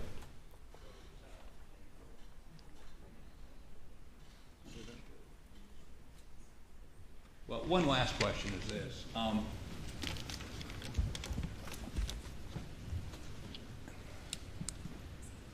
On June 7th, prior to June 8th, had you ever threatened Alec Murdaugh with exposure? All right, could you repeat the question again? Prior to June 8th, 2021, did you ever threaten Alec Murdaugh saying, I know you stole my money, where's my money? You know, I know you got the money. Did you threaten him in any way? No. Okay.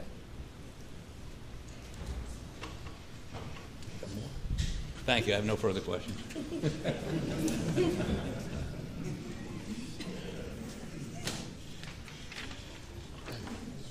Thank you. Going back to, excuse me, get the right exhibit.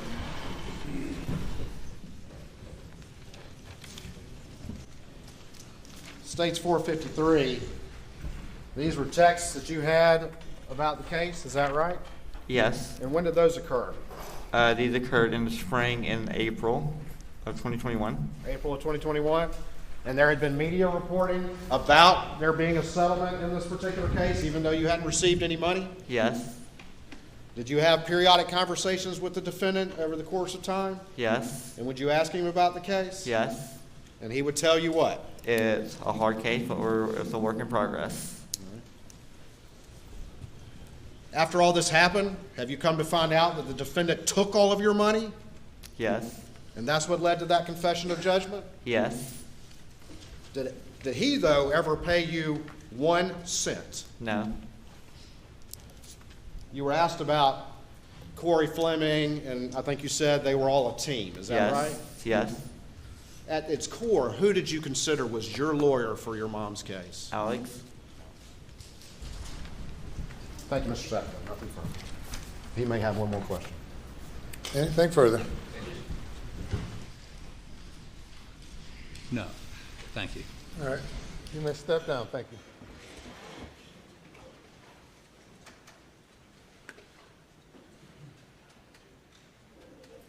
Let me call your next witness.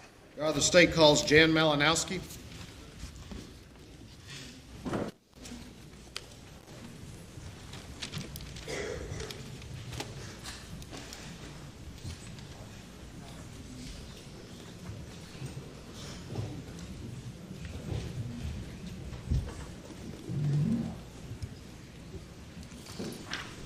Raise your right hand, left hand on the Bible. Do you affirm the testimony about to give the court in this trial shall be the truth, so help you God? I do. Take a seat in the witness stand, please. Thank you. State your name again for the record. Spell your last name.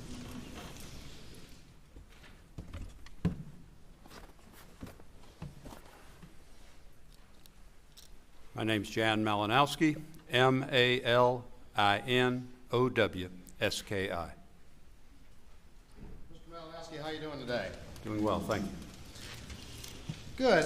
Introduce yourself to the jury a little bit. Just tell them a little bit about yourself, kind of a little bit about your background and your career, and ultimately where you are now. I am currently the CEO of Palmetto State Bank, headquartered in Hampton. I work in the Beaufort office. Started banking career out of the Citadel in the late 70s.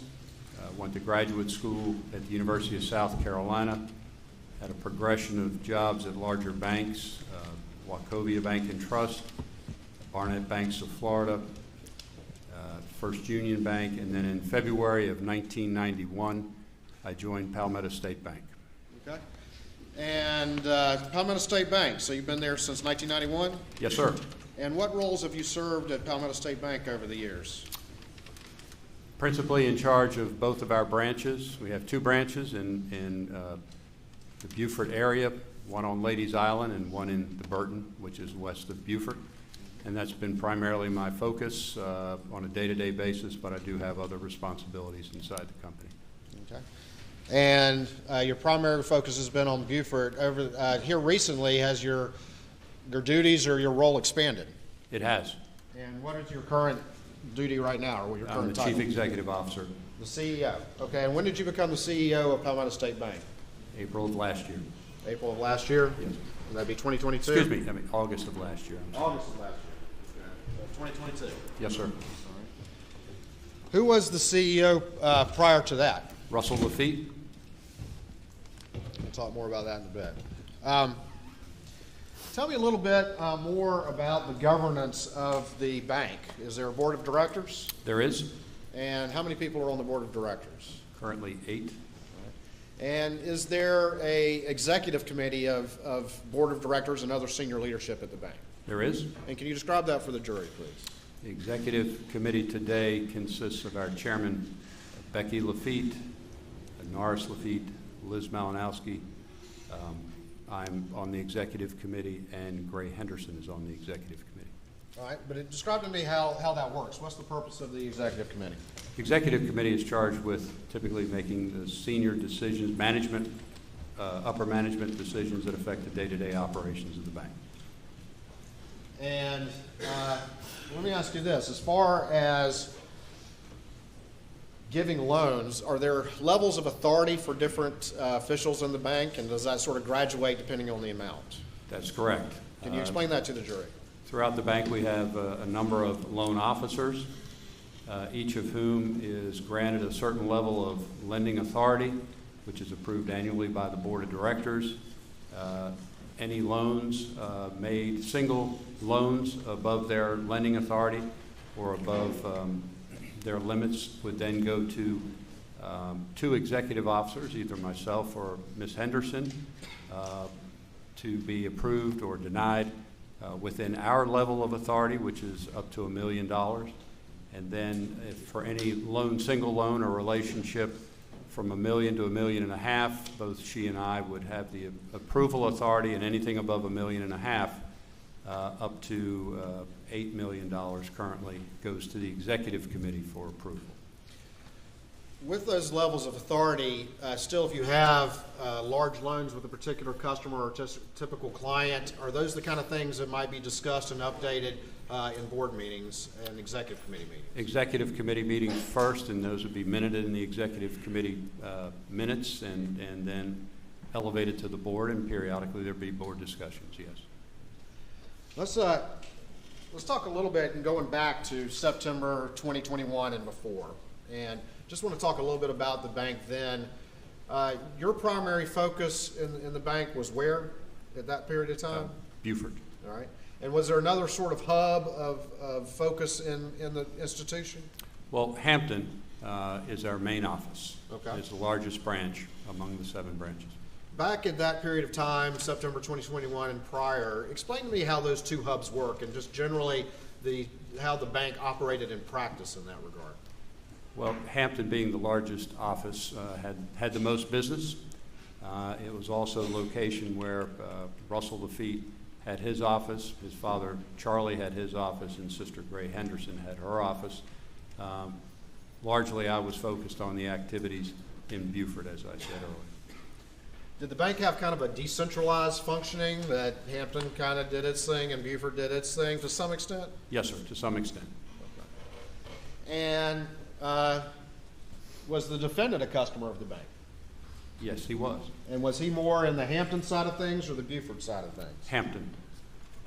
Did the defendant have a particular banking relationship with one particular official at the bank or former official? Yes, Russell Lafitte. Russell Lafitte?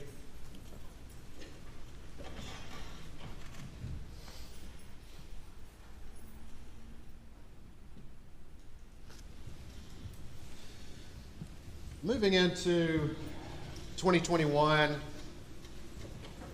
spring of 2021, or just during 2021, did you, as primarily in the Beaufort side, but also as a board member, did you have any particular concern at that time about the defendant, Alec Murdaugh's, the nature of his relationship with the bank?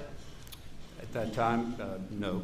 Didn't have any concern at that time? No, sir.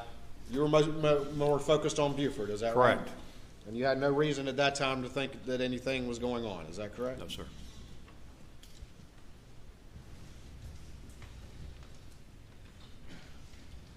At some point in time, did you become aware, obviously, of the murders of Maggie and Paul Murdaugh? Yes, sir.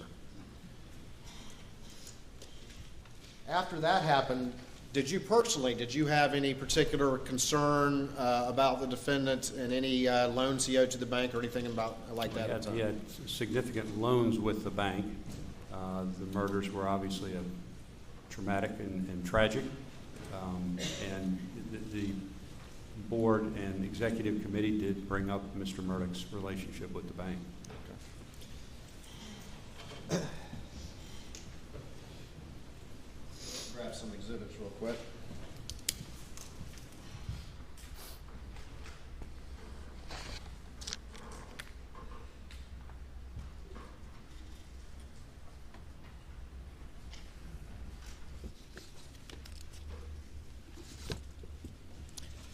I'll show you what's been marked as Exhibit 355 to your testimony. Let me show the defense counsel real quick.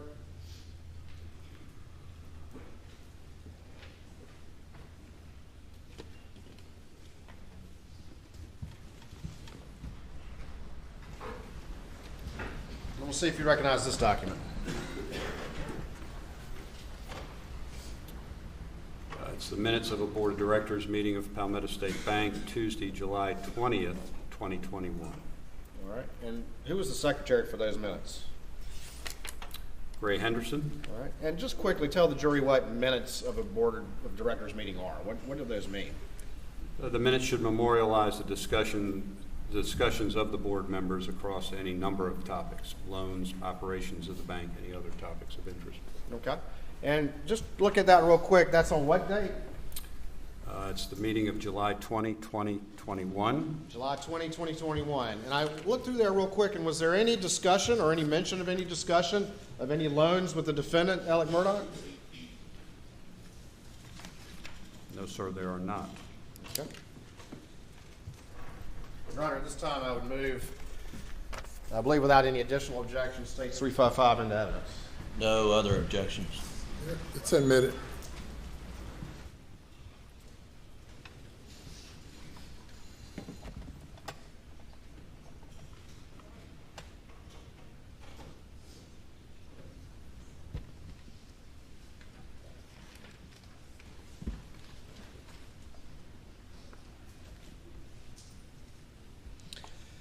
Moving on from July, I just want to be clear. Were you aware in July of 2021 of any additional loan being made to Alec Murdaugh? No, I was not. Moving on into August 2021, did you at some point become aware, or was there some event occurring at the bank where any loans to Alec Murdaugh came to the board of directors' attention? Yes, on August 9th. Go ahead, describe that to the jury. On August 9th, our board member, Norris Lafitte, emailed the board and the executive committee asking for a complete accounting of Alec Murdaugh's loan relationship with Palmetto State Bank. All right, and did any events start to happen as a result of that? Yes, there were. All right, let's take them in order, and let's go nice and slow so I can follow along. What was the first thing that happened? A deposit of $400,000 was made to one of Mr. Murdaugh's account. A deposit of $400,000. Who caused that deposit to be made? Russell Lafitte.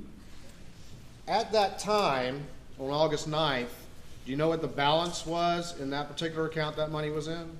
It was overdrawn significantly, I believe, above $367,000. All right, and I'm going to hold on for me real quick.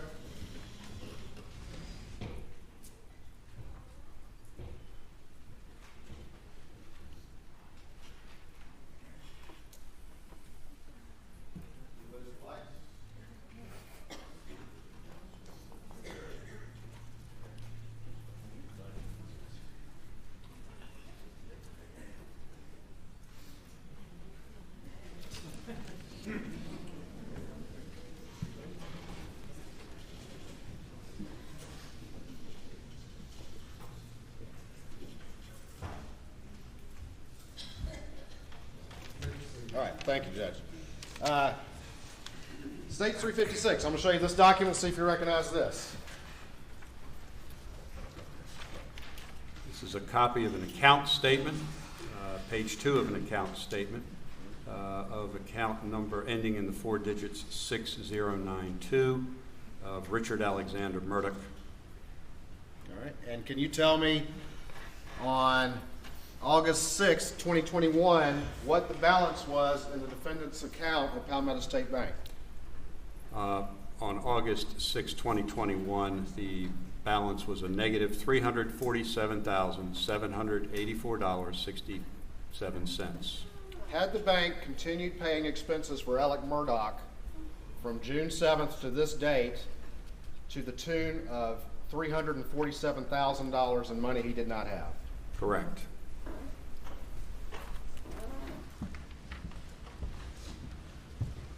Your Honor, this time I'd move State 356 into evidence.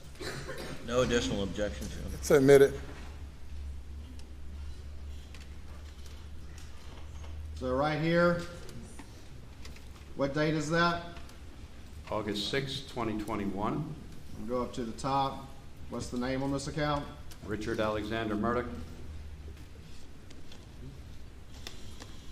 And what's the balance in his account again, please? A negative $347,784.67. What is that right there? Overdraft charge, How much is the overdraft charge? $5. $5.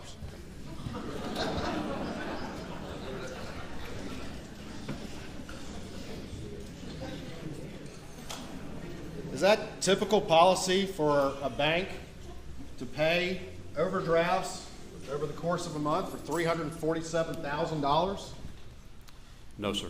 And were you aware of that at the time? I was not.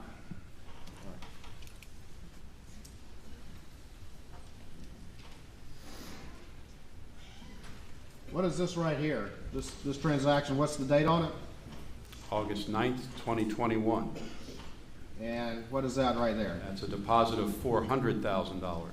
Okay. And is that what you were describing was the first action as a result of one of the board members inquiring about the status of Richard Alexander Murdaugh's accounts with the bank? Yes, sir. And who caused that deposit to be made? Russell Lafitte. And what was the source of those funds of $400,000? It was a debit to an account or general ledger account called Loans Not on System. What does that mean? Where is that money coming from? Did that belong to any entity? Where did it come from? It came from the bank. From the bank. At that period in time, was there any loan application in existence or any sort of paperwork to justify that $400,000? No.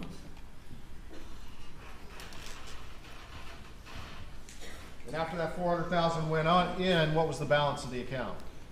It had a positive balance of $52,215.33. A little walking around money. Yes.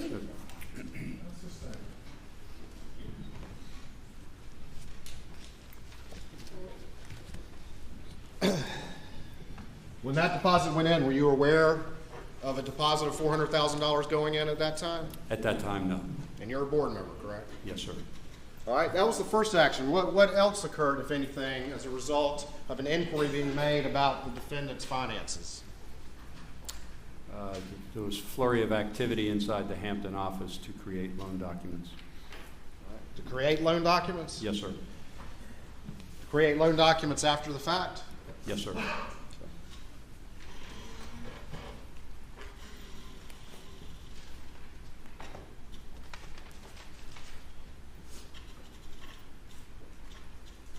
What, if anything else, happened after that as a result of that inquiry? As a result of that inquiry, a memo was drafted and submitted to the executive committee outlining the relationship of Alec Murdaugh at that time.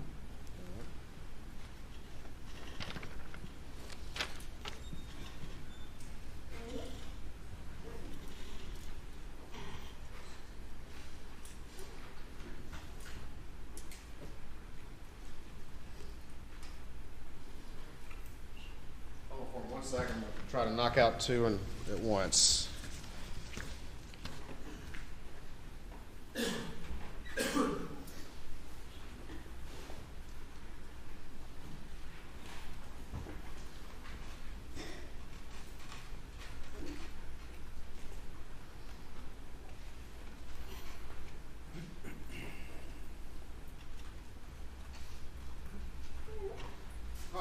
three actions take place, at some point, does this finally come to your attention and to the rest of the board's attention? It does. And you recall about what date that was? I believe it would have been the date of the executive committee on the 12th. All right. And I'm going to show you what's been marked as State's Exhibit 354 to your testimony and see if you recognize that. These are minutes of the executive committee that took place August 12th, 2021. All right. And then reviewing those, do they generally accurately reflect what y'all talked about at that executive committee meeting? Yes, sir. And is there any reference or discussion of the defendant, Richard Alexander Murdaugh? There is. All right. And again, was this the first time that you were aware of the true nature of his financial condition and the fact of any further monies being expended to him from the bank? This was, again, the formal summary of his banking relationship at that time. Yes. Your Honor, at this time I'd offer States 356 in evidence. 354, my apologies. It's 354, correct? 354. And no additional objection, Your Honor. Submitted. All right. And the first sentence is, what does that say right there? It says Gray Henderson distributed a memo to the members outlining the bank's current relationship. Okay. And what's the second sentence right there? Indebtedness totals $4.2 million, consisting of various unsecured and secured notes, a co-borrowing, and guaranteed loans. So he owes the bank how much at that point in time? At that time, $4.2 million.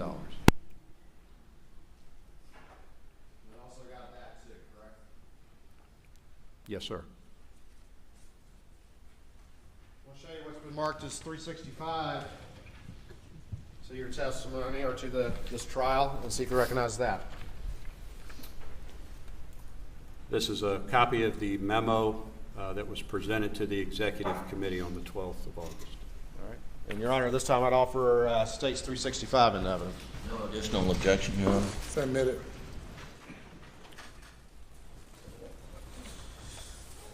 And this is that memo you were talking about that was prepared? Yes, sir. All right. And does this kind of set forth some of the debts and obligations that were owed by the defendant at that point in time? It does. All right. And in that second sentence, what is that total amount? He currently has total principal balance through family, et cetera, of $4,219,623.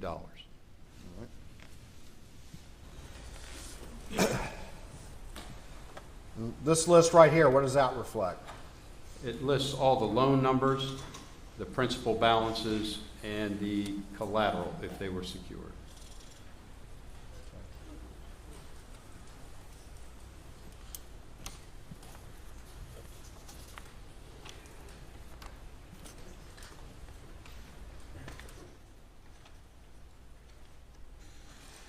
Now, you mentioned we've talked about the memo, we've talked about the transfer, and you mentioned that there was some application documentation that started to be created. Is that correct? Yes, sir. All right.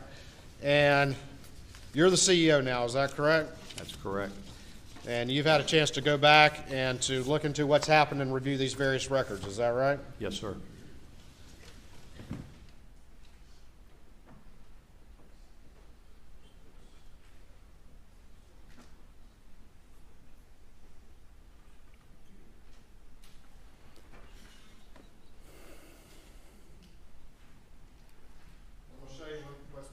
Is Exhibit 362 to your testimony and see if you recognize this document. This is a copy of a Palmetto State Bank promissory note, commercial, single advance, loan number 6996048, in the amount of $750,750. And who's the borrower on that particular document? Richard Alexander Murdaugh. All right, and then I'm going to show you what's been marked as 363 and see if you recognize that. This is a document that accompanies the notes, part of the loan package. It's called a business purpose statement. All right. Your Honor, this time I'd move in States 362 and 363. No additional objection, Your Honor. Submitted.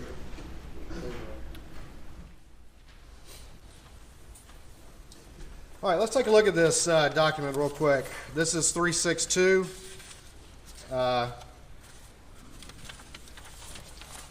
Looking at the last page, what date is that document signed? July 15th, 2021. All right.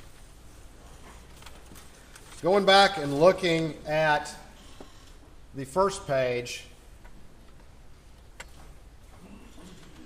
could this document that was at least supposedly signed on July 15th, 2021, could it have even existed on July 15th, 2021? No, sir. It could not have. It could not have. And tell the jury why you know that. Because the loan numbers generated by one of our software programs related to loan transactions, the loan numbers are issued sequentially. All right. And so this sequential number This was not a July sequence number. All right. And so what month would it have been a sequence? August. And is that how you know that this didn't occur until August after that inquiry was made? Yes, sir. Well, let's talk about July 15th, 2021.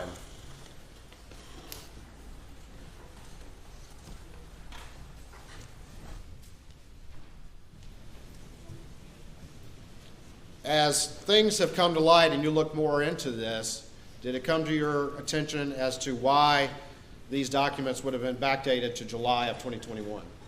Yes, sir, because there was another subsequent transaction. All right. And what transaction was that generally? It was a wire transfer.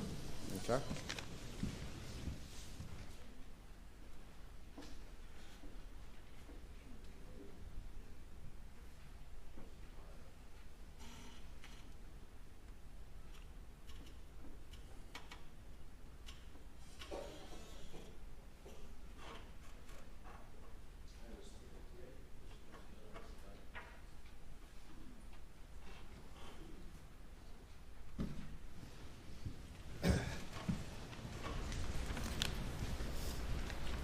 I'll show you what's been marked as States 358 to your testimony, see if you recognize that. This is our standard domestic wire request form dated July 15th, 2021. Okay. And, Your Honor, this time I would move to admit States 358. No additional objection. Admit it. Did you know about this wire when it was sent? No, sir. Did you know about this wire in August of 2021? I did upon subsequent investigation, yes, And when did you find out about that, roughly? in August of 2021. Put this up on the screen.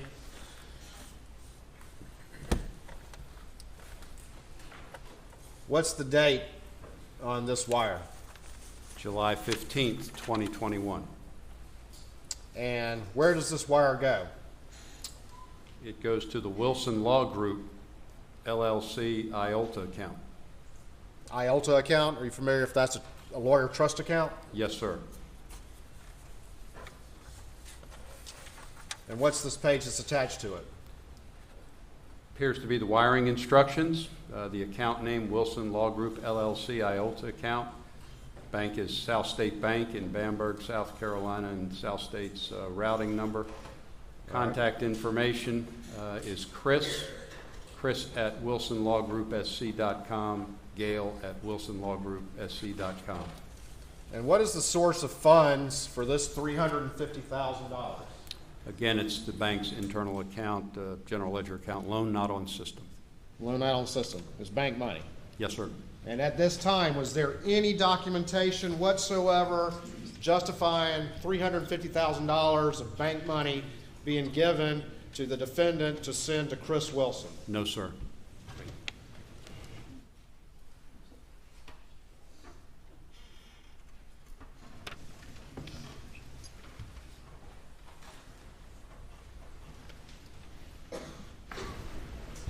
When you had a discussion at the board meeting in August of 2021, were there any representations made to you about the purposes for some new loan to Alec Murdaugh? Yes, there were. And what were you told the purposes were? Repairs to beach house. Repairs to the beach house? Yes, sir. And who told you that? Russell Lafitte. Okay. And did he tell you at any time that it was $350,000 to Chris Wilson to put some fees back? No, sir. Did he tell you that at any time it was $400,000 to cover a negative $347,000 overdraft that the bank had been paying for him since June of 2021? No, sir. I'll show you what's been marked as Exhibit 359, see if you recognize this. This is the customer copy of a cashier's check number 287933 in the amount of $400,000, dated 8/9/2021. All right, and does it have what appears to be a copy of a sticky note on there? It does. And whose writing is that? Do you recognize it? Russell Lafitte's. All right, and there's a reference to Green Swamp stock. Is that correct? Yes, sir. Do you know what that is? It's a hunt club. It's shares of a hunt club, a share of a hunt club.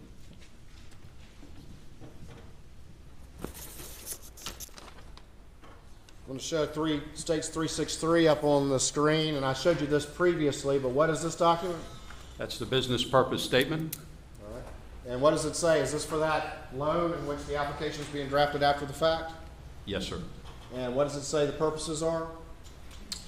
Purpose is investment. All right. And what, again, had you been told as a board member was the purpose of this supposed new loan? Repairs to the beach house. As you've come to review all of this information, was any of that $750,000 used for any repairs to the beach house? To my knowledge, no. And when it's $750,000, we're talking about the $350,000 of the wire to Chris Wilson, correct? Yes, sir. And then the $400,000 to cover the overdraft, and then a little bit. Yes, sir.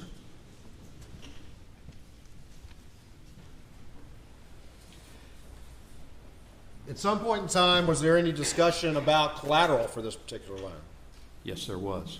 All right, and tell me about those discussions. What was your understanding of collateral for these loans? The collateral was to be a second mortgage on the beach house and the one share of Green Swamp stock. And as things progressed, did any of that change as far as collateral? We did not put the mortgage on the beach house. And why was that? Mrs. Murdaugh was deceased, and she had an ownership interest in the beach house. At some point in time, I'll get to that in a minute. So ultimately, this particular loan, did it have any collateral at all? Nominally, the Green Swamp stock. And why do you say nominally? It had been cross-collateralized to other loans. In your experience as a banker, is it common or usual to provide a new loan to cover an overdraft like was done in this case? Not to this magnitude, no, sir.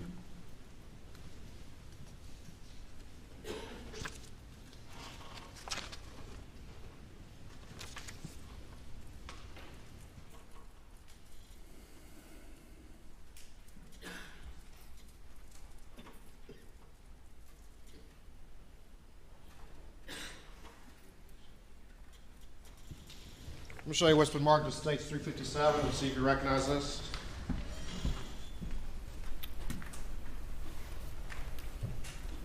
These are minutes of the directors of Palmetto State Bank, Tuesday, August 17th, 2021. Your Honor, this time I would offer States 357 into evidence, I believe, without additional objection. Correct. No additional objection. Submitted. All right. Is there a discussion of the defendant in this particular document? There is. Now, we'd seen one before, which was an executive committee meeting in August. And was this the subsequent board meeting? Yes, it was. All right. Let me put that up on the screen. You have a screen right there. If you can Yes, sir. see that. If you have problems seeing it, just let me know, and I'll bring it back to you, okay? Yes, sir.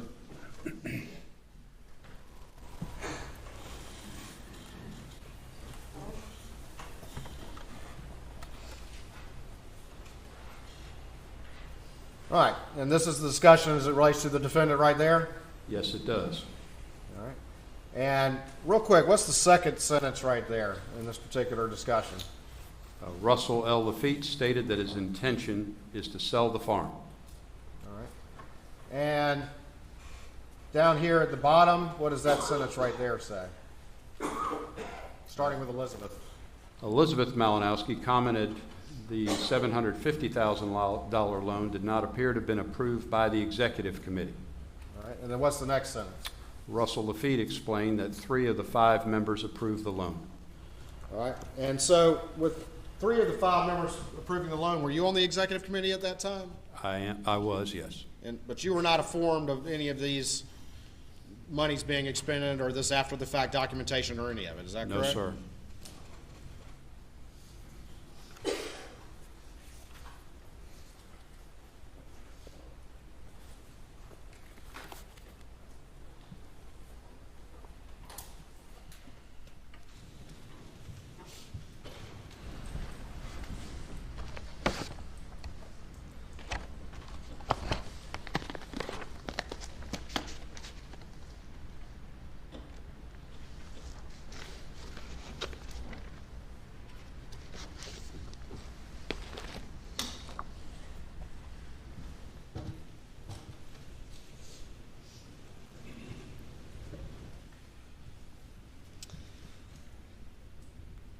As some of these things ultimately came to light in the months following, what happened to Russell Lafitte? He was terminated from the bank. And is that what led to you ultimately becoming CEO? Yes, sir. In the course of your review as CEO of what had been going on at your institution, did you become privy to information that Russell Lafitte had been converting trust account checks from PMPD made out to Palmetto State Bank? Yes, sir. And that those checks had been converted, that those were client money checks and had been converted for the benefit and for the personal use of the defendant? Yes, And is that practice improper? it is.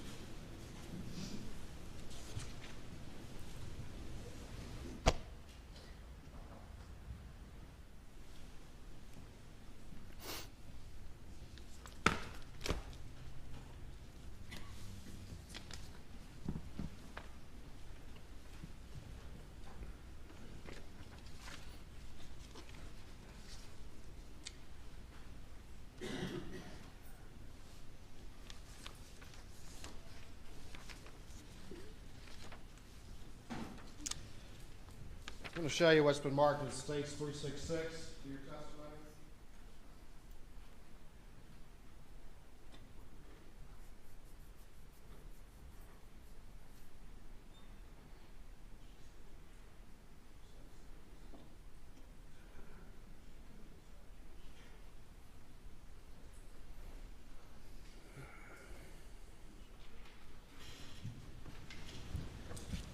See if you recognize this document.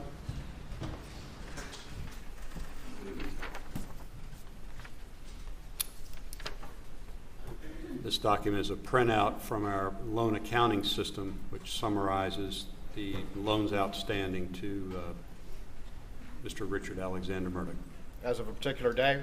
as of June 7, 2021. Your Honor, this time I'd move State 366 into evidence. No additional objections. Submitted. All right, let's take a look at it. Can you see that all right? Yes, sir. All right, there's certain numbers that are highlighted here. Is that the balance as of that particular date? It's the principal balance, yes, sir. All right, and so that number right there is what? $104,119.80. And the balance right there is what? $806,666.26. And the balance right there is what? $195,171.64. And that balance right there, what is that? $999,650.94. And then finally this. $91,368.90. This particular one right there, is that a line of credit? Yes, sir. And how much, what's the limit on the line of credit? Line of credit's kind of like a credit card. It's got a limit on it, right? That's correct. What's the line of credit? How much was it for? $1 million. And what was the balance on it? $999,650.94. Pretty much maxed out. Yes, sir.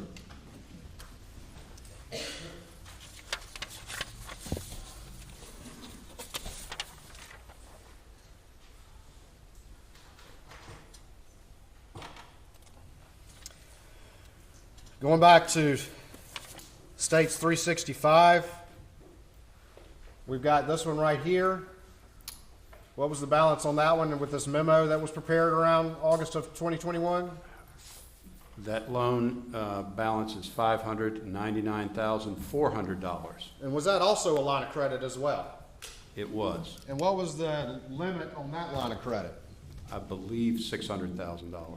So that one was pretty much maxed out too, correct? Yes, sir.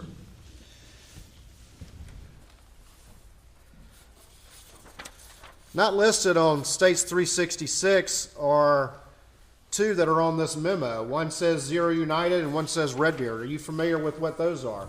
Yes, sir. And are those business entities? They are. And do you know who those are associated with? Mr. Murdaugh was a partner, member of the LLC. All right. And had those two loans been charged off? They had been. And to your understanding, those entities own real property? Yes, in Berkeley County. All right. When you say charged off, what does that mean? Explain that very quickly to the jury. In the banking, if a loan becomes uncollectible for whatever reason, the borrower suffers financial difficulties, other issues, the bank will at some point in time make a determination whether to take it off its books and subsequently charged off. Okay. Did the bank foreclose on the properties under those particular two entities? We did not. All right. And so it takes it off the books, so it stops accruing interest and late charges and all that kind of stuff, right? Actively, yes, sir. Actively, at least, correct? Yes. And did the defendant, was he still, though, expected and required to keep paying on those particular loans? It didn't dissolve him of his obligation, but he periodically made payments. Periodically made payments on Yes. those loans. If the defendant had tried to sell those properties or something like that, what if anything, would the bank would have been entitled to in the event that was attempted? We would have been entitled to the outstanding principal balance at the time, plus lost interest and any late fees and charges. All right, so that would have to be applied against any sale price before those things could be, that property could be sold, correct? Yes, sir. And it would be somewhat higher than the numbers on this memo, is that right? Yes, sir.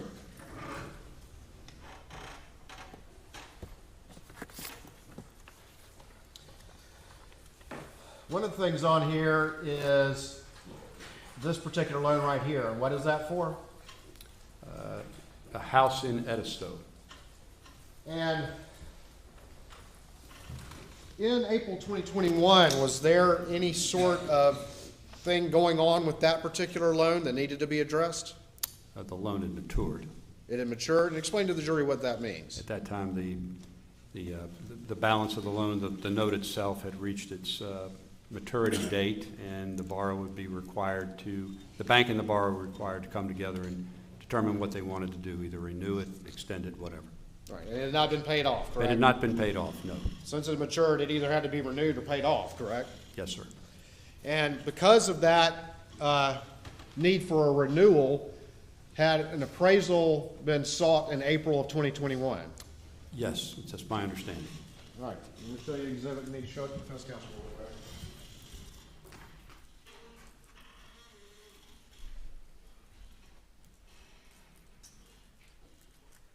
Show you what's been marked as Exhibit 364 to this trial, and see if you recognize this.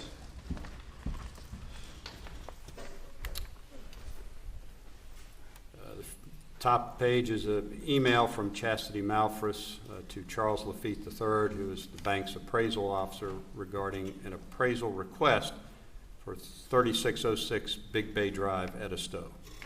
Is that the Edisto house we're talking about? Yes, sir, it is. All right. And is this, and that's the appraisal request form underneath it? It is? Okay. And that relates to the renewal of the existing loan on Edisto, is that correct? That is correct. Did this appraisal have anything to do with this $750,000 that you've been telling the jury about? No, sir. This was already in existence because of an existing loan, is that correct? Yes, sir. All right.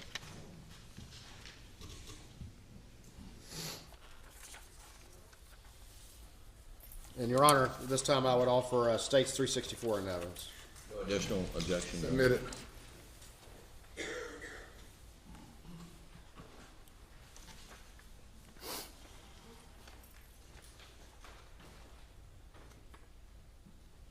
Almost done.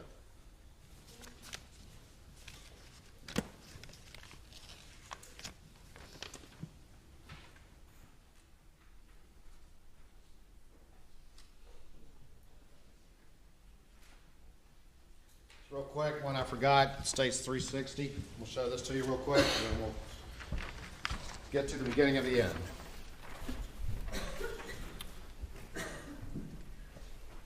Yeah, can you tell me what that Yes, is? sir. This is, I'm sorry, it's the checking deposit ticket of a $400,000 deposit going into an account, last four digits 6092, in the name of Alex Murdaugh. Underneath that is the cashier's check itself, which accompanied the deposit ticket.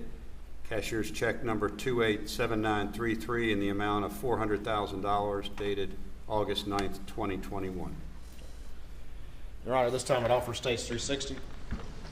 No additional objection, Your Honor. Submitted. All right, and this is that $400,000 that covered the big overdraft, is that right? Yes, sir.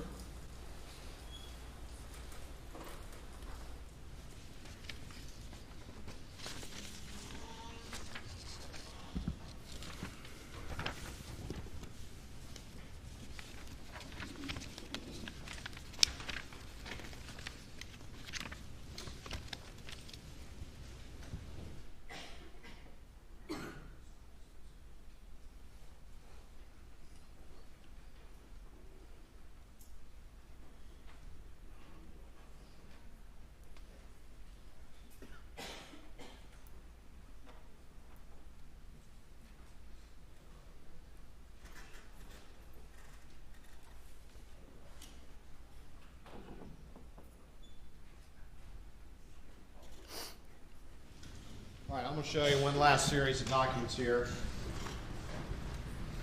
one at a time. I'll show you first what's been marked, has not been marked. Show you what's been marked as states 367, and is that a statement balance for an account in the name of Alec Murdaugh? It is. It's Alec Murdaugh, farm account, account number 1646. All right, and on June the 7th, 2021, can you tell me the balance in that account? The balance of the account is a negative $2,458.23. Okay. Your Honor, this time I'd move to admit states 367. No additional objection. Submitted. I'm going to show you what's been marked as 368 and see if you recognize that document. It's a copy of an account statement for account number 6092 in the name of Richard Alexander Murdaugh. All right. And can you tell me what the account balance is on June 7th, 2021? On June 7th, the balance in the account is $2,185.23. All right, Your Honor, this time I'd move to admit states 368. No additional objection. Submitted. I'm going to show you what's been marked as states 369, excuse me, and see if you recognize, or you can tell me what the balance, what that document is. If I can get a question out eventually. This is the account statement for a health savings account. Last four digits 3094, also in the name of Richard Alexander Murdaugh. All right. And can you tell me what the balance of that was on June 7th, 2021? On June 7th, it would be $7,540.61. And that's a health savings account? Yes, sir. Can that be used for any expenditures, or is that limited? Is that a special type of account that's limited to medical expenditures? It's a special account, generally limited to medical expenditures. Your Honor, this time I'd move states 369 into evidence. No additional objection. Submitted. I'll show you what's been marked as states 370, and see if you can tell me what that particular document is. Another account, copy of an account statement. This one is the last four digits 6649 in the name of Alex Murdaugh. All right. Can you tell me what the balance is on June 7th, 2021? The balance on June 7, 2021 is $62,115.06. And then finally, I've got a set of documents. And Your Honor, real quick, I'll move states 370 into evidence. No additional objection. Submitted. All right, last one. Can you tell me what that particular document is? It's a copy of an account statement, number 5109, in the name of Margaret Maggie Murdaugh. All right, and just real quick, for the record, I'm having you look at States 371. All right, could take a look at it again. Same account number, Margaret Maggie Murdaugh. All right, and just go back, can you tell me what the account balance is on that particular account, at least as of, go back to the first one, June 24th, 2021. June 24th, 2021, the balance was $23.97.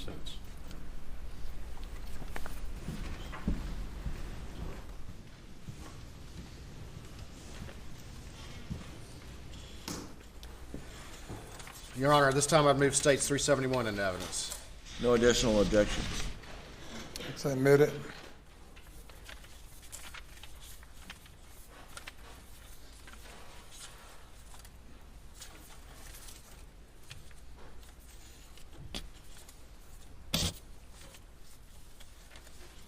All right, I'm almost done.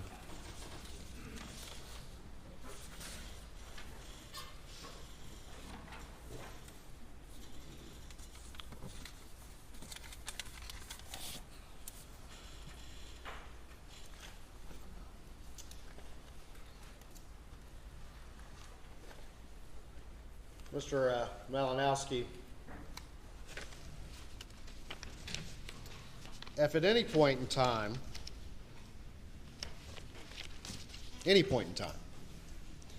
if the bank over the years at any point in time had become aware that Alec Murdaugh was having a bank official take client trust money checks and convert them into cashier's checks and other transactions for his own personal use, what would have happened? Certainly would have a significant conversation in the bank, and we would ask the bank official to stop doing that. All right. And what would have happened if you uncovered that the defendant, Alec Murdaugh, was stealing client funds through that method? That would have certainly affected his borrowing relationship with the bank and any other relationship he had with the bank. Would they, if you found out the defendant was stealing, would you loan another dime to him? No, sir.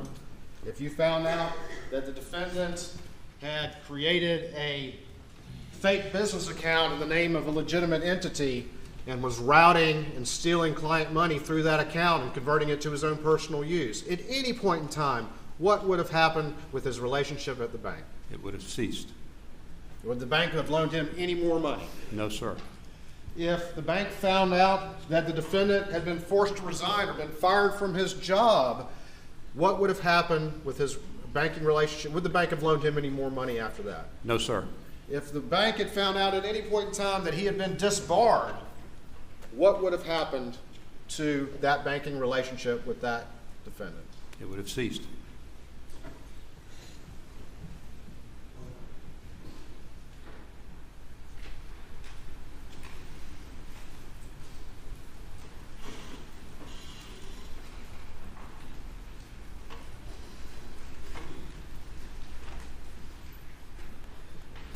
Look at Exhibit 368.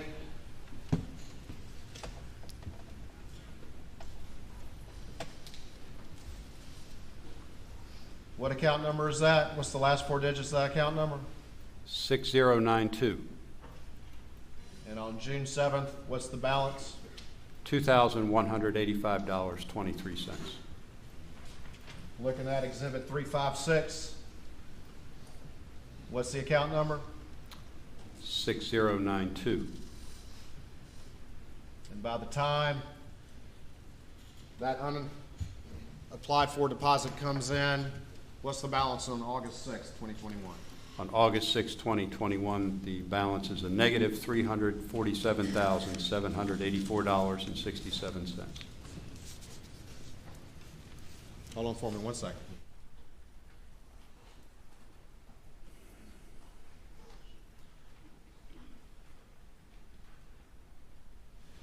Thank you, Mr. Malinowski. Please answer any questions the defense may have.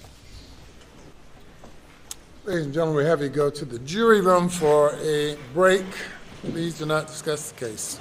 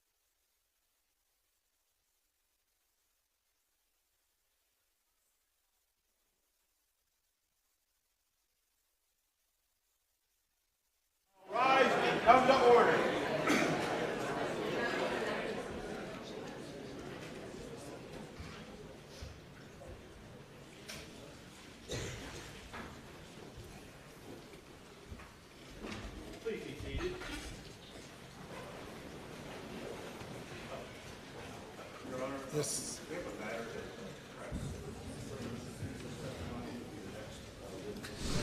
That would need to be heard outside the jury's presence. Okay. Yes, sir. Hey, please, the court. This is something new that has come up, Your Honor. I'm sure Your Honor recalls the testimony of Shelley Smith this Monday, and her testimony was, let's say, somewhat malleable. We've discovered late last night that a GoFundMe page was set up for Ms. Smith, soliciting donations until the wording was changed during the testimony of the last witness. It read that my mother was caretaker for Alec Murdaugh's mom. She recently had to testify against him, and goes on to say, I want to reward her for her bravery and honesty. The very first donation made on this GoFundMe page, which was made shortly after it first went up last night, was made by attorney Mark Tinsley, who paid her $1,000, presumably following the description of this in consideration of her testimony. And Your Honor, I have, if you want, printouts of the screenshot showing that. Shortly after Mark Tinsley's name actually appeared as the donor for $1,000, he removed his name and it now appears as anonymous. But I'm told the Attorney General has confirmed with Mr. Tinsley that he admits he did make this payment to the witness in the middle of trial, who is still under subpoena. And therefore? Your Honor, and therefore, the defense would move to exclude his testimony. And On what basis? Your Honor, the legal standard here is difficult to find. I cannot, searching Westlaw, find a single case in which a prosecutor has tries to put to the jury a lawyer who has already testified he has a direct financial interest in the outcome of this case, who is also making monetary payments to prosecution witnesses during the trial. Your Honor, I believe that this is a question of first impression. And because it's a question of, I understand that the facts here in this case are disturbing, but because it's a question of first impression, I would respectfully urge the court to keep in mind the aphorism that bad facts make bad law. A prosecutor, to my knowledge, to Westlaw's knowledge, has never before done this. What's improper about what he did? About what Mr. Tinsley did? Yes. He made a financial payment to a witness in the middle of a trial that he has a financial interest in the outcome of. He has testified. Who is under subpoena. She's still under subpoena. He made a $1,000 payment as a reward for her honesty, testifying in a matter that he has testified that he has a direct financial interest in. Well, that would be good fodder for cross-examination. No, Your Honor, I respect the court's ruling. I'm not going to strike his testimony. It may be good fodder for cross-examination. Yes, sir. Thank you, Your Honor. Yes. One other issue. Given the testimony in the in-camera proceedings, we would ask that he be precluded from offering testimony about focus groups on the verdict for the Beach matter, speculation about fixing a jury in Hampton County. These matters don't go to the motive purpose that his testimony is being offered for, and would be prejudicial. Well, I'm loath to attempt to screen testimony in advance. Lawyers ask questions, lawyers object, and judges rule. So you've sounded a warning to the state that you object to that testimony, and if such a question is asked and an objection is made, then I will rule on the objection. Yes, Your Honor. Anything else? Nothing from the state, Your Honor.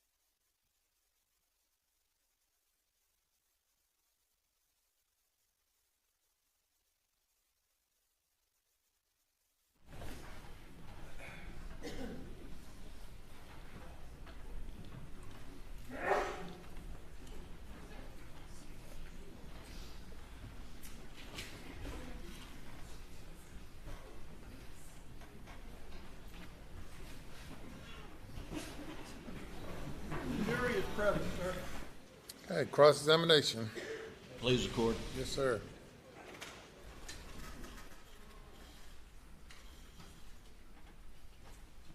Good afternoon, Mr. Malinowski. Mr. Riven. The $750,000 loan that was made in July of 2021, that was approved by 3 members of the executive committee, was it not? Yes, sir. And the 3 members that approved that loan were Mr. Charlie Lafitte, Mr. Russell Lafitte, and Ms. Gray Henderson. Is that correct? That's correct. And Mr. Charlie Lafitte was chairman of the board of the Palmetto State Bank at the time. Is that right? Yes, sir. He was the largest shareholder of Palmetto State Bank? Him individually, no. He wasn't the largest individual? Nope. Did he own 30% of the bank? Not individually, no. Okay. And then his son was Russell Lafitte? That's correct. And his daughter was Gray Henderson? Correct. And it was his position that if Alec Murdaugh wanted a loan from Palmetto State Bank, that the bank would loan him the money. Is that correct? That was his opinion. And Alec Murdaugh was a member of PMPED law firm. You're aware of that at the time? Yes, sir. And PMPED law firm was one of the most, largest customers of the bank. It was a large customer of the bank. And the partners in the firm all had banking relationships with the bank, correct? I'm aware that many did, yes. And oftentimes when members of the law firm had clients who needed to borrow money before they got recoveries in their case, the partners from the firm would send them to the bank, and the bank would loan money on future recoveries. Are you aware of that? Yes, I am. And so the firm was good business for the bank. It was a good customer. And the bank, in turn, provided good services to the members of the firm. Yes, sir. And if it meant, getting a loan in a rush without having all the I's dotted and the T's crossed, that would happen. Isn't that right? Not to that magnitude, no. Well, it certainly happened with Mr. Alec Murdaugh in July of 2021, right? Yeah, I believe in August of 2021. Well, the loan was made, the money was provided to Mr. Alec Murdaugh in July of 2021, right? $350,000 was provided with that wire transfer I subsequently had knowledge of. And the documentation was essentially loan not on the books, or what's the acronym? Loans not on system, LNOS. Right. But it's a loan, it's just not on the system. It's an advance from a general ledger account. To be documented as a loan down the road. One would hope, yes, sir. And that's what happened here. Eventually. In August. In August. Now, Alec didn't work for the bank, did he? No, sir. He didn't represent the bank, did he? To my knowledge, no. He was just a good customer of the bank, is that right? Yes, sir. And the bank treated him like a good customer because that was in the bank's interest. Yes, sir.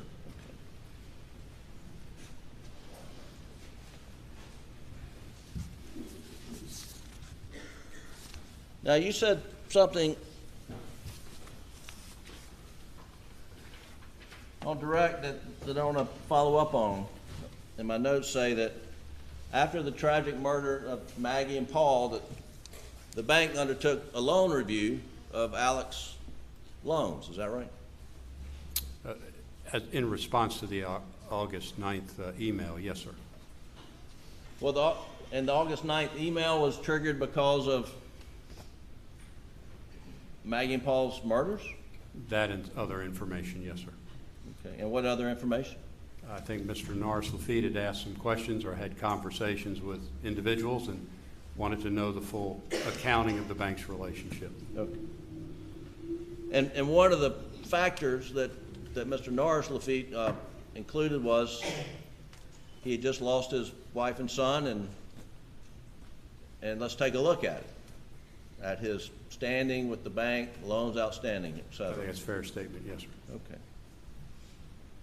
Up until June 7th, 2021, the bank was not examining Alec's loans, were they? We're not scrutinizing them, no, sir. Yeah. He did he and Maggie had a loan review from the bank, whether they knew it or not, back in July 10th of 2020, correct? Yes, sir. And I'm going to show you Defendant's Exhibit 91 and ask if this is the loan review that was done, documented to the Executive Committee on July 10th, 2020. Yes, this is a copy of a loan review prepared by Gray Henderson, the relationship summary of Alec Murdaugh and Maggie Murdaugh. Thank you. And what's the date? 2020. July 2020. Your Honor, I would move Defendant's Exhibit 91 in evidence at this time. No objection, Your Honor. It's admitted.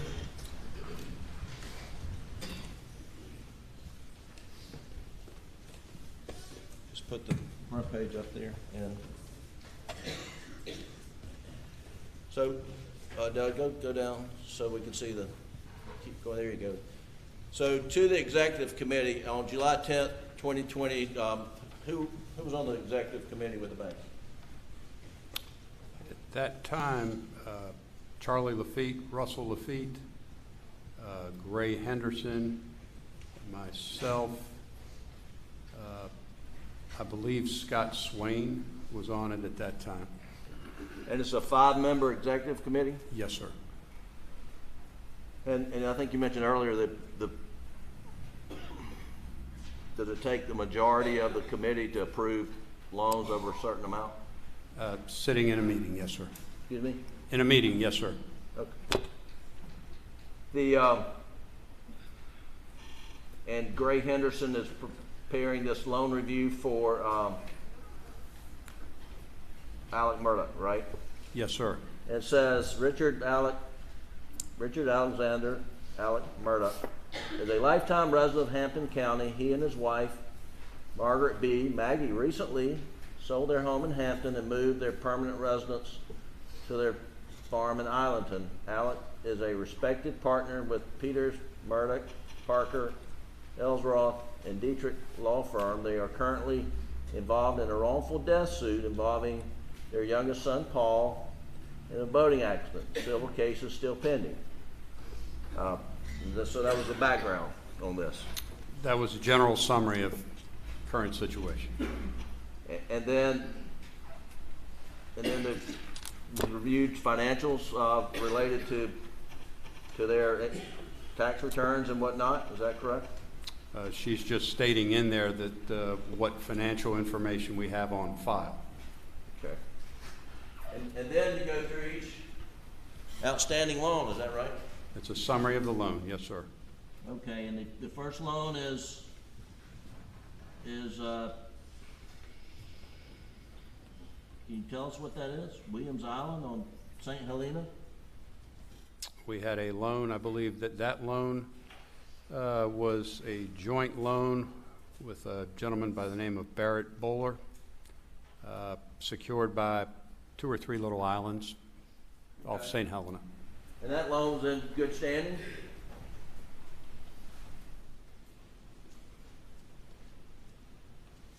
Says all payments made as agreed, yes, sir. Okay. And now the next loan is a loan on, that's the Edisto Beach House, is that right? Yes, sir. And here it says that the home appraised for $440 in February of 2016, and current balance on the note was $206,000, and this is in July of 2020. Is that right? That's what it says, yes, sir. And it says they've been 30 days late 3 times. I think that's what it says. Yes, sir. I guess if you go over 30 days on your loan payment, that's a strike against you when It gets noticed. it gets noticed. But that house at Edisto, the bank had a mortgage on it dating back at least for some time, right? Yes, sir. And you know it recently sold, Yes, that sir. house. And do you know the sale price? I think it was just below $1 million. Okay. So the bank's in a pretty good position here in July 2020 with $200,000 on what sold a couple of years later for $1 million, right? Well, many years later, but yes. How many years later? Well, I think it occurred in 2022, and this is in 2020. 2 years then? Two Go with years. that? Yeah, I'll go with that. Is too many? In the real estate market, 2 years can Right. be a long time. All right. Then the next loan is first mortgage on, I don't know what you're doing there, Doug. It's on 856 acres and the second mortgage on 914 acres. That's the Moselle property, is that right? Yes, sir. And what's the outstanding balance of that loan?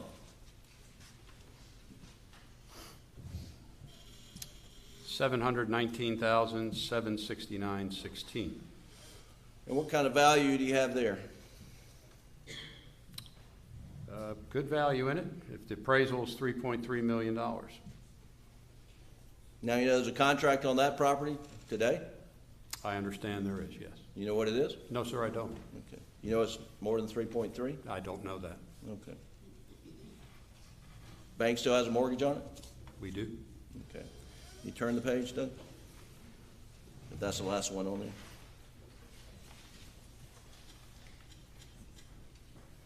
And here's another loan. And I guess that's part of the same. That's another tract at Moselle with additional, was that the same loan? Are we talking about a new loan here? I believe we are, yes. Okay, and what is this? This balance is $888,527.08. Okay. And what's the value we have on this? Assume it's the Moselle $3.3 million from the preceding loan. Okay. Two mortgages on the single property. All right. Or the acreages. And then the conclusion here, the summary is Alec and Maggie Murdaugh are longtime customers of Palmetto State Bank. They've had some late payments, but in my opinion, those are mainly due to Alex being hard to reach and set appointments to sign the paperwork. The majority of his payments are set up on an annual basis because the law firm makes their distributions in December. Now, let me ask you about that. Were you aware that a lot of the partners at the law firm who owe money to Palmetto State Bank just pay once a year because that's really when the bulk of their income is generated or received? That's my understanding. That's correct. And so this was not special just to Alec, but it's not. But other partners at the firm have the same payment plan. You're setting up the repayment to coincide with the receipt of their income or the bulk of the income. Sure. And it says the Murdaughs have always paid their loans to the bank, and I do not see that changing. And it says depending on the outcome of the pending lawsuit, they may have to liquidate some assets, but our loans are more than sufficiently collateralized. Meaning you've got plenty of security, is that right? In 2020, yes, sir. Okay. Thank you.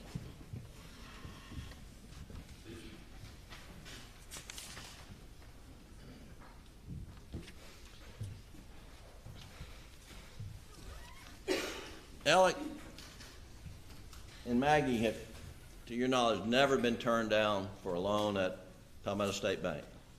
My knowledge, they have not.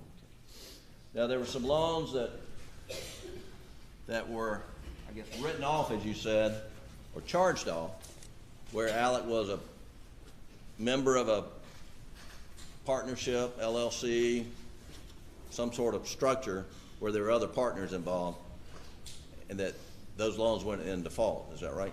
Yes, sir. But Alec kept paying on those notes, did he not? Periodically, he'd make payments. Did any of the other partners in Redbeard or United, were they making payments? To my knowledge, no.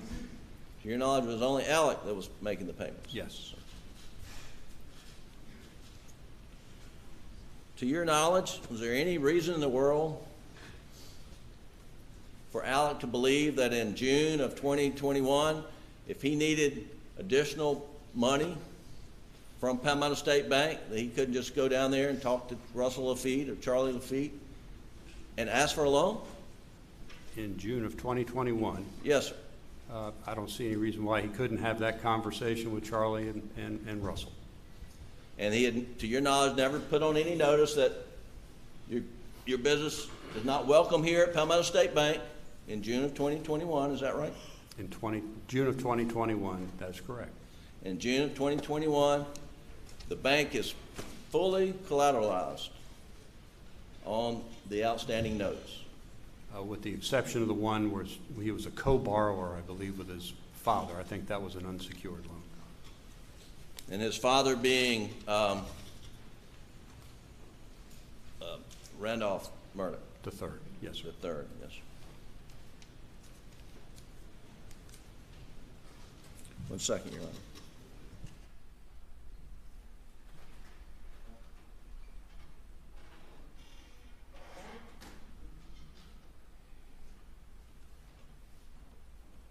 I have no further questions, Your Honor. Redirect. Very briefly, Your Honor.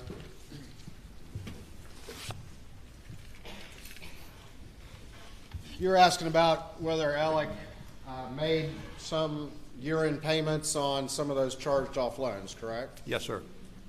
And your review was some of that money that was used to make those payments ultimately converted money from client funds? I believe so, yes. You were asked whether or not in June of 2021 whether Alec could have talked to Charlie Lafitte or Russell Lafitte about another loan. Is that right? In June of 2021, yes. In June of 2021. At that point in time, had it come out that he had been stealing client funds for years? No, sir. Had it come out that he had been disbarred? No, sir. Had it come out that he had been diverting fees from his law firm? No, sir. Had it come out that he had been forced to resign from his law firm? No, sir. If any other things had come out, would the bank continue to have loaned him money? No, sir. Mr. Griffin asked you if Alec had been a good customer, correct? Yes, sir. When all of this crashed and burned, was the bank left holding the bag for all these uncollected loans, Yes, sir. including the $750,000? Yes, sir. Nothing further, thank you. Mr. Malinowski, the bank had mortgages on the properties that we just went over, did it not? They did. And those mortgages didn't disappear when Alec Murdaugh, when all this came to light, did they? No, sir. All right. Thank you. You may step down. Thank you. Let me call your next witness. Thank you, Your Honor. The state calls Mark Tinsley.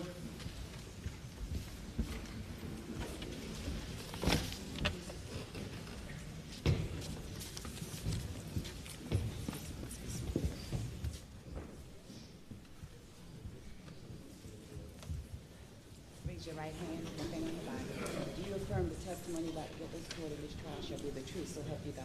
I do. Thank you. Take a seat in the witness stand. State your name again for the record. Spell your last name, please. Afternoon, Your Honor. My name is Mark Tinsley, Tinsley.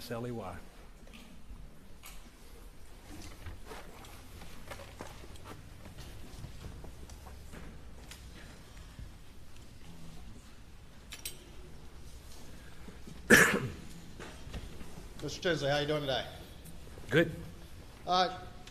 Introduce yourself to the jury a little bit. Please tell them a little bit about yourself, where you grew up, where you went to school, and a little bit about your profession, please. Sure. I said my name's Mark Tinsley. I'm a lawyer. I practice in Allendale. I've been there since about 2000. I'm originally from... Mr. Tinsley, get that mic a little bit closer to you. Well, the mic's short and my knees apparently are long because this is the most uncomfortable place to sit. You can bend it down a little bit, maybe. Yeah. I'm from Anderson originally. I went to Clemson. I carried an orange book bag when I was at Carolina. I went to law school there. I graduated in '98. I worked in Columbia for a couple of years doing primarily insurance defense work. You've heard a lot of plaintiffs' lawyers. So I would have been one of the lawyers representing an insurance company that was hired to or had the coverage on somebody who was getting sued, or I would have dealt with coverage. Is the specific loss covered or something? So that's primarily what I did for the first 2 years. One of my good friends was originally from Barnwell. I made my way to Allendale in 2000, and I've been there ever since. And so since Barnwell, have you been in a law firm? You've been in practice? Tell us a little more about that. I have. I practice with Gooding and Gooding. When you live in a small town, you do all kinds of things. I have the luxury of having a successful practice and being able to go to different places and handle cases. I try cases. I try truck wrecks. I try highway defect cases where there's something wrong with the way that the contractor had not really designed the road, but maintained the road, and somebody gets catastrophically injured. I've tried bad faith cases where an insurance company has coverage, but for some reason or another, they don't do what they were supposed to do under the contract, and their insured gets harmed as a result or suffers a loss. And so, I pick and choose, but when you're in a small town, you help people. And so I end up doing all kinds of things. There's no case that's too small, no case that's too big. If I can help you, I try to help you. All right. Over the years, being a lawyer doing this kind of work in this area, have you had call to get to know the lawyers in what used to be known as PMPED? I have. There's only 17 miles basically between Allendale and Hampton, small bars. At one time, I think there were really only 4, maybe 5 lawyers in Allendale, and about twice, maybe it ultimately gets up to 3 or 4 times that many in Hampton, but it's a small bar. And I had occasion to work with, you saw Ronnie Crosby, I think, yesterday. I've handled a number of cases with Ronnie Crosby. You've heard Lee Cope's name mentioned. I've had cases with Lee Cope, but I knew everybody. All right, and did that include the defendant, Alec Murdaugh? It does. And how long have you known him? It's hard. I heard Chris Wilson this morning. I don't remember exactly. I came in 2000. I always remember him being there, so sometime shortly after I came to practice in the 14th Circuit. And do you see him in the courtroom here today? Sure. He's immediately to the right of Mr. Harpootlian. Can the record reflect he's identified the defendant? Over the years, as you knew Alec Murdaugh, did you ever do anything professionally, either with him or against him? I hate to be a lawyer, Mr. Waters. I have. I had a case where a defendant was in default, and Alec was a special referee, meaning you may remember Chris Wilson said in that Mack truck case, one of the defendants didn't answer, and so if you get sued and you don't respond at the right time, then you're in default, and so the other side by default wins generally. And Alec was my special referee, meaning this guy had been accused of selling some property under lien. He was arrested at his job, and we sued a company called Southern Finance that incidentally went into bankruptcy. It's a long, complicated story, but we got reversed, and so I didn't do that again. But just generally, have you had? Go ahead. Well, yeah, I mean, but I didn't handle cases with Alec. I didn't, unlike, say, Ronnie or Lee Cope, and we just didn't have that sort of relationship. I guess he and I did so much of the same thing. I don't recall a time over the last 20 years where we worked on a case together. Being a small bar and doing the same kind of thing, though, y'all are generally familiar with one another and the type of cases y'all were handling and that sort of thing? Oh, absolutely. I mean, it's a small bar, and you go to the roster meetings, you know what everybody's doing, you see what cases they have. Yeah, absolutely. You know if they have a success, a big case, or a failure. You ever been in court when Alec was doing a closing argument? Yes, probably a couple of times. There was, he tried a case in Allendale. It was the first case, I think it was 98 that the Allendale courthouse burned. The story is that Judge Peoples from Barnwell was going to sentence some guy for a drug offense, and Judge Peoples was very strict on drug offenses, and so the guys who were going to be sentenced on Monday decided Sunday would be a good day to burn the courthouse. So they burned the courthouse, and so many months later, I think Judge Peoples ended up sentencing them. Relevance grounds? At any rate, they rebuilt the courthouse, and so the first case that was tried in 2005, Alec tried, and I was there when he made his closing argument.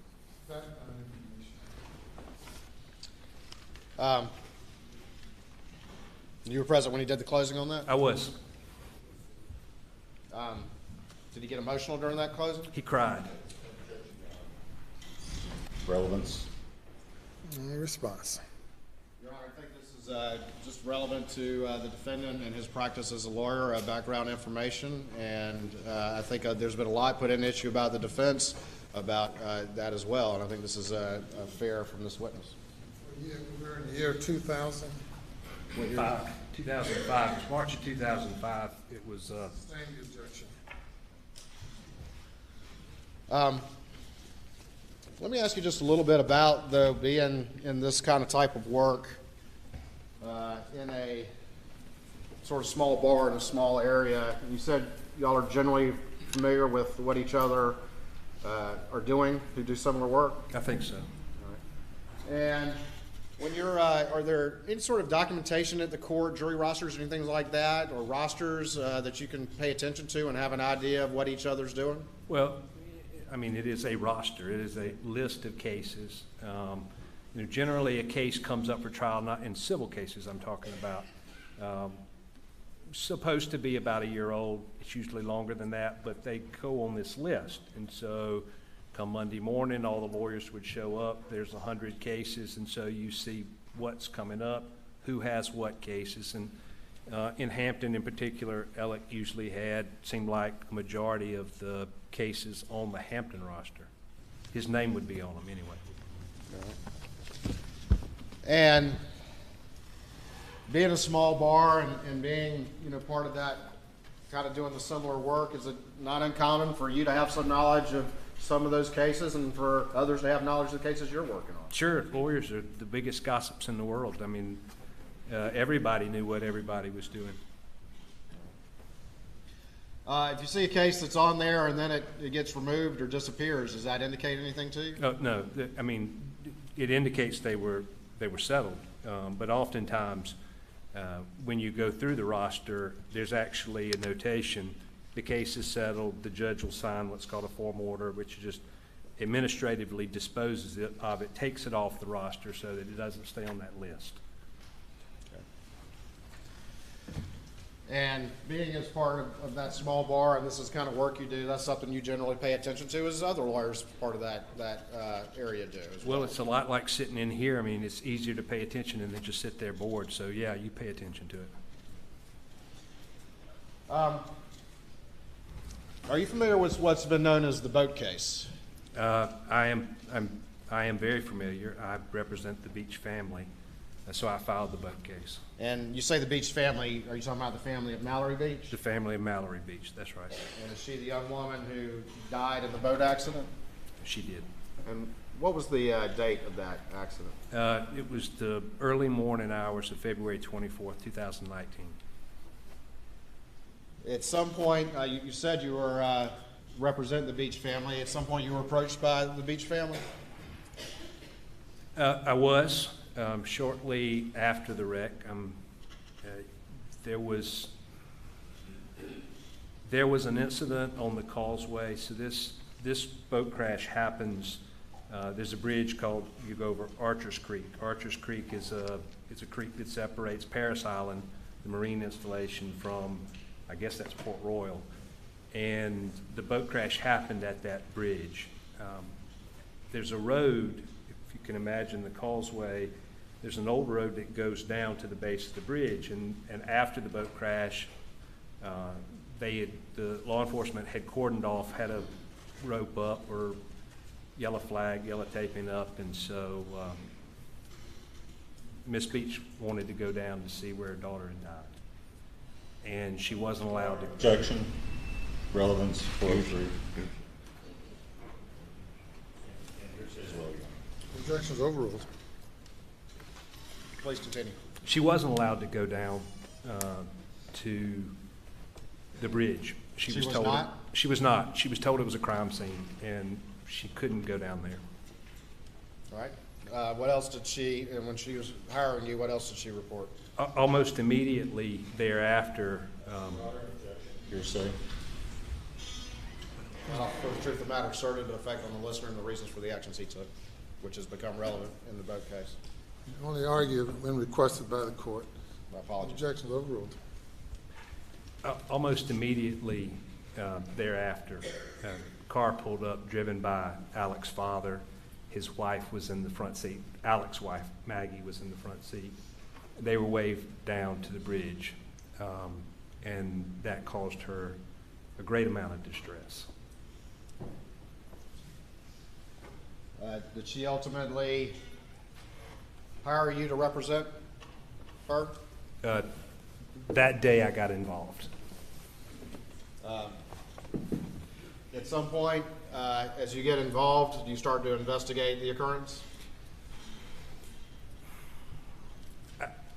I did. I started to investigate, but I started to try to put pressure on law enforcement, which is, I'm drawing a distinction there almost immediately, because the concern was that it was going to get covered up by the Beach family, and they didn't want that to happen. Your Honor, I would object to these references to covering up. It's not relevant to the motive purpose for this testimony, and it is prejudicial under 403. I sustain the objection. Strike the previous response. Objection is sustained. You may proceed. Yes, Your Honor. Just generally, you investigate the case, is that I did. correct? And at some point, did you reach out or have any discussions with anyone who was representing the defendant, Alec Murdaugh? I did. Well, I've talked to a number of the partners, but after I began... When you say partners, you're talking about PMP? Yeah, yes, I'm sorry. All right. But eventually I came to know that Danny Henderson was appointed as Alec's personal counsel, who was one of the partners. You may remember there was a video from Alec in the front seat of the law enforcement car, and the arm that reaches up and squeezes his shoulder while he's crying. That's Danny Henderson. All right. And did you and Danny Henderson, did he have any documents for you to review? He brought me all of the insurance policies for all of the insurance that Alec had in place at the time of the boat crash. And for what reason did he bring you those documents? Well, when you do what I do, we can't turn back the hands. We can't undo what's happened. And so, the best that you can hope, and when you get a case like this, this kind of loss, nobody gets what their case is worth, if that means anything. I mean, nobody would willingly trade place with these people for money. But that's all that you can do in a civil case is recover money. And so some things are covered by insurance, some things are not. And so many times when we are drafting lawsuits, we want to know what insurance there was so that we try not to destroy the ability for the insurance to apply in the beginning. So that would have been the reason I was looking at the insurance. His attorney, Danny Henderson, brought the defendant's policies to you to review, is that correct? It seems like it was a week, 10 days after the boat crash. All right. And did you review those? I did. And what if anything, did you find in those documents? It did not appear to me that he had any coverage other than there was a policy with Progressive, a watercraft policy that applied to the boat. It was $500,000, and it was offered by Progressive immediately.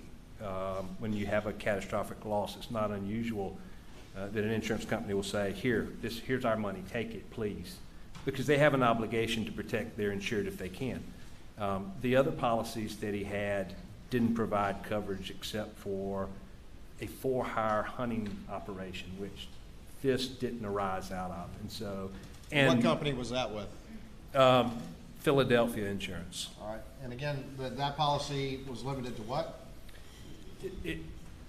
The occurrence, the accident, if you will, had to arise out of a hunting operation, a business operation.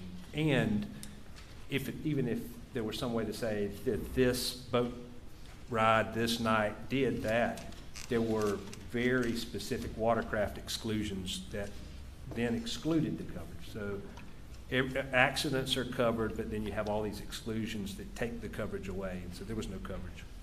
Did the defendant have an umbrella policy? First, tell the jury what an umbrella policy is very quickly, if you could. An umbrella policy would be if you have a primary policy, say on your car, the umbrella policy would sort of be a coverage. It could be broader than your car. It could also apply to your house. Generally, that coverage is, the limits are multiples of maybe what your liability limits are, and it could be broader than just your house. It could apply to your house and your car. So I don't remember. I think all of the coverage was with Philadelphia, and I remember reviewing all the policies. I don't remember if it was exactly what they were referred to this time. Did you ever find out if the defendant had an umbrella policy or the status of that policy? There was no coverage for this boat crash other than with Progressive on the boat.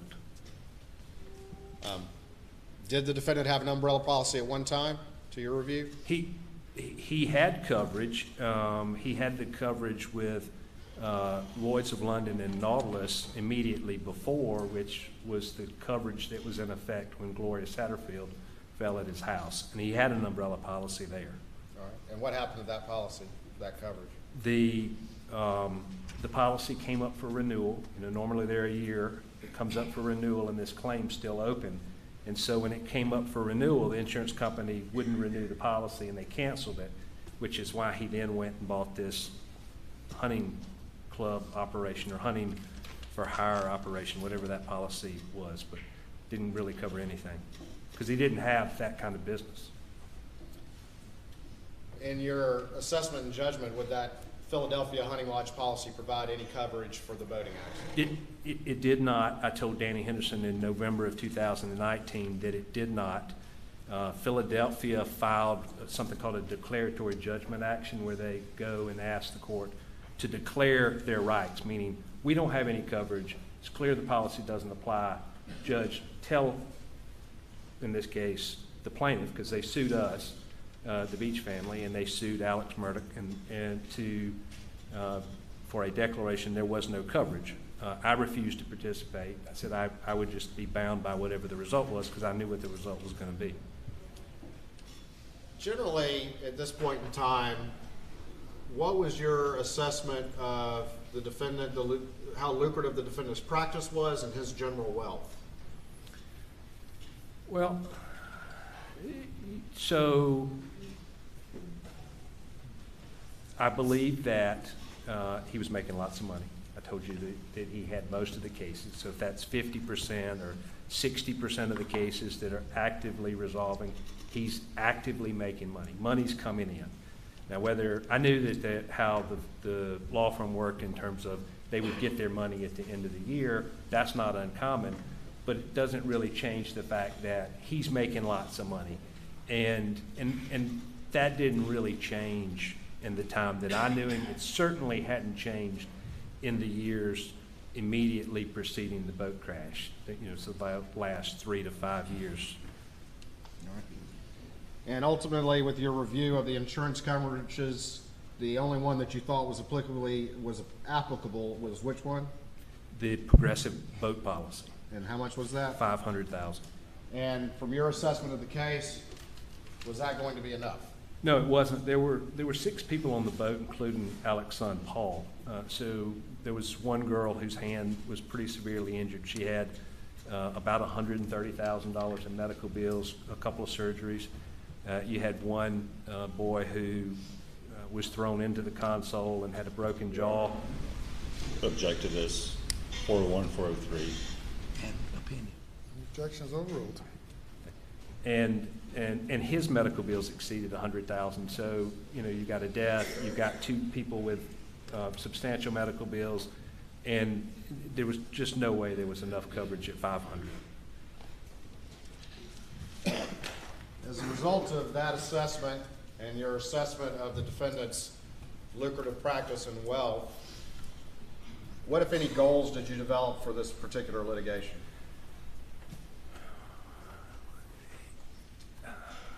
I don't know if it's as easy to answer that, but as I began to realize there was no coverage, it was clear that and oftentimes when you have someone who is very affluent, who has a lot of money, it's not uncommon for those people to pay in addition to what they have in insurance. And so Alec was going to have to pay out of his own pocket to settle the cases. Did you ultimately file suit in this matter? I filed suit, I think, about a month after the boat crash. I filed suit before the criminal charges were brought. Criminal charges against who? Paul, I'm sorry. And so in March of 2019, you filed suit? I believe so.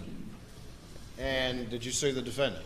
I did. All right. Without getting into the weeds too much, what's the basis of potential liability for the defendant?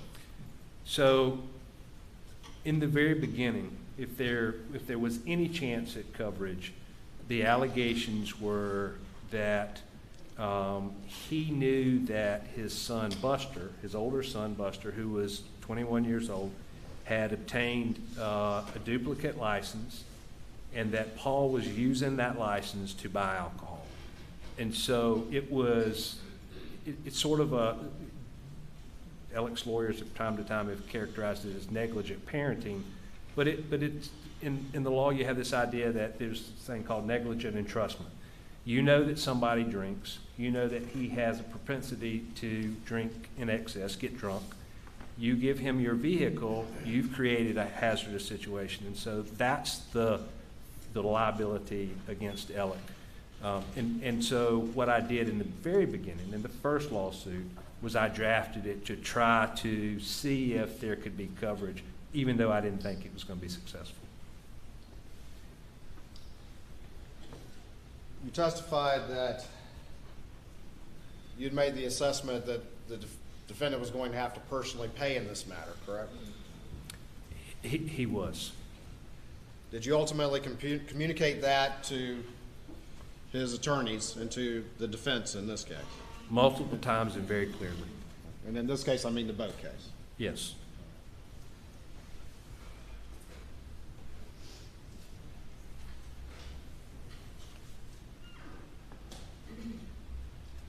Is there such a concept as a friendly defendant or a venue defendant or a placeholder defendant in civil litigation? There is. Can you just very quickly explain that to the jury?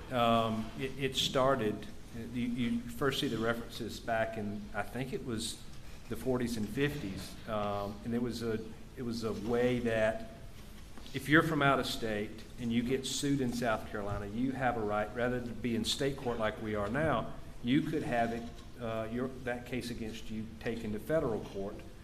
And so oftentimes what people would do to keep the out-of-state person from taking it to federal court and rather keep it in the county where they knew everybody is you would also sue someone in state. And so it was a venue defendant. Now, and that kept the federal court from having what's called diversity. But in civil cases in state court, sometimes you do that. I mean, if there are 2 people driving a car, driving 2 cars, 2 people involved in the wreck, the passenger didn't cause the wreck. So you could sue both and let the jury sort out who it was, even though you believe that probably 99% of the liability's on one person, or maybe all of it's on one person. Juries do crazy things sometimes. Had you made it clear to the defense during this time that you were not considering the defendant just a friendly defendant or a placeholder defendant or a venue defendant? From the beginning and very clearly. And that meant you were seeking a personal recovery against him? He was always going to have to pay, and pay a lot of money. Does your area of the law, do y'all have some sort of annual conference every year that many people involved in it attend? We do. Michael Gunn mentioned it. I think he called it SCADG or SCAD. I don't know. So I called it the Trial Lawyers Conference. It was at the Westin at Hilton Head every year. And what time of year what month does that take place? It's usually the first weekend of August. So that if that's first, second, third, or fourth, fifth, and sixth, but it's usually that first week of August. In August of 2019, did you attend that conference? I did. And did you see the defendant there? I did. And did you have any conversation with him? Normally, different law firms have dinners and groups of lawyers. It's because it's marketing too, right? I mean, you go and you have dinners and you take other lawyers out who may send you cases or get you involved in cases. And so after dinner, everybody sort of comes back to the hotel, and there at the Westin, there's a gathering area. And I think it was a fundraiser, either for Mr. Harpootlian or for Lindsey Graham. But there was a whole room of lawyers, and he saw me. And this is the first sort of gathering. There's a little tension, I think, generally in the room about it. And then he beelines across the room and gets about this close. And what does the defendant say to you? Hey, Bo, what's this I've been hearing about what you've been saying? I thought we were friends. And did you respond to that? I did. I told him that we were friends, that if he didn't think that I was going to do everything I needed to do to help my clients, he was wrong, and he needed to settle the case. Was that conversation about your intent to seek a personal recovery? That's when he said, what's this about what I've been hearing? I thought we were friends. That's what he was talking about. He didn't like the fact that I was saying he was going to have to come out of his pocket and pay. Moving on to the following month, was there a mediation in the case? The next year. So that was 2020. August of 19. We don't have the mediation until September of 20. At this point in time, the case has been filed, and without getting into detail, you're generally engaging in the discovery process. Is that correct? We are, which is you go and you put witnesses under oath, and you take their depositions and you examine them and you collect documents and those sorts of things. But we were taking depositions, primarily of law enforcement, the people at the emergency room, that sort of thing. What happened in March of 2020 that affected everybody? Well, COVID began to shut the courts down. We continued to take some depositions, but ultimately, I think it was probably April, May, then we were sort of confined to our offices by then. So in March, we're still taking depositions of law enforcement, and it sort of slows down. Do you continue to work on the boat case? We did. Continue to gather evidence and documentation? I did. There was a number of things that we knew existed that had not been collected by law enforcement and didn't appear to exist as far as law enforcement were concerned. And so, for instance, I subpoenaed from the Department of Defense, I believe, and ultimately got all of the federal government's documents of affidavits and things of witnesses that were out there from Parris Island. And without getting into all the details of the evidence, were you gathering evidence that you felt made your claim against the defendant strong? It did. And did you share some of these at least some of these findings with the defense? Well, you know, they're sitting in the room. I mean, they might not know it until I bring it out. You know, the first lawyer asks questions, and then the person may or may not be completely truthful, and then you bring out the document. And so they're seeing it happen. And that's mainly with law enforcement. There were a number of law enforcement depositions where that happened. As you're moving through the months of COVID and their shutdown and everything like that, is one of the things that you do is use a mock jury to sort of assess your case. Objection, Your Honor. 401, 403. Objection's overruled. I did in this case. All right.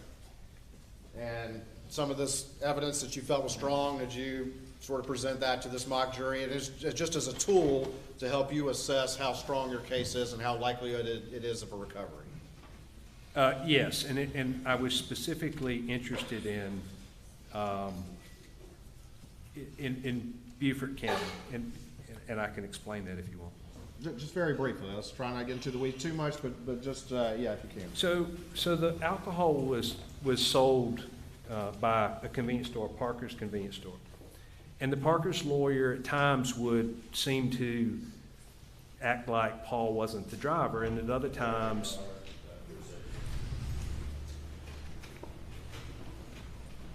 The objection's overruled. at other times he would go after law enforcement specifically about that particular officer's connection with Alex Murdaugh or the Murdaughs in general. And so you really can't have it both ways, right? I mean, if Paul's not the driver, you don't really worry about the alcohol that was sold, then the connection with law enforcement sort of becomes irrelevant. So and it was clear what they were doing was they were trying to try a case that look at all the bad things, don't let him get away with this because of verdict against Parker's. And so I was interested in if we went to Beaufort, because I'm being told by Alec's lawyer that a Hampton jury won't return a verdict against him. And so what I'm trying to determine is if we go to Beaufort, is the evidence that I have uncovered so overwhelming that a jury ignores the clear breaches by Parker's company? And ultimately, again, without getting into the weeds, were the results of that exercise with the mock jury, did that give you further confidence in the strength of a large recovery against the defendant? Just answer Yeah, that. absolutely.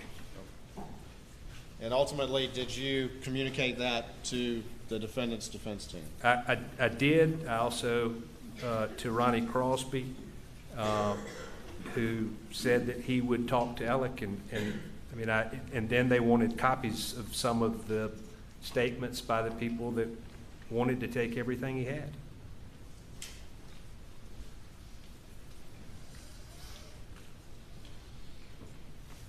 What time period are we talking about right This here? was May of 20. Did you have anything else going on in your life as this time period was going as well? Well, I was getting divorced. Okay. That's significant. Yeah. But yeah, so, All right. but, yeah, I think you're later in the summer, but. I got you. As we move from May of 2020 into the fall of 2020, are those conversations continuing with the defense about the strength of your case and your desire to have a personal recovery against the defendant? Sure, there was a lot of pushback about the shock that I would hold Alec personally responsible, make him pay. And then in August of 20, I figured out that I had cancer, and but we continued to work. And then probably by November, I knew how bad it was, and I knew that I was going to be gone. And so I tried to make arrangements to to do things because I'm still having to decide. The case is getting some age on it. We filed it pretty soon.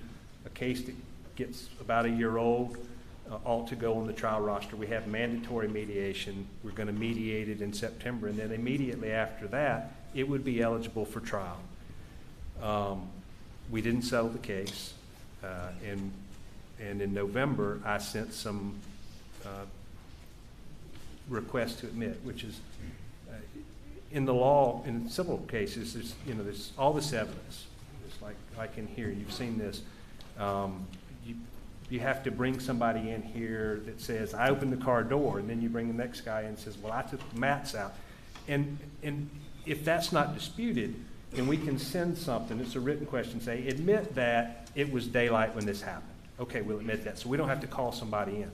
And so it's admit certain facts to be true, and then those things are taken as true, and we don't have to present them. So I had made up my mind that I was going to send the case to Beaufort after the focus groups, and I was going to try the case in Beaufort.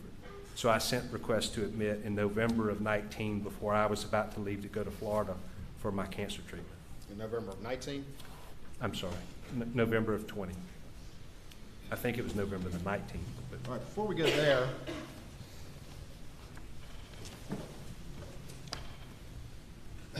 you'd had some discussions with the defense about the strength of your case, as you've talked about, correct? Oh, yeah. And the strength of your case against the defendant, is that correct? Yeah, and one Just of the real other... quick, let me ask a question if you could. Sure. Had you had any discussions about a number that you were seeking from the defendant, roughly? Ultimately, I have that conversation. They pushed me for a number. By November, I've given them a number, yes. All right. And roughly what that number was? That number, he was going to have to pay $10 million out of his pocket. And did the defense have any response to you eventually? That he could cobble together $1 million. Did they have any other response? He was broke. He was broke. He can only get $1 million. Maybe could get $1 million. Based on your knowledge of the defendant and his practice as you've testified, did you accept that response that he was, quote, broke, end quote? No, I didn't believe it at all. Did you offer him any other sort of settlement, any sort of type of plan or anything like that? If you're broke, I'm happy to work out a payment plan. You can make payments. You can convey Moselle. I knew he had Moselle. He got Moselle right after a big settlement in 2012. So that's 1,700 acres. Conveyed Moselle, convey the beach house. He still had the house in Hampton. And we'll work out a payment plan on the rest. Did they reject that? He did. Having been told that the defendant is broke despite what you believe, did you have a response to them? I did. In October, almost immediately after the mediation, I served some discovery. Again, it's a written question, and there are two different types. There's interrogatories where you ask a question, tell me where you bank. And then there could be requests for production, give me your bank records. Now, I didn't say that, but I did. I sent discovery to... And just real quick, we'll talk about discovery in a second, but generally, what is that response? He says, I'm broke. What are you saying in response? There's no way. I mean, like I said, he has a spigot of money that's running. He's settling cases. He's got big cases. He's got lots of cases. He's got generational wealth. There's no way he's got 1,800 acres in Moselle. He's not broke by anybody's standards. Did you ask the defense to, okay, show me the books, prove to me that you're broke? I did. And what was the response? No. So that led you to some discovery? It led me to send discovery to get that information. And specifically, what information as it relates to the defendant's books and the defendant's accounts are you talking about? Well, it was broad, so it was broader than this, but what I was looking for was the institutions, the accounts, where he did his banking. Because if he was, in fact, broke, if his bank account says $0 or $5,000 or $7,000, it was because he was hiding it, in my opinion, at the time. So that's what I was looking for. All right. And so you sent those discovery requests? I did. And did the defendant provide that information, or did they decline to provide that information? They objected almost immediately. And so did you then file some subsequent legal papers because they refused to provide the information about the defendant's accounts? I did. I filed what's called a motion to compel, where I asked the judge to compel or make him give me the information.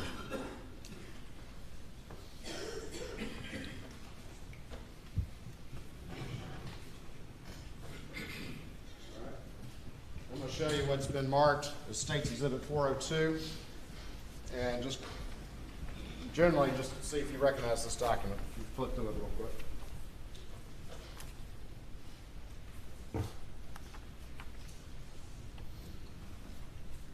I do. It's the motion to compel that I filed with three exhibits, which are his lawyer's responses, the objections to the questions. All right. And what's the date on that document? The motion to compel. The motion to compel was filed October the 16th, 2020. Your Honor, at this time I would offer State's Exhibit 402 in evidence, I believe, subject only to a previous objection. No additional objections, Your Honor. It's admitted. All right, get out the screen over there, please.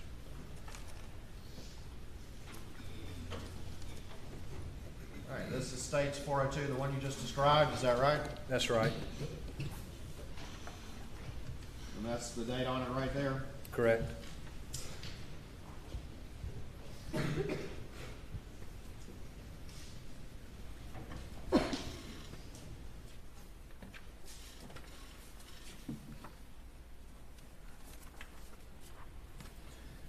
And I've turned over what's Exhibit B to this document. And is this some of that discovery asking for the defendant to identify his specific bank accounts that you were just describing? That's right. And can you just read number one right there? That's a question that you're asking the defendant to provide to you, correct? Yeah. What you see there is the bold. The answer is, so this is, Alex's lawyer has retyped the questions that I sent. So that's the question that I wrote. Number one, list all checking and or savings accounts, including credit union accounts, certificates of deposit, 401k accounts, SEP accounts, IRAs maintained by you individually and or jointly with any others, and any other accounts over which you had signature authority for maybe in any capacity, regardless of whether or not the account or accounts have been closed from February 2019 to present. And then the answer is what his lawyer said, which is generally an objection. It's overbroad, it's unduly burdensome, it's not relevant, doesn't have anything to do with it. So they had objected, and you filed a motion to compel. And again, without too much detail, is a motion to compel to ask the judge in the civil case to force them to provide you this information. That's right. And if that had motion, and we'll talk more about this in a minute, but if a motion to compel is successful and you had gotten the defendant to produce the identity of all accounts he had, what would have been your next step if you continued to follow that thread? Well, so I knew some information. I would have verified that he was telling me the truth, right? So some things I'm verifying, but I would have ultimately sent subpoenas to the banks, and then I would have begun to subpoena the accounts. I mean, I know he's got a personal account. I know that the law firm's got accounts, but he's got these other entities, these partnerships and things. I didn't know if he had accounts there. So that would have been what would have happened next. At this point in time, were you aware of any institutions that you believe the defendant had bank accounts at? I knew about Palmetto State Bank, and I believe that I knew about Bank of America. At this point in time, though, did you have any idea about all the stuff over there with the fake forge account and all this other stuff that the jury's heard about? Not a clue.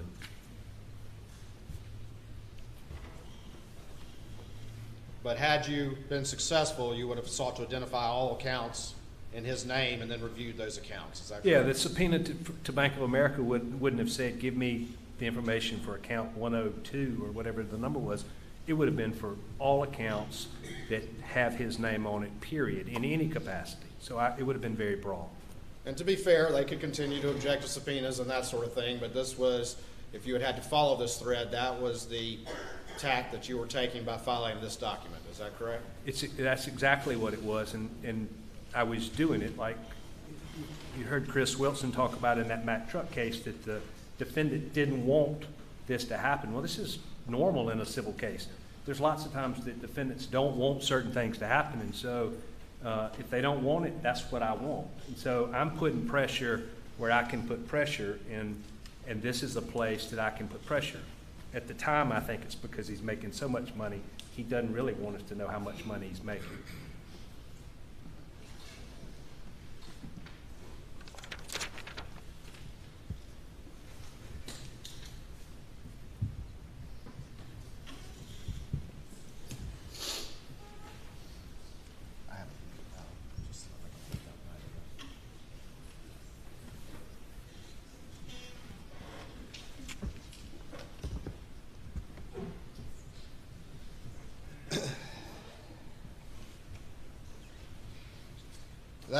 That motion's filed in October of 2020. Is there any hearing on that scheduled right away, or does that take sometimes a while for that kind of thing to happen? It took a while. You know, COVID wasn't over, but the courts weren't really running. There were some courts, when the Chief Justice began to open the court system back up, they had to have some kind of COVID plan in place. Hampton wasn't one of them.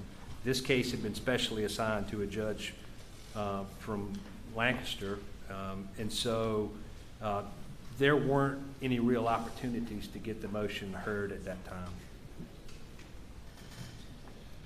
You had initially described how you were, initially, what county did you file this lawsuit in? I first filed the lawsuit in its first draft in Beaufort County. Okay. And as we're moving to this time period, COVID slowed things around. You filed your motion to compel. Are you considering moving that to a different county? By November, I've pretty well made up my mind that I'm going to move it back to Beaufort County. And it's not just that I'm moving it back, it's that Parker's also had a motion, so I could consent to its motion to move the case back. And so you're considering putting it in Beaufort at this point, is that right? That's right.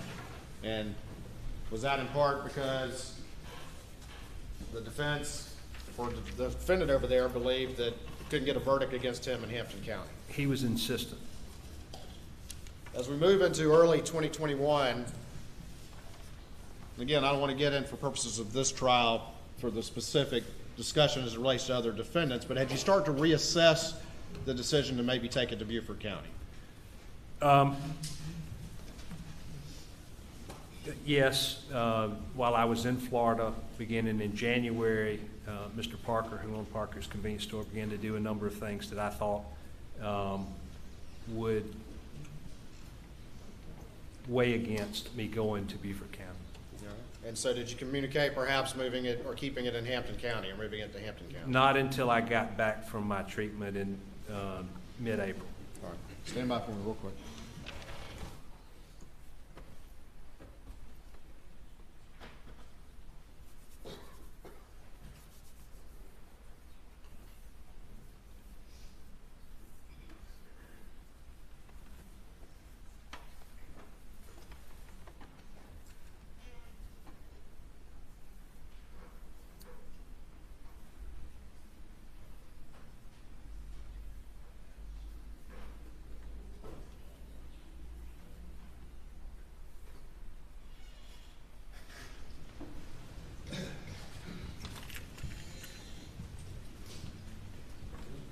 Let me ask you this. You said you'd started considering moving it back to Hampton County because of some things that was happening with another defendant, that being the convenience store in Beaufort County, correct? You said Hampton. I think you meant Beaufort. Sorry. Let me rephrase that. You're in Beaufort at this point, correct? No, I'm in Hampton. I filed it initially against Luther's, which was a bar after. So the kids launched a boat from Alex Family Place to Chessie, and it's owned by Family Trust, Murdaugh Family Trust. Maybe there are two properties and there's two trusts, So I sued Alec's father, I sued the trust, because could have been that alcohol was provided there. It turned out it wasn't. But the kids drank and launched the boat from there. And then they went to an oyster roast. I sued the people who had the oyster roast. From there, they went to a bar called Luther's where Paul had 2 shots. And so I sued Luther's, and I sued Alec. And I'm not 100% certain in that first lawsuit whether I sued Buster or not, but I ultimately did sue Buster. You were describing you were in April 2021. Had you at that point had some thought process that you communicated to the defense about having the case in Hampton? Yes, I did. Okay. And was it because of some of those things with that other defendant that you had mentioned? So, Without getting into the specifics. It was. And the motions were coming up. I mean, it was, I've been gone for 4 months or whatever it is, 4.5 months, and so the motions are set to be heard. And there are a number of motions. Parker, as I said, had filed this motion to transfer the case to Beaufort before I left.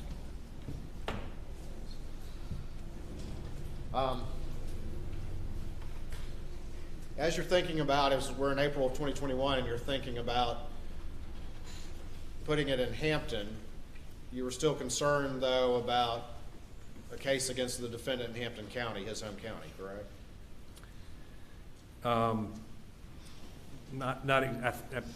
I think you're still getting Beaufort and Hampton mixed up, but so not exactly. I was. All right. Well, you explain Okay, to me. I'll explain. There were a number of reasons that I wanted the case in Beaufort. I had substantial evidence. One of the things that we didn't talk about was when you have a 17, 18, 19-year-old girl, which I have, she constantly has her phone and she's constantly taking videos. And so one of the things that I discovered is that Paul's girlfriend had tons of videos of alcohol, family trips, videos of Paul drinking in front of his parents, videos of him grossly intoxicated. And so that evidence I shared with Alec's lawyers as well leading up to it. I didn't share it. They didn't serve the same discovery on me because they didn't want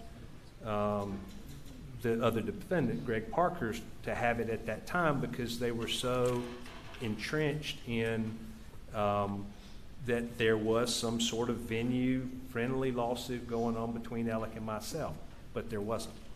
Okay.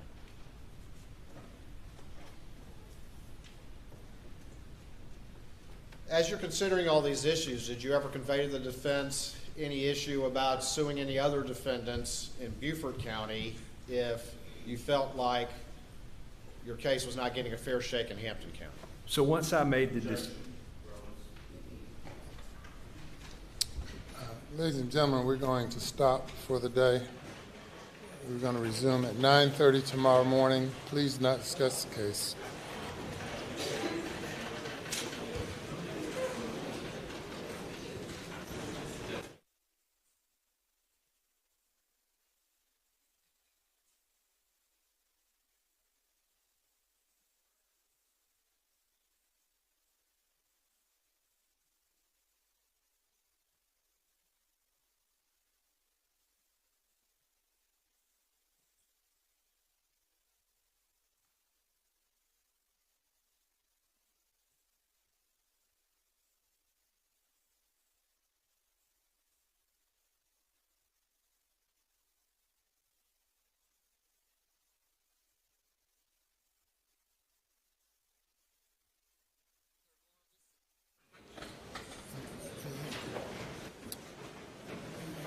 The nature of the objection.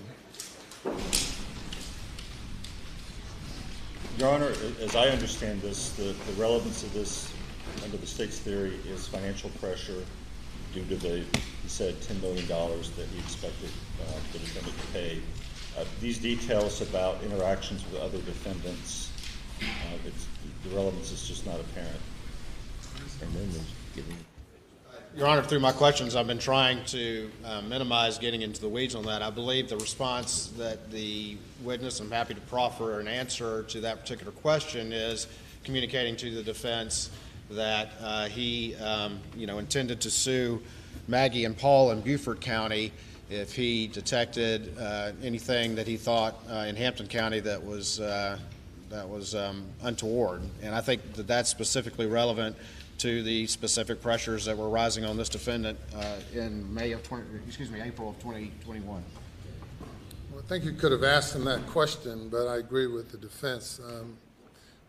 You've said you're not trying to get in the weeds, but you're far into the weeds, into the other case, and I sustain the objection. And we will resume at 9:30. Mr. Harpootlian. Your Honor. At some point in this case, the defense will have the opportunity to call witnesses. Yes, I'm not sure when that's going to be. Anyway, a number of our witnesses, when I say a number, at least 4, perhaps 5, are from out of state. They're experts, so it's prohibitively expensive for us to just fly them in and have them sit somewhere for a week or two. I wonder if we could inquire of the state, is there some end to their case that they predict will happen within, and because, Your Honor, if they tell us they're going to end on, I mean, it's sort of the reverse, they tell us they're going to end on 10 days from today, and they end 8 days from today, or we won't have witnesses to put up. So we delay the court. So, and it's not. I've talked to the Attorney General several times, and he has been unable to predict to me when that might happen. I thought perhaps, and I'm not asking he do that right now, but perhaps he could, Your Honor, it would ask him, he could like consult with his team and think about when that might happen. And again, I'm only asking so that we don't say, we don't have a witness here. They're in Chicago or Connecticut or whatever, because they have to book flights and they have to, I'm not whining. I'm just saying to some specific. Reasonable request. I certainly understand. I don't do that much. Thank you. I believe, and I think the defense counsel will have to concede, I've been very accommodating at what our next day's schedule is and trying to provide that. I've tried my best to communicate with the defense, and I think he would have to concede. But he's not worried about that part. He wants to know, when are you going to be through? Well, I think... And I'm not the only one. And I told, and he says I didn't tell him, and I told him that, right now I'm thinking at the latest midweek next week is what I was thinking. I told him that earlier today. And again, Your Honor understands these are fluid. Objection can happen, cross-examination happens, and camera proceedings can happen, but that is what I told him. Does that give you a sufficient idea? I can't give you an idea, but if, as this process goes on, they decide they need to, again, I said I accused him of gilding the lily and piling on. It's apparently instinctive. I'm not criticizing it. It's his case. I am criticizing it. It's his case. But I just, and he has every day when I've asked him, who you calling tomorrow? Been 100% cooperative, and we're going to do the same for him. But as we proceed through tomorrow, and he thinks he's going to be done midweek, Wednesday of next week. That's my best assessment right now, yes, sir. Okay, so what we're going to do is we're going to try to structure a plan where we have available witnesses Wednesday, Thursday, that we don't have to fly in, but it may be the following week before we can get those folks here, if that makes some sense. I understand. Well,